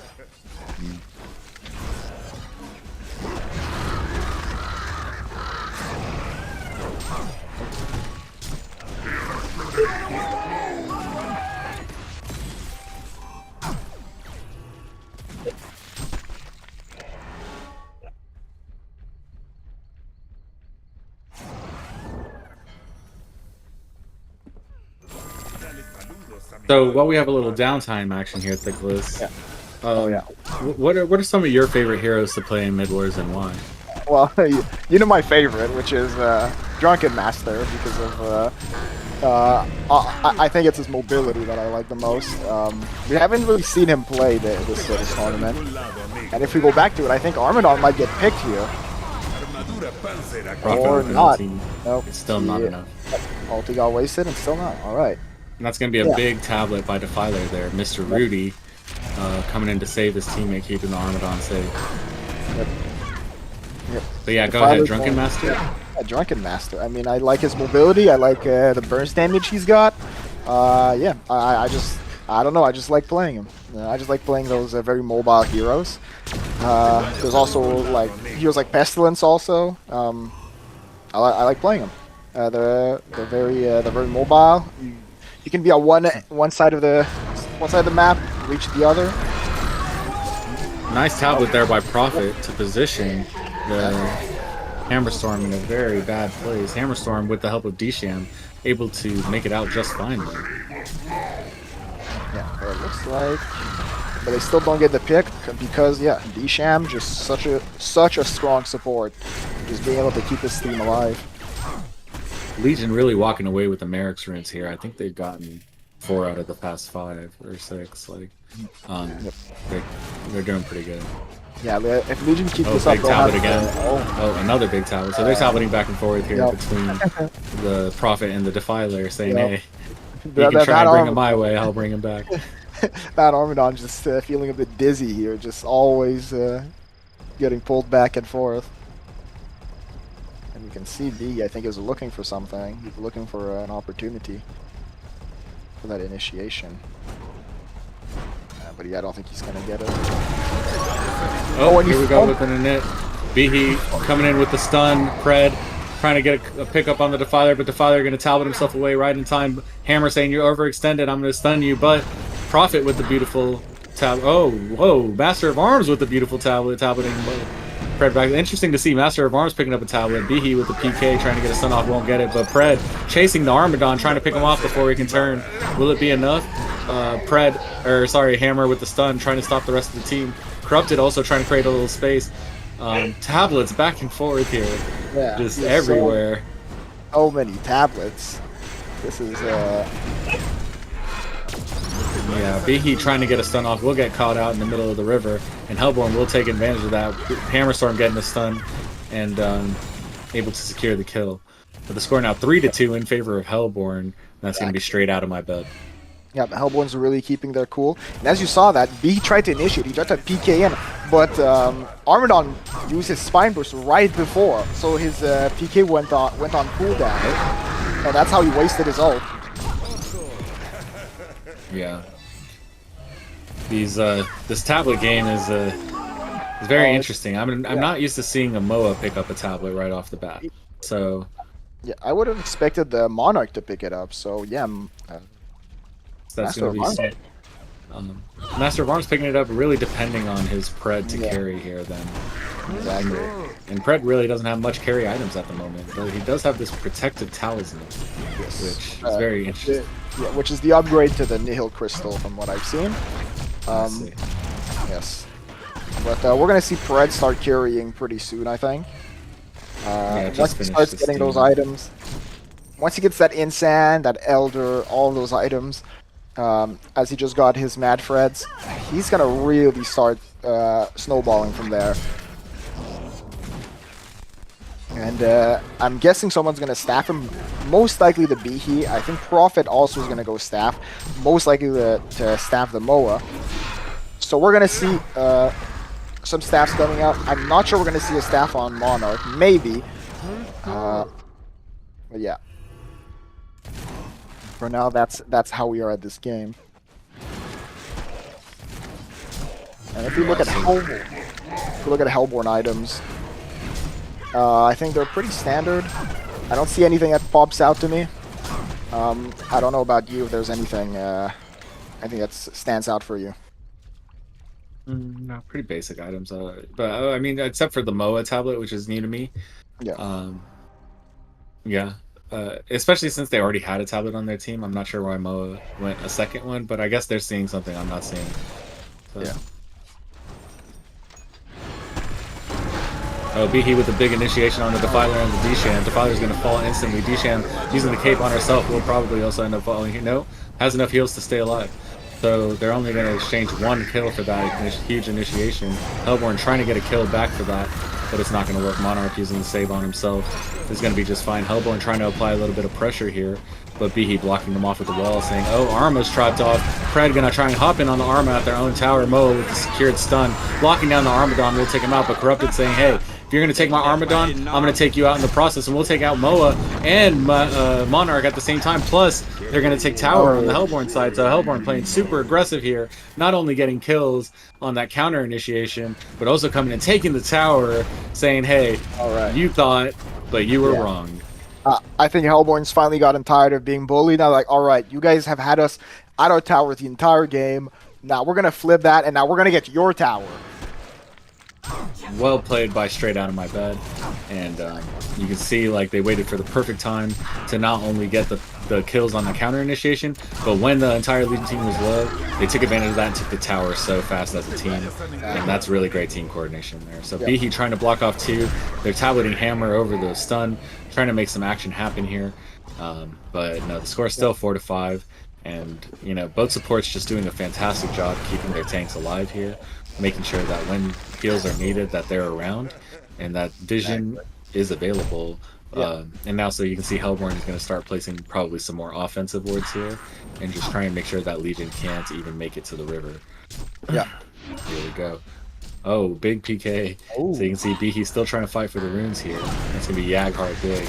Yaghart Big coming in with the stun on Disham. Victoria's stuck and trying to get some wards off, but will tablet herself to safety. these tablets are really doing work. Pred coming in on the Armadon, but realizing with the help of the team that, you know, Armadon is too strong. So Behe blocking off the D-Sham here, trying to get a pick. Pred also following the D-Sham, trying to get a pick here, realizing he's just not strong enough at this moment in time. So, you know, 13 minutes in, Hellborn already taking 1 tower, only 9 kills on the board. You know, like, it's just so much action, but because everyone's doing their job, like, you know, not too many deaths are taking place. Exactly. Sometimes that's the case. So here we go, some more nits. We got Defiler ult kind of happening here, trying to make some action going on here. Behe saying, I don't care about your Defiler ult, I'm gonna hop in and ult on you anyway, but he paid for it. The Defiler ult melted him down in no time. Behe melted in 2 seconds. And then after Behe melted, Pred, trying to keep the fight alive, will also melt because guess what? Defiler ult, I think, is physical, correct? So even with the magic Stonehide, the Defiler ult is still probably going to be doing some work there. Yeah. Yep. So yeah. The Stonehide does add a decent amount of armor, but it's not enough, especially considering he has only leveled it up once. So it only ends up giving you a total of 3 armor. He might have to level it up a bit more compared to his E, just to give him that survivability against that Defiler ult, because that ult does a lot of damage. And they don't have any other way. They're not able to kill Defiler fast enough to get rid of it. Plus, with that Demented ult, unless Monarch is able to purge it, the damage ends up being way too high, and Defiler does more damage than which he probably should, especially because of the Demented ult. Straight out of my bed, applying the pressure, saying, hey, we're only up by 3 kills, but we won the last game, and we just want to guarantee this tournament is our victory. They're saying we don't want Legion in the river whatsoever. Let's do our best to stay here and get all the farm we can, you know, take top, take Kong if we need to, or just hunt someone down. So it looks like with only 7 kills, they're not... Oh, here we go. Tablet and Armadon into a bad spot. Behe blocking him off. Armadon is going to get picked for overextending onto the Legion side. Huge tablet there. And that's going to be a nice tablet by Snark, Moa there. So Moa picking up that tablet on his own is making use of it a little bit. The score now 5-7. They were waiting for that Armadon to turn around. He was like, "Oh, you're not facing us, all right. Just face up for one little second, and we're gonna pull you right in and kill you." And that's exactly what they did.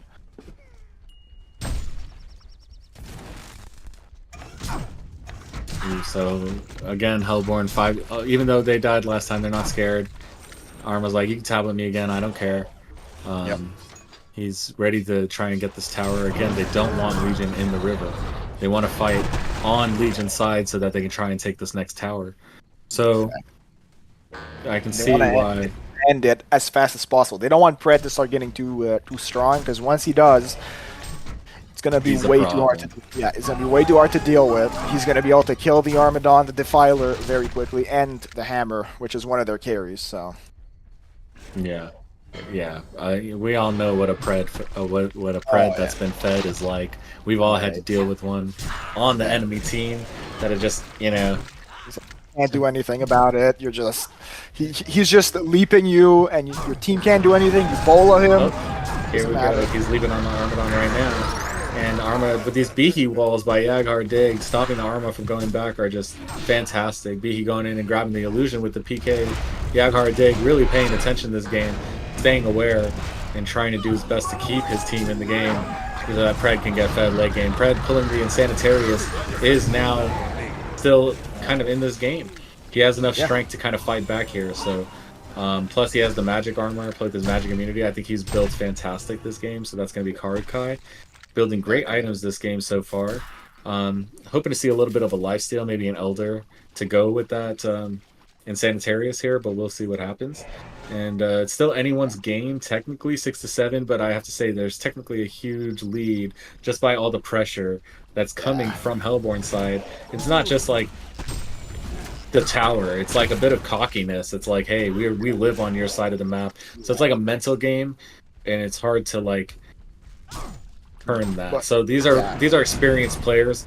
Hopefully they're not going to let that mental game phase them. You see Yaghar Dig is still fighting for these runes every time, really putting in the A game, grabbing this double damage, And I don't think they're going to let that mental game phase them on the B Pro side. And I think B Pro is still trying to turn this game with all they got. So I like to see that. Yeah, I think so too. I think right now, what's going on is Hellborn needs to get that high ground where Behe keeps sitting and like blocking him off. They need to make sure they know where Behe is at all times so that they're able to initiate. Here. Behe trying to save the Monarch will block off the Armadon, and Monarch's going to talbot himself to safety. Those blocks are amazing right now. Shout out to Yaghardig. He's doing an amazing job stopping those initiations that Hellborn keeps trying to do. They just can't do anything. I agree. Shout out to Yaghardig. Great stuns.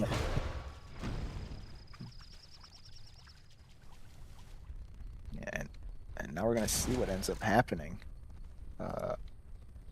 in here. So, if you were Legion, what would you do right now to try and make sure that you can turn this game? I for one, I think I would just keep farming, honestly. Because right now, I think in late game, Pred can definitely win this, even if they get a Bola. I'm not sure that's going to be enough to shut down that Pred. And Pred can just heal off a lot of these really tanky guys. Hellborn should have been really careful with picking their Hammerstorm and their Hammerstorm at the end there, because that's just for Pred, that's just free health. But again,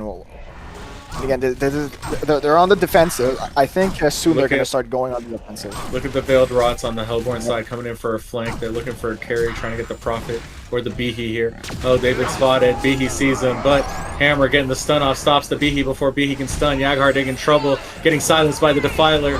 Prophet trying to save the Behe. We'll get an ulti off. We'll save the Behe and stun Hellborn. Behe going to get away just fine. Wow, but what a sneak attack by Hellborn there. Hammer with the beautiful stun. Hammer going in, trying to apply a little pressure, stunning the Pred. Defiler with the ulti, trying to take a little bit of damage on the tower. Armor trying to create space, but taking too much damage, just trying to get out. Won't get out because Yaghardig is going to PK in and stun him and lock him down. Corrupted Disciple now trying to take the Behe as a little bit of vengeance, but with the beautiful tablet by Moa, Behe's going to get away just fine. Pred now with low HP, still looking to see if he can get a little vengeance here with the help of his team. Guarding the tower 7-7, still anyone's game, but man, B-Pro coming back here. B-Pro's doing, they're playing real, they're being real focused. They're like, all right, we're not going to overextend, we're going to just defend. Once they start trying to initiate, then we're going to see if we can take advantage of that and get a pick. And that's exactly what we saw here. I think they're going to keep doing that, and hopefully they're able to claw their way back up, all the way back, and get that tower for the Hellborn tower. If you're ever going to turtle, take notes. This is how you do it. You see how Behe's getting the rune, how they still have vision everywhere, how they're not just sitting behind the tower waiting. They're all actively doing things to make sure that they're still in this game. They're not turtling the way you think turtling is, where you just stand behind tower. They're fighting constantly, and they're moving and warding and getting runes and trying to get top, and they're actually just playing the game still. So don't think turtling is just waiting for your carry to farm. Exactly. You have to constantly be making things happen. So take notes, gentlemen. This is exactly how you turtle. So here we go. Armadon overextended, tableted in behind tower. Legion going to try and take advantage of that, and will they melt? They will. Armadon will fall. The score now 8-7 in favor of B-Pro, while Pred is farming top. That's a 4v5 scenario, and they still come out with a kill on top. B-Pro doing fantastic here. So, again, take notes. I think very soon we're going to start seeing initiations from Behe, and I don't know how Hellborn's going to do anything about that, because once those start hitting and Pred starts being able to jump on some of their backline, it's going to be very, very hard to come back. So I don't know what's going to end up happening here. It's still anyone's game. Corrupted can still manage to steal all that damage from Pred and make him really, really useless.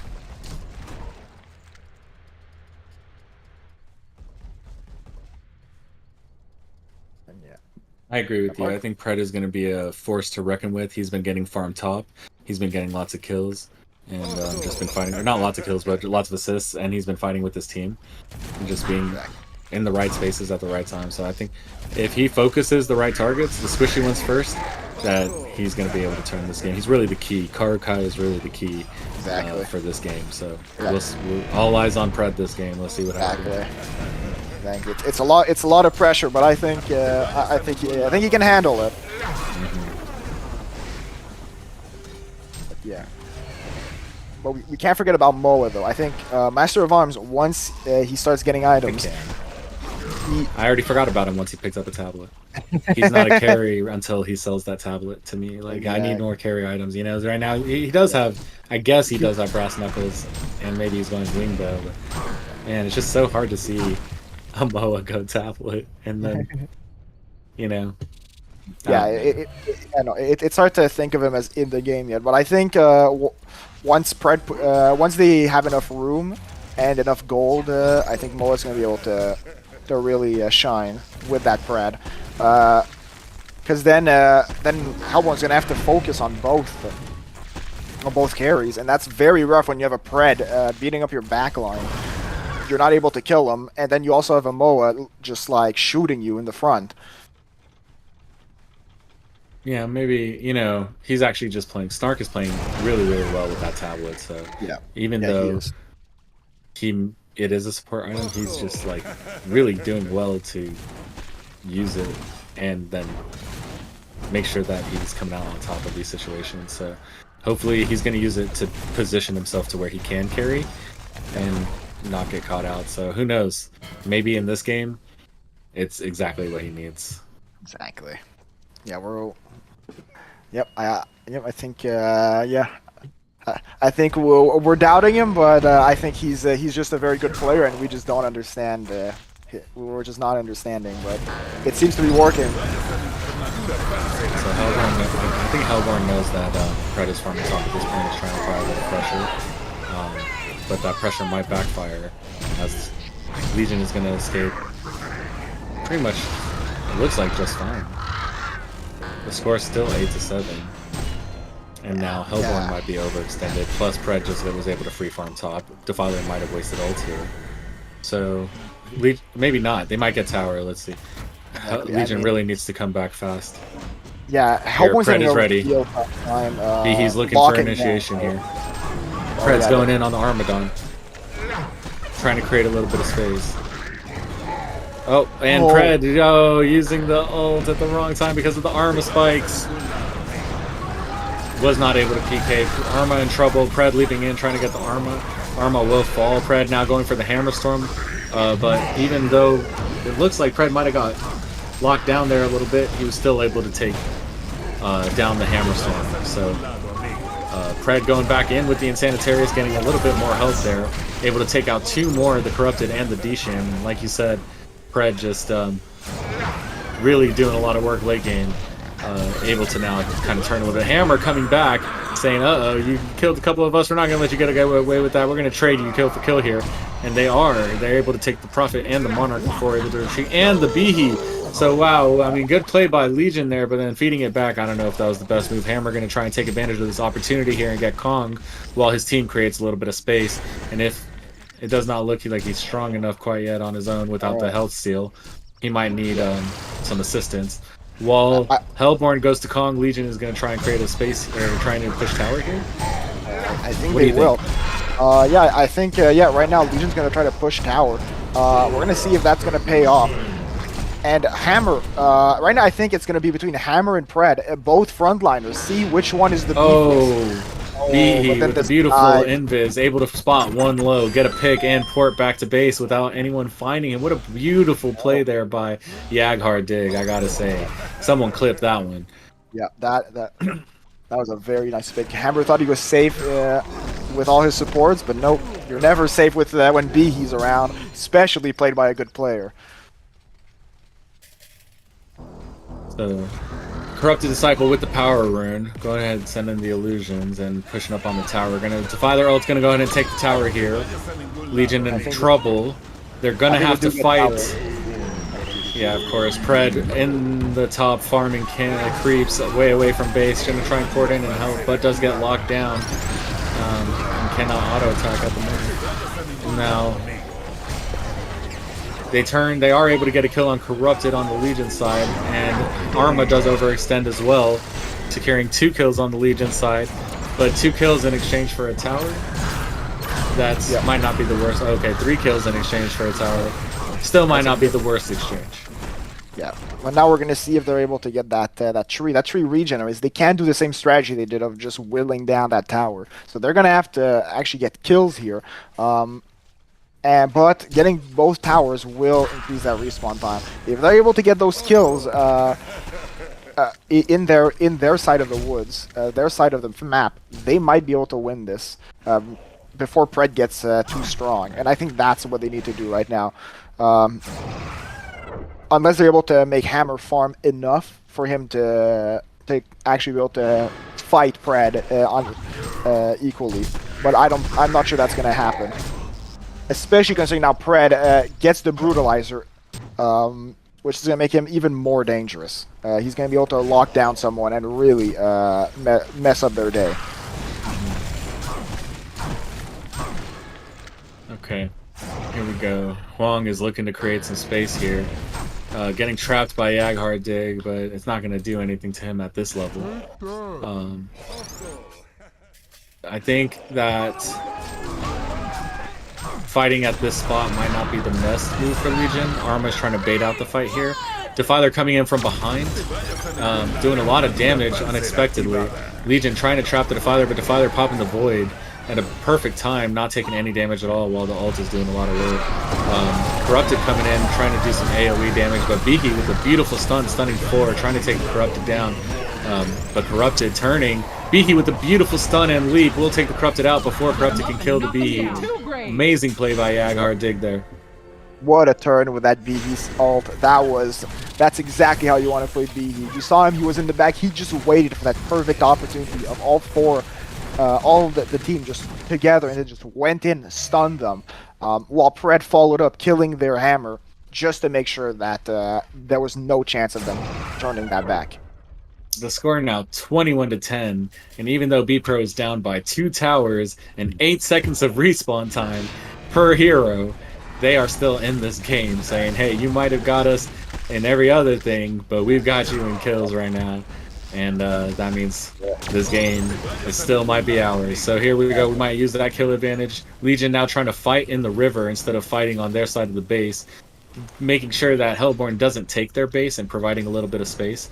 And I think that's a very smart move to do here. Yep. Hammerstorm looking for a stun opportunity.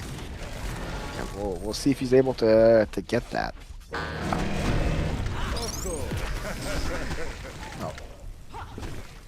I think we're about to see he got staff upgrade. We're gonna see who he staffs. He staffs the Pred. Now that's gonna make Pred even more problematic for the Hellborn side.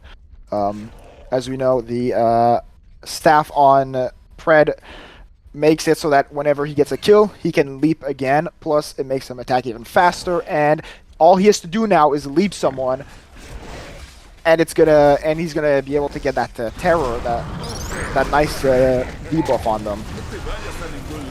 And I think, doesn't it like reset if you get a kill or something? You can leap again? Yes, exactly. Like I said, yeah. But you need to get the kill. It's not on assist, so he needs to get a kill. Oh, Behe with the beautiful initiation on top after the Armagon got taken down, saying, hey, their tank is down, let's just go ahead and clean up the rest of them. Oh. And with that catch, Pred is going to be able to come in and clean up.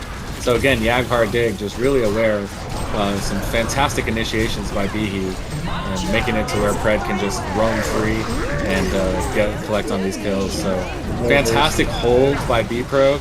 This is the way that you turtle in Midwars. It's the best way you do it. You see it live here in the finals, and I'm just super impressed by B-Pro. Yep. Oh, there goes a vote. There goes a pause. But yeah, I'm not sure how Hellborn is gonna come back from this. Honestly, the Pred is just like he's just very, very strong. He's gonna get stronger and stronger. They have to find a way to shut him down, or else it's gonna be over. So they're gonna have to find a way to initiate before that Bihi, or at least catch that Bihi before he initiates, like Arnon has done like a few times. Well, Bola, right? You would think that at this level, especially with all the experience that comes from straight out of my bed, that you would realize, hey, we're up against a Pred. We should probably rush a Bola first. Yeah. But seeing no Bola on the Hellborn side is quite surprising to me at this. What about you, Nicholas? What do you think? Yeah, it is a bit surprising, but at the same time, I kind of see it. They don't have. I just don't think they have the farm for it right now to get it. And it's not gonna stop Pred by that much. Like it's gonna stop him attacking. Yeah, sure. But as soon as it's over, he's still back to like you need to kill him when you bola. You need to be able to kill him while that bola's up. If you're not able to do that, well, there's no point in even going that bola. Fair point. Yeah. But again, we kind of see the problem with straight out of my bed is that they didn't go that many stuns. Defiler and Armadon just have 0 stuns. Same thing with the Corrupted. So really, they only have 2 heroes that can stun, one of which is single target. And you can really see that that problem happening where there's so many times they should have won a fight or should have won or like gotten picks, and they just can't because they just keep running away.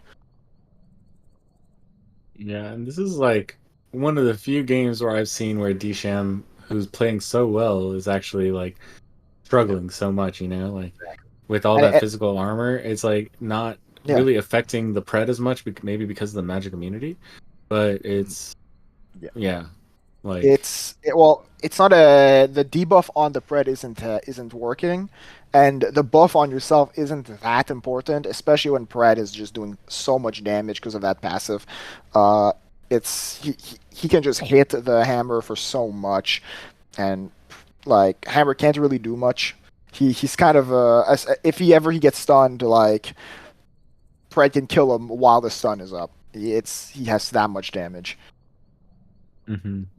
Yeah, and that's not saying that Demented's playing bad. Demented's playing very well right now, trying their hardest just to help their team, but it's not enough. Demented is not enough right now for what B Pro has. And yeah, Pred also went in Sanitarius, right? And so did Hammer, right? And so, but I see different heroes like Hammer went Energizer, which I feel like his skill comes with the built-in Energizer a little bit. So I'm not sure if that was I see the logic. The logic was that they're not able to catch them, so we're gonna go faster to then be able to catch them. Though I feel like that didn't really pay out, mostly because of the 2 tablets. Those are working very well. The 2 tablets they're making so they can just escape. Like they can just escape, keep running, and Hellborn can't do anything about it. So game back on. Legion ready to start showing a little domination here. B going in and grabbing the haste. Or grabbing the what? I'm not sure what. Yeah, the haste. Yep. Okay. You got that haste. And now he's even more of a problem. But his ult is still on cooldown, so I'm not sure if they're going to initiate, or they might initiate just with Prophet ult. They might just be able to do that. Yeah, Pred just wants to fight at this point. Yeah, I think Pred just needs to win. Oh my, okay. They're going for Transmutanstein, which I'm not sure is the best move. It's a bit of money. Yeah, but are they gonna port back or? I mean, they don't have any towers left to get taken, so they're not gonna be able to get split.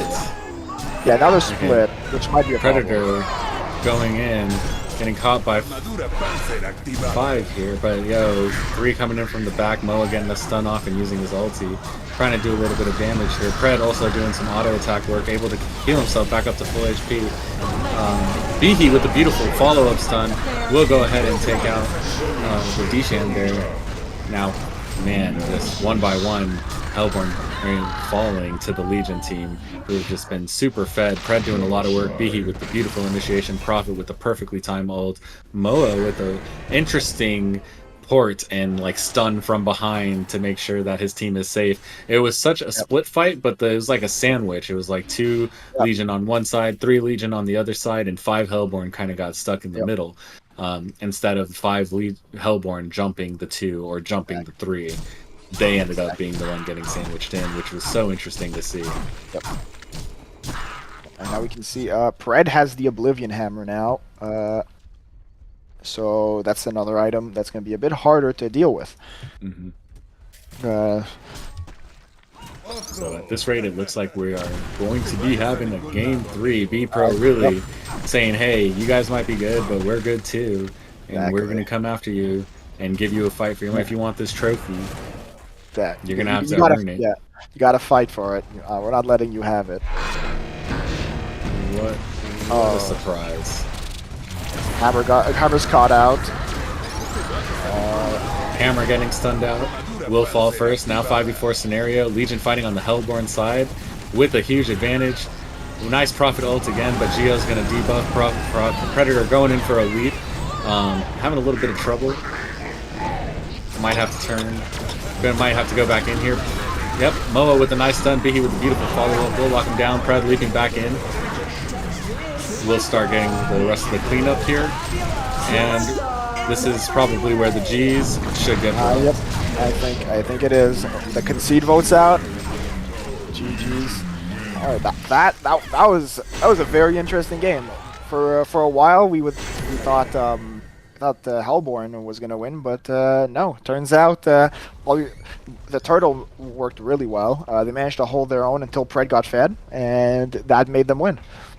Yeah, Karkai, you owe Bihi dinner or something, because that guy did all he could to stall this game while you farmed. You were up top like 3 times while they pushed tower, and while they were like, Hellborn was coming in and pushing tower while they were winning team fights. You were over there, farming top, doing what you had to do, but Bihi was really grabbing those runes, holding it down, being aware, locking down, initiating for you. So for me, MVP this game, Yaghar Dig.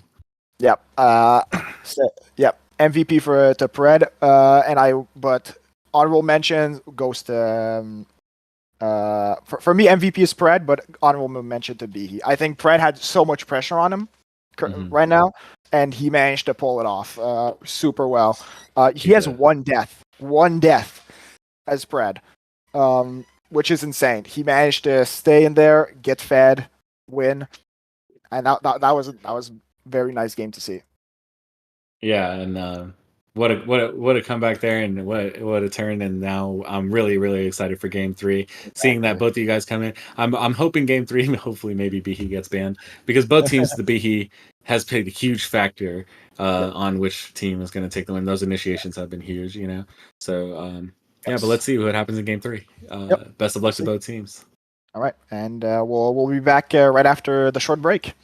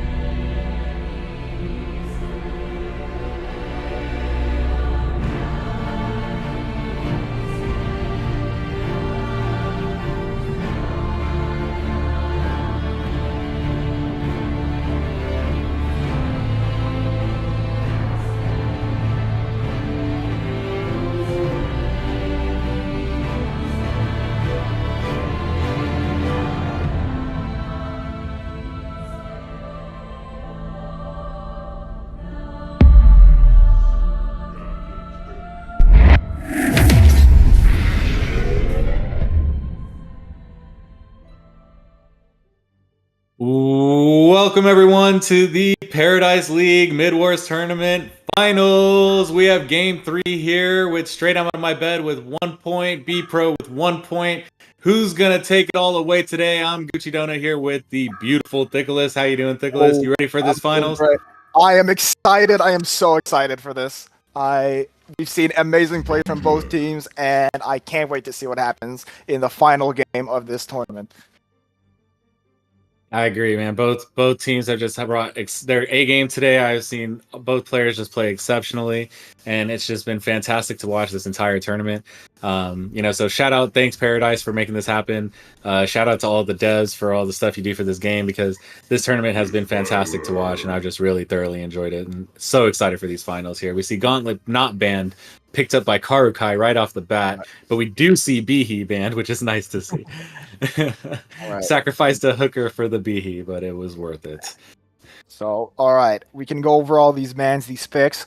Like Gucci, like you just said, Gauntlet was not banned, surprisingly, and he's been picked. So Gauntlet, I think, is still a pretty strong hook. His only disadvantage, really, is that it's very short. However, with the levels, it scales up. Other advantages, Kinesis cannot steal it. It is not his Q. It is his second ability, so that's a huge advantage. And also, it goes through creeps, which means you can't try to have some creeps block, just like Devo's hook. It's very, very good for that. So we'll see what he does, especially now that Jade is no longer, Jade Spire no longer exists in Midwars. He has taken a bit of a nerf. We'll see how B-Pro does with him. Other than that, Defiler, very normal. Defiler Demented, we've seen those almost every game. It makes sense that they're there. And Master Nymphora. Nymphora might be the only standout pick here, but not really, since all the other supports have been banned or taken.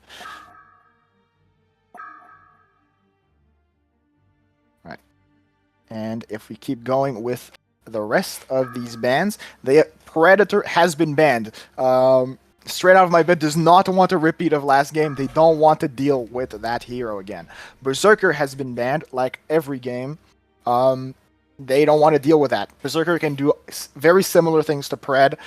They don't want to see him. Mage Bane, again, very strong hero, especially against some of the more magic damage heroes that we've seen every single game, like Alonia. And then afterwards, Armadon, which we've seen Straight Out of My Bed play, has been also banned. Rhapsody, just to make sure there are no more double heals, and Arachna to top it all off. Gucci, what do you think about these bans so far?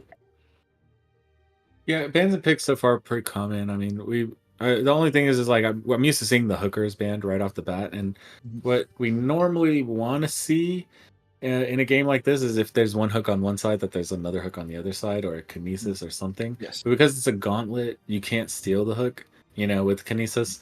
So I'm hoping to see some sort of like Kane, Adrenaline, like some sort of way to force the fight back to where you want it, or rally, like some sort of counter pick to this to make sure that Hellborn stays safe. But if not, I think it might be just a little bit one-sided to the Legion side early with the hooks, and if the hooks are missing without a stun combo, and Hellborn's able to dominate that Merrick's rune early, like the strategy has been for Straight Out of My Bed this entire tournament, then they might be able to use that early game money advantage, get those early items, and then the hook won't matter. But I really I would prefer to see a game where there's one hook versus another hook, but it's harder when you're playing against just one hook. What I think is going to happen because of that one hook is that I think Hellborn is going to have to go some tablets to try to pull people out, or to try to hook them in to counter that gauntlet. But we'll see. They might also play a bit more defensive, try to see if they can get. We still haven't seen a carry from Straight Out of My Bed. So we'll see what they end up picking as a carry. If they don't pick a carry, then we can expect this to be a short game, mostly because not because I think they're gonna lose, but because they have to end this early. And if they don't end this early, well, they're gonna lose. So they're gonna push hard. Yeah, I see what you're saying. But yeah, I would hope to see a physical carry here as well. Maybe something with a little range. Yes. But when I was asking you about your favorite physical carries, your favorite Yes. heroes. The heroes you mentioned to me were like Drunken Master or Pestilence, which are both mobile heroes and both melee. Yes. So interesting picks, and I'm wondering if we're going to see a melee physical carry here, or if we're going to see a ranged one. I don't think we will see that. Mostly because they don't have anyone, or they don't have that much ranged damage. So I think they're probably gonna end up going with like a Calamity, a Taro, someone like that. But they seem to be taking a while to pick. I think they're planning out the strategy right now. See what they want. I am. Pesty would be crazy to see here because with the Disham Yeah. armor reduction and the Pesty armor reduction, I think it could actually be massive. Maybe, especially considering they don't. B-Pro has no. Shadow Blade, melee / range. I guess we both are right. We're both right this time. Okay, when you don't know which one, go both. Exactly. No, Shadow Blade is a very, very good pick here. We've seen them play Shadow Blade before. They know how to play them. It's gonna be fun. Yeah, what a match. Got a good mix of both physical and magic damage on the Legion side, but I think you're lacking a little bit of the magic damage on the Hellborn side. So you're gonna have a little bit more of a burst down ability here. If Gauntlet does land that hook, they should secure the kill just fine. And because there's not a lot of burst down ability on the Hellborn side, and the fact that there is an Amphora on the Legion side, it's going to be a little bit tough for Hellborn to secure these kills, especially early game. So yeah, and I think late game, I think B-Pro wins this if we think that they both get the same amount of gold and XP. I think B-Pro wins in the late game. I think, however, it's going to be rough for them to get that. If Gauntlet doesn't manage to land the hooks, I think it's going to be very, very hard to actually beat the early game of Straight On My Bed currently. Okay, 2 prediction questions for you. First one is, just off of picks, which team do you think would win? Which team do you think is better? And the second one is, which player do you think is going to feed the first blood? Die first. All right, so you're asking me which player do I hate the most? No. Just you watch. You can watch their positioning for like the first 30 seconds to minute, and then let me know. But all right, I'll have to answer the first one. I think based on picks alone, if I'm looking at them, I'd have to say, even though there's a hook, I would go with Hellborn. I would go with Hellborn. I think the Defiler Demented is a very strong combo. They have a Bramble that can go in that front line with that ult, that also combos with the Demented ult. They have a very strong physical damage. Actually, they have basically no magic damage, so which might be a problem. We're gonna see what ends up happening. Demented lets people is gonna get rid of armor though, so this might end up being a very strong combo, regardless of what Legion tries to do. Yeah, they're really leaning heavily on the physical damage, but that can also be kind of counterable a little bit, right? When you plan for that. So Exactly. let's see if Legion prepares for that and picks up an early bulwark. Well, let's see if they notice that, and they play according to that. That's what I'm thinking. But yeah, if this drags on to late game, a Master of Arms Hammerstorm is much stronger than a Shadow Blade. So we're gonna see. These games have been surprising. A lot has happened. Yeah, it could go anyway. I don't think. Yeah, we were talking about Ultimate Bramble earlier and the carry potential that Bramble can have too. So it's not that he's completely over from Shadow Blade. No. Oh, there goes the stun hook combo. Huge hammer storm stun on the D-Sham, unexpected, and nice hook, but D-Sham gonna make it out just fine with the cape. Shadowblade counter initiating on the Nymphora, and Nymphora in a little bit of trouble, will pop a heal. Shadowblade realizing he's not gonna get the kill, gonna try and make it out alive. Depending on the D-Sham here for the cape, but the cape has already been either used or he's stunned, or yeah, he's stunned, and the cape has already been used as well, so it is what it is. 2 kills for the Legion side. Nice hook by Jaguar Dig, but that's okay because Hellborn's gonna take 2 kills back on their own and say, hey, you got 2 kills on us, but while you were trying to retreat, we're gonna get those 2 kills right back. So nice first blood, but we'll take our vengeance. Exactly. So it's going. All right, this game's already starting off very, very well with both teams fighting. You can see the Gauntlet is landing them hooks, even though that hook is only level 2. He's still able to hook people and get them out of position. Hook the right targets. He makes sure to not hook the Bramble because that would be useless. You can't hook the Bramble at this stage of the game. Yeah, hooking the Bramble would be a little bit tough. Bramble's probably going to end up walking away, especially with the D-Sham. So let's see who they're going to stun next. Yep. Now Hellborn aware of the strategy, only letting Bramble up front. Everyone else kind of standing a little bit back, ready for the Hammer Storm stun. And Bramble ready to take that hook if needed, hopefully. Nope, Bramble not taking the hook. Shadow going in. Majin and Vegeta really leaning heavily on the support here. Walking away just fine. Bramble doing really great job tanking here. D-Sham awesome support, helping the Bramble out. Alonia and the rest of the team really trying to get a kill here. Will finish it off. And Jaguar Dig even trying to get the hook there probably would have finished it off too. So yeah, great pick on that. For the Legion team, which is going to be people. Yeah, they're good at switching targets. Once they saw that Shadowblade couldn't get taken, they immediately switched and got the pick. They switched to the Bramble and got that pick.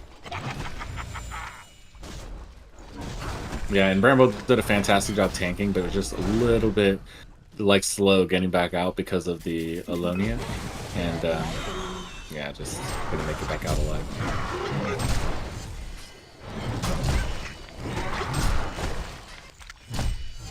Alright, but I think once alts come out, the game's going to change a bit.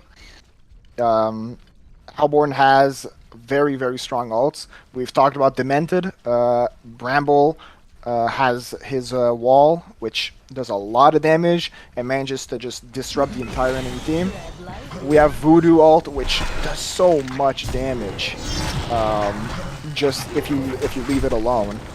Plus Defiler, which also does a lot of damage on someone that's very, very tanky. Alright, Hammer Stun coming in with a huge stun on Defiler. Bramble counter initiating, going straight onto the Nymphora. Shadowblade with a nice leap on the Nymphora will help with the kill there and get that out. Oh, but Gauntlet saying, Shadowblade, let me hook you and push you back to the base, but terrible timing on the port on tower. Shadowblade able to escape because, oh no, Alonia gonna get the kill, so awesome follow up there. Shadowblade not able to escape. The score now 4-3 in favor of B-Pro on 1-1 exchange there. Oh, but Gauntlet coming in with a hook on the Bramble. Nice follow-up Hammer Stun Storm. They're able to secure the kill. Defiler will now fall as well. Shadowblade trying to defend the base will also fall as well. They're going to secure 3 kills there. The score now 7-3 in favor of B-Pro. Alright. 4-0 Snark. Alonia doing a fantastic job being in position, spamming this harass. Alonia just really taking off early.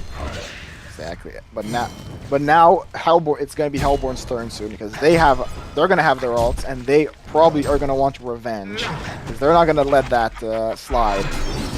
Well, here we go. Hammer Stun stunning Defiler. Gauntlet with the hook. D-Sham trying to keep Defiler alive. And Shadowblade and Bramble stepping up, trying to counter kill. We'll get the counter kill on the Nymphora. Nymphora to fall, but Defiler will also fall. Voodoo forced to use the ult. Will not do much damage on the Hammer Storm, but huge hook again by Jaguar Dig on Majin Vegeta. Shadowblade trying to make it out alive, but taking too much damage here. Might not be able to do it. Yeah, Alonia with just too much damage. We'll take him. Bramble coming in with the counter ulti, focusing down Novi Pirate on Moa. Moa having a little trouble escaping will fall. Defiler trying to chase Jaguar Dig down. Jaguar Dig is going to make it out just fine and probably look for another hook opportunity. So Here it is. There's the hook, and he finds the Defiler. Defiler in a bad position will get hooked, and beautiful play by Yaghardeg. Novi a little overexposed, will get positioned out and get taken down by the entire Hellborn team, especially Shadowblade. That is going to be Maji and Vegeta doing a lot of work here on the Shadowblade at a 5 and 4. He has died four times. He has 5 kills, but he worked really hard for all 5 of those kills. Versus really had to get into those fights and risk his life each time. So manning up each time, Majin Vegeta, good job there. I like to see it. Yeah, this is getting. There's a lot of fighting here. We've 6 minutes in, and there's already 18 kills. So I think this game's gonna go a bit faster. There's gonna be a lot more deaths, a lot more plays being had compared to some of the other games where one of the teams been more passive, trying to get that upper hand. I think that hook is really making. Yep, there it is. Changing up. Yaghardeg with a beautiful hook on Disham. Disham tableted in, a little overexposed, even with the cape is probably going to fall here. Alonia doing so much AoE damage here. Hammerstorm trying to get back because he's a bit overexposed, but with that Voodoo stun and the Voodoo ulti doing too much work, Hammerstorm is going to fall. Voodoo ult is now over. Alonia trying to get a counter pick on the Bramble, but not going to be enough damage. Bramble going to make it out back to safety just fine. Great play there. Score now 12-8 in favor of B-Pro. Yep. All right. So yeah, as we can see, the game is very much not over right now. Yes, the hook is giving an advantage, but straight out of my bed, with their ult, such powerful team fight potential. It is managing to hold on really, really well. They're managed to countering whenever someone gets hooked. They don't back up, they go right in. They do. They're no fear, ready to fight, constant action. Whether you're losing or not, it seems like Hellborn's also ready. So it's like, both teams at the skill level trying to make as much action happen and just get as many kills as they can. I love to see it. Yep. Oh, I think this is just the start of the game. This game might actually go on for a bit. I think, and it's gonna get. I think it's gonna get more and more interesting as it goes on. Especially once those players start getting more items, more utility. On Bramble, hold that thought for me, Thickless. Bramble gonna counter push. Try and get in here. No, gonna probably retreat. Shadowblade saying, hey, Hammerstorm might be cut out here, but Mola seeing the same thing. Gonna pop an ulti on the Hammerstorm to save him. Bramble with the counter push. Gonna throw an ulti. Voodoo with a beautiful stun ult combo here. Defiler doing a lot of work with his ulti, but Voodoo probably getting, I think, maybe tableted out of position there. Ended up dying there. So Shadow doing a lot of work, but will get caught onto the Legion side and targeted down by the Gauntlet and the Hammer. Now trying to chase down this Defiler with the rest of his team. Gauntlet coming up, getting the hook on the Defiler before he can pour it out, and will get the kill before he goes back to base and regens on mana. So nice play there by Yaghardeg on Gauntlet. Yep. Score now 16-11. What do you think about that fight, Nicholas? I think that it is getting more and more rough for Hellborn. You've noticed, but Hammer and Gauntlet are getting armor, and it's getting very hard to kill them. They are getting very tanky. Hellborn is having trouble killing them. The rest of the team goes down pretty quickly, but not those two. And those two look like they're enough to sometimes win fights. Well, that fight, what I will say, Hellborn was dying on the Legion side, so even they're down by 5 kills, right? Like Hellborn has no fear, so they're willing to fight on the other team and try and get the kill, and that's Bramble really manning up there. So Victoria got hooked there, tried to tablet herself back out, but still wasn't enough with the Alonia damage. Just too much harass and ended up falling there. So the score now 17-11 in favor of B-Pro. Yeah. So again, one more pick. We're seeing that a hook. Really getting some value out of it. Just keep hooking him, keep trying to get picks.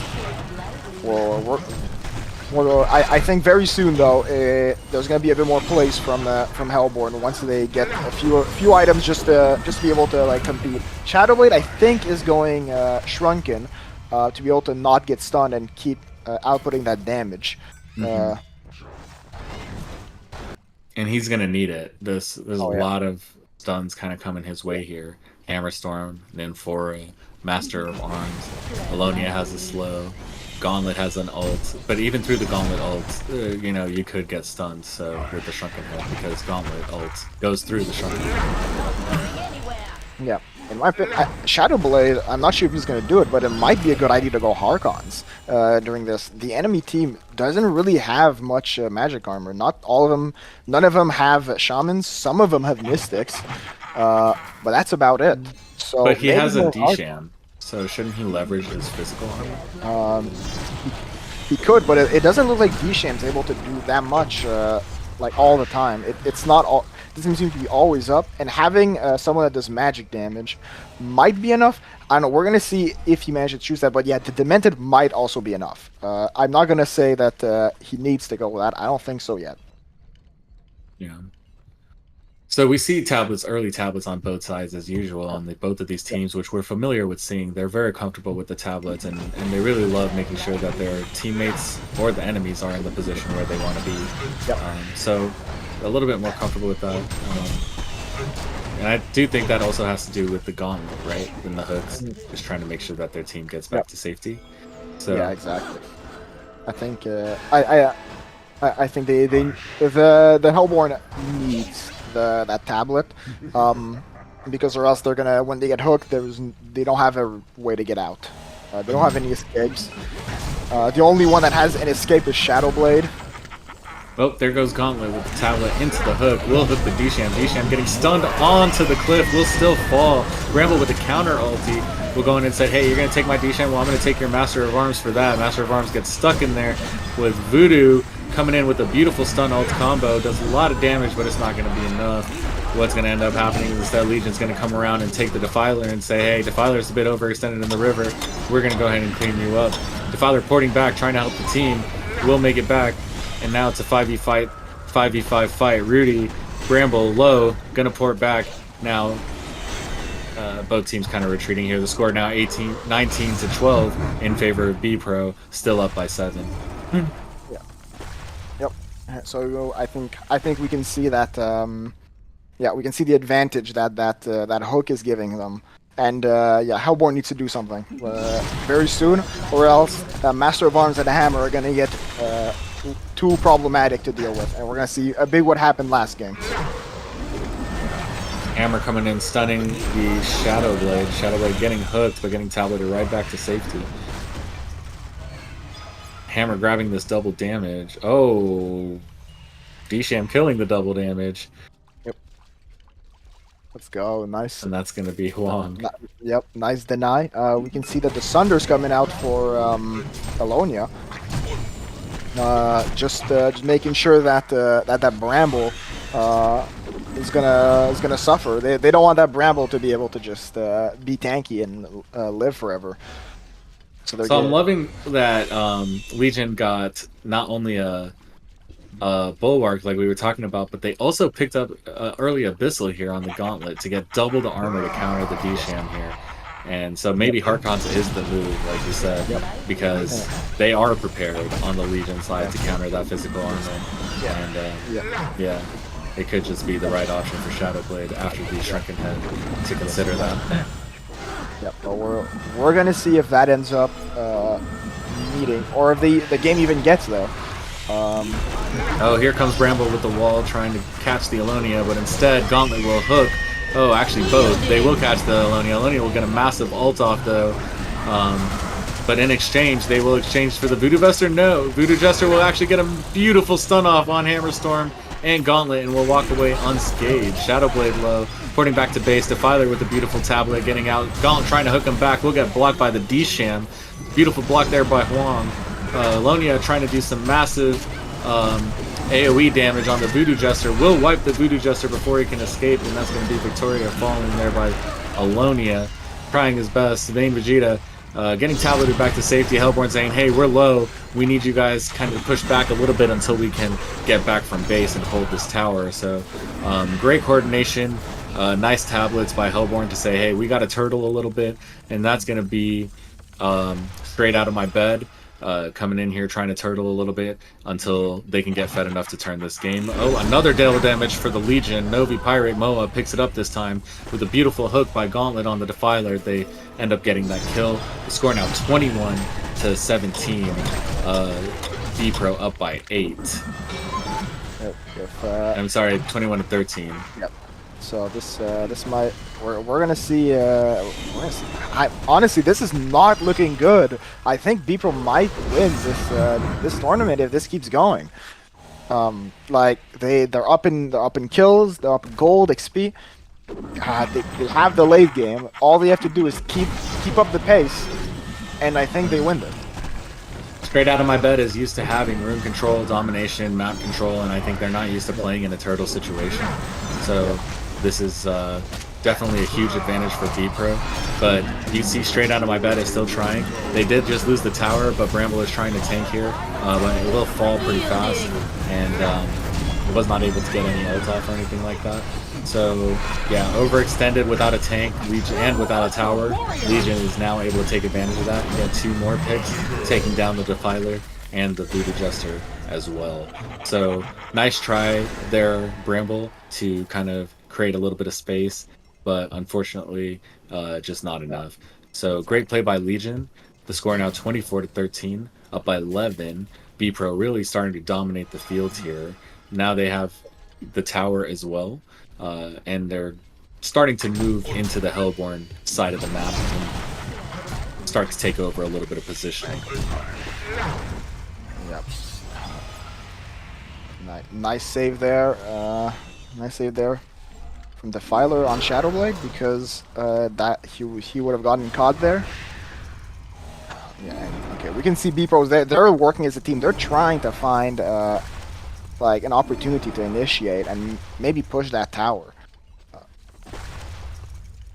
They definitely have the strength right now to do that.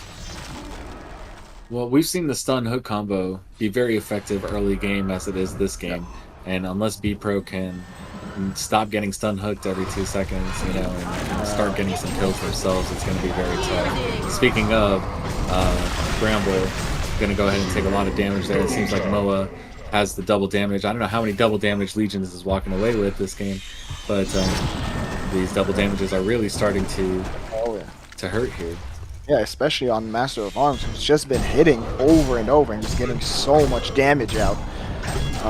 You can really Speaking see of, they're going to try and leverage the double damage to get another one at HoN. Gain some experience, gain the double damage. Hellborn, I'm not sure what their strategy is, if they want to push here or if they want to... Alright, we'll see what they end up doing. Yeah, Straight Out of My Bed is really in a tough position here. They kept Transmutant's time, which means I think they're trying to end this as soon as possible. Shadowblade getting hooked again. Moa with the double damage, melting him in no time. Voodoo with a beautiful stun and ult, doing so much damage. Melting Legion here. Yeah, Legion a little bit overextended, now starting to take a lot of that damage. We'll get picked a few here themselves. Hellborn now walking away with a few picks themselves off of that fight, even though Moa came in with the power rune. Hellborn ended up walking away with a few kills, which I like to see. Gauntlet coming in with a huge hook on Defiler with the help of Hammerstorm. But beautiful tablet. Not going to be enough with the Gauntlet ult. Gauntlet ult will take down Disham into trouble. Voodoo trying to help with the stun, but Disham, will they make it out? Yes, the cape is going to help. Gauntlet still chasing him down. Is it going to be enough? No. Lonia kind of ulting nothing there. Oh, will ult Shadowblade. That's about it. Shadowblade not taking too much damage off that ult. Is going to be just fine. And so the score now 30-17. Hellborn hanging on by a thread. Legion going to Zorgat to go ahead and finish off Transmutanstein there. Well, we're gonna see if they're able to pull off what B-Pro did to them last game. But right now, this is not looking good for Hellborn. Has been slain. I agree. Hellborn is in a lot of trouble. Bramble coming in, trying to start a fight here. Huge hook there by the Gauntlet onto the Hammerstorm. Shadowblade now in trouble. Gauntlet providing huge backup there. Bramble also in trouble, backing up, trying not to get picked by this Master of Arms who's just doing massive damage. Novi Pirate with already the shield breaker coming in and just doing massive damage. Voodoo Jester melting to Novi as well. Beth Raisin also coming in, melting to Novi. Novi Pirate just doing a lot of work here with these double damage again, just like every rune this game. Oh my god. Quite unfortunate. When it rains, it pours. Yeah, oh my god. Dude, if I could have that same luck in my games, I think my win rate would go up. Oh my god. So much double damage. Yaghar Dig now not even needing the stun, just going in for the hooks. Grabbing them out of position. Moa with the double damage, coming in, cleaning up. Beautiful ulti there by Alonia, which is going to be Snark, who did fantastic job with AoE harass this entire game. B-Pro coming back from a 0 to 1 loss, winning 2 in a row, winning the finals of this Midwars tournament. Well, congratulations, B-Pro. Congratulations. That was very fun to watch. All absolutely. Right. Nicholas, who do you think was MVP that game? That game, it is so hard to say. Honestly, I would say the Gauntlet and Hammer, both of them together. They both went armor. They both managed to combo perfectly with their stun hook combo, and they just kept getting picks over and over. Whenever anything was like, whenever someone got their team was getting pushed, they just didn't care and went straight for the right target together, like comboing, and they ended up getting picks. And that's what ended up winning them the game. I think MVP to both of those players.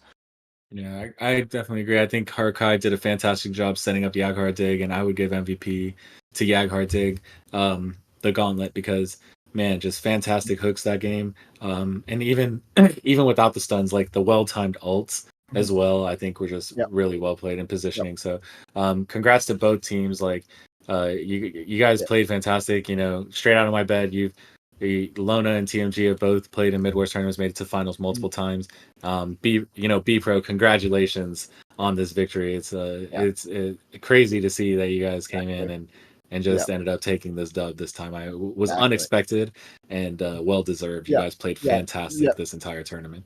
Yeah, B Pro were the underdogs, and they ended up winning, and that's awesome. It was.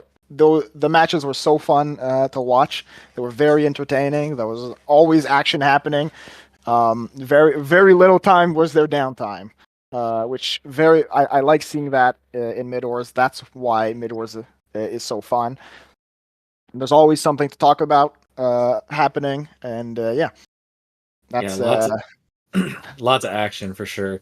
So everyone watching this tournament, everyone watching these amazing teams, don't go away quite yet. We have a nice little surprise for you. We have some of the players coming in to be interviewed here for a post-tournament interview. So if you're interested in hearing what the players have to say, these awesome people who have put in all this time, they are going to tell you about their experience coming up shortly. So just hang on and we'll be right back. Okay. I guess we go. Yeah. Okay. Yeah. Well, we can keep talking about the rest of the tournament. Yeah. Well, I think the teams this time for the tournament were there was a lot of teams I didn't really know about that I liked watching. HY, which we saw in the semifinals, really had played really well there. There were like 40-minute games, both of them, against straight out of my bed. Hypno Siepin, yeah. Those two were very, very fun matches to watch. Oh, hello. And I think here come the players. Hey everyone, how's it going? Great. Just fine. Hello. Right. What's up? Congratulations, both teams. You guys played fantastic. Huge shout out, congratulations B Pro for winning.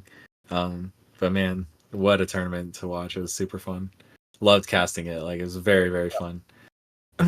No, thanks. Awesome gameplay. Like, I hope that if you guys rewatch that you enjoy as well. The commentary. Hopefully, a lot was happening. Was was fun. Yeah, and I think we have a few questions for you guys. Gucci, do you wanna take it away? Start it off. Yeah, sure. So how did you guys end up like meeting your other teammates that you decided to just you know Rurik can play? maybe answer first. What to answer? They asked, how did you meet your teammates? I guess, right? How I did meet them? Yeah, through HoN, or like do you play a No, long time all together, through or- fun. Yeah, like 10 years, or yeah, some people 10 years, some just 1 year ago. It's kind of mixed up. Hmm. Okay. Okay, so Yeah. no. All right, everyone through Han. It's fun. Yeah. How was it? Did you just like meet them like while you were playing a game and then you had them on your team? You're like, wow, I like how this guy plays, and you kind of like invited them to your group or something, or was it like you joined a Discord and or something like that? It was just like that. They randomly meet up in the match, and then we played together. All right. Sweet. All right. Well, that's cool. So For us, that's how me and Gucci met too. for us, it's a Yeah. bit more elaborate. Me and Lucas played on the same team in like 2016 for the first time, Mm-hmm. and well, Yahar Day or Marcus is Lucas's younger brother, Okay. and Novi we've played with for quite a few years now. Mm-hmm. Yeah. And well, Pew Pew is new for us. She's a Novi's friend, I believe, and Okay. we didn't Talk first didn't want to play Midwars, so we had to get someone. So people played well, and Okay. we were happy with the performance. It's no problem. Mm-hmm. Are you Okay. all from Sweden, by the way? No. I'm from Finland, and I don't know where Pew Pew is from, but Novi is from Lithuania, I believe. Ah, okay. So, but I must give a big shout out to Pew Pew for rigging for us and having a fantastic performance pretty much almost every game. yeah, PP. Yeah, same. I'm gonna give it back. Yeah, fantastic to watch him play. He did really good support this past game too. Like, yeah, I agree with that. What were some of your favorite parts of this tournament? You know, you got to play lots of. It was kind of an open tournament, round robin tournament. You got to play lots of games here. You know, what were some of your favorite parts? I enjoyed the fucking group stage because you could actually you could go into the game and not feel like you would not get to play anymore if you got knocked out. So it was more enjoyable that way, that I didn't have to stress. And I mean, of course, you try your best, but you don't have to stress about getting knocked out early on. Yeah. You didn't feel like if you lost one game, you would lose the entire tournament. The one game we lost this entire tournament was when we played on. We lost 2 games. Oh yeah, in Lona this time around. Yeah, sure. Yeah. But, we lost in the grand finals here and versus some Peruvian team on 200 ping. Mm-hmm. That wasn't too enjoyable. Yeah, the 200 ping is a bit much to win with. Yeah, it's hard to deal there, I must say. So what was like the moment like you decided, hey, we should join a tournament? Like, you know, like what was that deciding factor? Like what would entice new other players to also join a tournament like this? I mean, for me and Lucas, I think it's just been a kind of a given because we both were very young when we started playing competitively or semi-competitively, you could say, and it's been just given that we just want to play in every tournament. We enjoy playing competitively, but I think for like your average player, it would be more like I think the hard part is finding like-minded players with you. I think. Like it's been very easy for me. I've had Lucas for so long, and he's been mostly recruiting, not me. Yeah, sure. But it's we both like theory crafting and thinking of drafts and stuff. And in Midwars, you kind of have to think a completely different way as to First of Caliban. Yeah, the Which meta's I've very come to enjoy to some point. Yeah, it's different, but it's still fun. A lot of the same a lot of like I would say kind of repetitive bans and picks this tournament. Was there like a specific reason that you were kind of aiming to pick kind of I won't say the same heroes repetitively, but like I guess more heroes you're familiar with, maybe, or maybe more of a meta that's kind of being picked by most people at this time, or I think we banned Pearl every single Yeah, game. like yeah, I think Pearl is the only hero I banned every single game because I'm not playing against that bullshit. I understand you so much. What about Rudy? What do you think of? Because you draft for the Lona team, so. In our team, we had like no hooker which can play hooker, so that's why we banned the hookers like through the whole tournament. Oh. And we have also kind of hook magnets on our team, so also a reason to ban them. But yeah, we didn't like the Berserker ban, we must say, Yeah, from you guys. I mean, like banning War Chief and Berserker against you guys is like. It was like a respect ban. We figured out. I was like thinking when you first picked Defiler in the last game, I was like, okay, so you're gonna pick Berserker or DS here, like 100%. Yeah. I was gonna ask that because I saw that Berserker was always banned. I found that kind of odd. I was like, why is Berserker always banned? It's really good, but it's also that I think the way the bans go, we first pick something and they always end up getting demented. And that having Berserker with 1 billion armor is fucking impossible to kill. Yeah. I can see that. I kind of feel bad for the I feel like first pick is so impactful in this. Yeah, it's super impactful. That we won the last roll and got the first pick in the last game, and that forced you into a decision where we either get Behemoth or one hooker, basically. Yeah. So in game 2 of this round of the finals, right? You know, B Pro, you're down, you're turtling. What's going on in your head during this time when you're down those 2 towers? I mean, we kind of. I think we didn't acknowledge we have very good late game. Like Predator, they had one good hero against Predator, and we had a Monarch. So they had CD, so he starts turning damage. We Monarch ulti, and I just run out basically. And in during that time when we were losing, and we have the turtle, it really is we just need good engagements, and we can always win them because we have the heroes and the everything required. So it's just killing time until then and making the best out of it. Yeah, exactly. Connor can shield farm the ancients and WTP out if needed. And we just nuke the waves until an opportunity arises, pretty much. Yeah, we saw that while we were watching. You guys were turtling, but you weren't just standing behind tower. You were really trying to get as much control as you could, even if you were you weren't at the advantageous position. Arkai, when you were farming creeps top as Pred, was your team getting frustrated as towers were falling? No. I made sure it's fine. I said I want to go farm creeps. I have TP ready, so if you guys need me, just I'm gonna be watching. I'll TP as soon as you need me.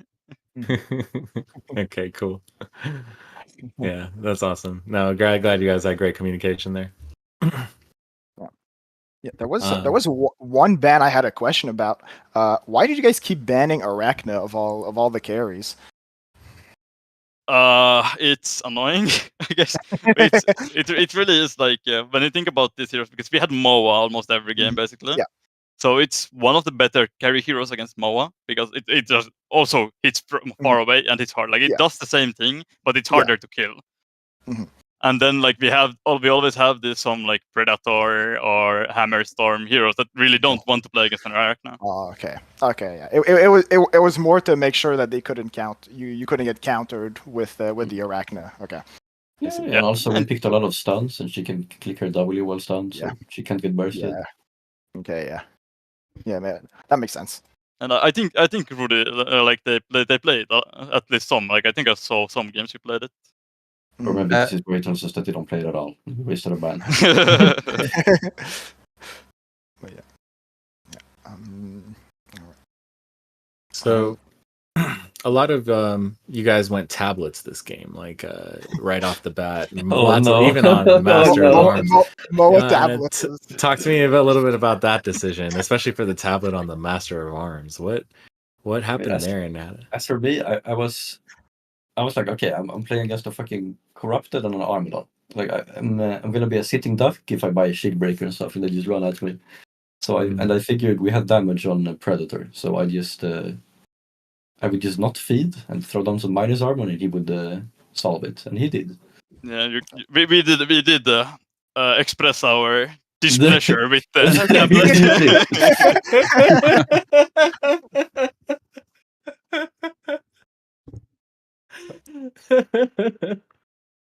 But I think I remember I tablet in Armadon and we killed him and we got like 350 gold, and then I said, "Oh, I just gotta do it for like five more times, and it'll be worth it. I promise." The tablets were so funny when he was staying on the room. You pushed them away and took yourself the rune. Yeah. Yeah, You had to laugh there a little bit also. Yeah. Oh yeah, I did that, and my team was filming me because I would have been super dead if you guys were ready. But I'm like, nah. Yeah, there was a moment where you guys just would like tablet the Armadon like into the enemy and then back out. Just keep doing that. Yeah, we were juggling the Armadon back and forth. Like, Yeah. It was really a stalemate. I loved it, and I was playing the thread, so it was like me and Armadon just staring at each other. Like me, I hit him a couple of times. Like we're just staring at each other. No one is gonna die. No damage is gonna be exchanged. But No. Yeah, that was a fun moment in that game. Yeah, but it's funny how it comes down to this mini. It's like to some point of this game, it comes down to this mini game of tableting people. Yep. Into your team. Yeah, the tablet and Storm Spirit are they're items you don't see that much in the lower ranks, but they're items that if you know how to use, they can carry your in like the game basically if you know how to use them. Like tablet is a poor man's hook, pretty much. Yeah, Exactly. Yeah. Exactly. Right. So, do you guys have any questions for each other? Yeah. I did ask my question. I don't know. It wasn't really a question. I just said I feel bad about the first pick, but I don't know. I feel like No, it's okay. It's random, so it is what it is. Yeah. I wish it was like if I wish they changed the pick format a bit, I guess. Yeah, Like, it's kind of boring, maybe right? just for me. Always the same heroes. Like, But it seems like at one game you were trying to leave only Devourer open for us so we could pick it, so you could possibly get Kinesis, but we banned it. So you had to ban Devourer as well. In the last game when you did end up giving us Gauntlet instead, were you considering leaving Prisoner Devourer open so you could have Kinesis? Or is it just because you don't have... we wanted to let you guys have the weakest hooker and let's see how it goes, because we didn't want you guys to have BMF. Yeah. That was the reason. Fair enough. So yeah, but the hook magnets, yeah. I mean, I don't really like Kinesis either. Like, it's like if opponents have hook, you kinda have to pick it sometimes to get yourself a hook. Yeah. But I don't think the hero is very good in Midwars in general. Yeah. It's hard to make him work in Midwars. But in terms of that picking phase, I think they should really make either a completely separate picking system for Midwars, or like just add some bans or something. Because every game, it's just there's a few contested heroes that are always going to get first pick, and then it's every game it's the same heroes, or at least the same type of heroes. Yeah. And maybe have it so that the hookers are always banned, like when you start the game or something. What do you mean? Yeah, we would have been happy playing hook versus hook every game. But... okay. Yeah, I do think one additional ban would be nice. I do think that was something that they were intending on adding before the game closed down, but due to the game closing down, they weren't able to add it in time. So I don't. Yeah, so it's okay. We'll see what ends up happening in the future with all of that. But yeah, with this tournament, I mean, it was just so fun watching you guys, man. Y'all played amazing. I gotta say, it was a lot of skill coming from both teams, and you surprised me in a lot of different ways. There were fights that looked like were about to be a roll, and then out of nowhere would completely turn and flip the script. And you know, I don't know if it was just like your awesome supports who were able to help you do that, but you guys have really impressive gameplay this entire tournament. So love to see it. Thanks. Yeah. I like podcasting. Oh yeah, had it anytime. Had a blast. It was fun. It was this wasn't work. This was fun. Do you guys have any shout outs that you want to give before? Yeah, shout out to my team. Everyone played very well. I'm proud of them. And see you later in the games. The next future tournament, maybe. Shout out to PPO again. And also shout out to BPro. It was fun to play against you guys. Thank you. Same goes for you, and I guess I want to shout out Zapparn for being ready to ring for us yesterday, even though we didn't end up needing him. But good thing we had someone ready. Yes, that's nice. All right. Well, Awesome. right. Well, congrats again. And, thank you guys for coming on for this interview. We appreciate it. And yeah, hope to see you guys around in the games in the future. Yeah, hopefully we'll cross each other on in the game. Yeah, we'll be there. Till next time. Before we sign out here, I just want to give a few shout outs. Huge shout out to Paradise for throwing this amazing Midwars tournament. Put in a lot of work to organize all of these teams and to host everything every single time. Do a fantastic job, and like love casting these tournaments and being here and being a part of it. Shout out to the devs for keeping this game alive, and all the volunteers in the Discord who do that as well. And then shout out to, of course, Gucci Gang, all the officers, you know who you are, Sooner Magic, Asper and I, Backdoor Bill, and our super supporters, Remy, Mace, Talent. We see you, appreciate you. And yeah, and of course, Thickless, thanks for co-casting with me. It was super fun. Yep. Yeah, this was great. Yep.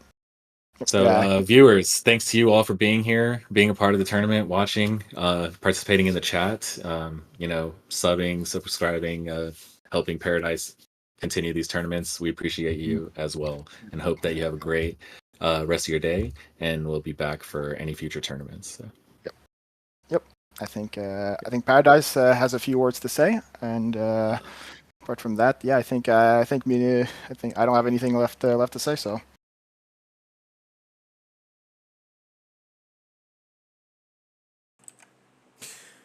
All right, that was Gucci Donut and Thickless and Snark. And if I'm not mistaken, let me just get everybody's name straight in here. Karth, actually, and the leader of Steam Straight Out of Bed, and which is Rudy, if I spelled that correctly.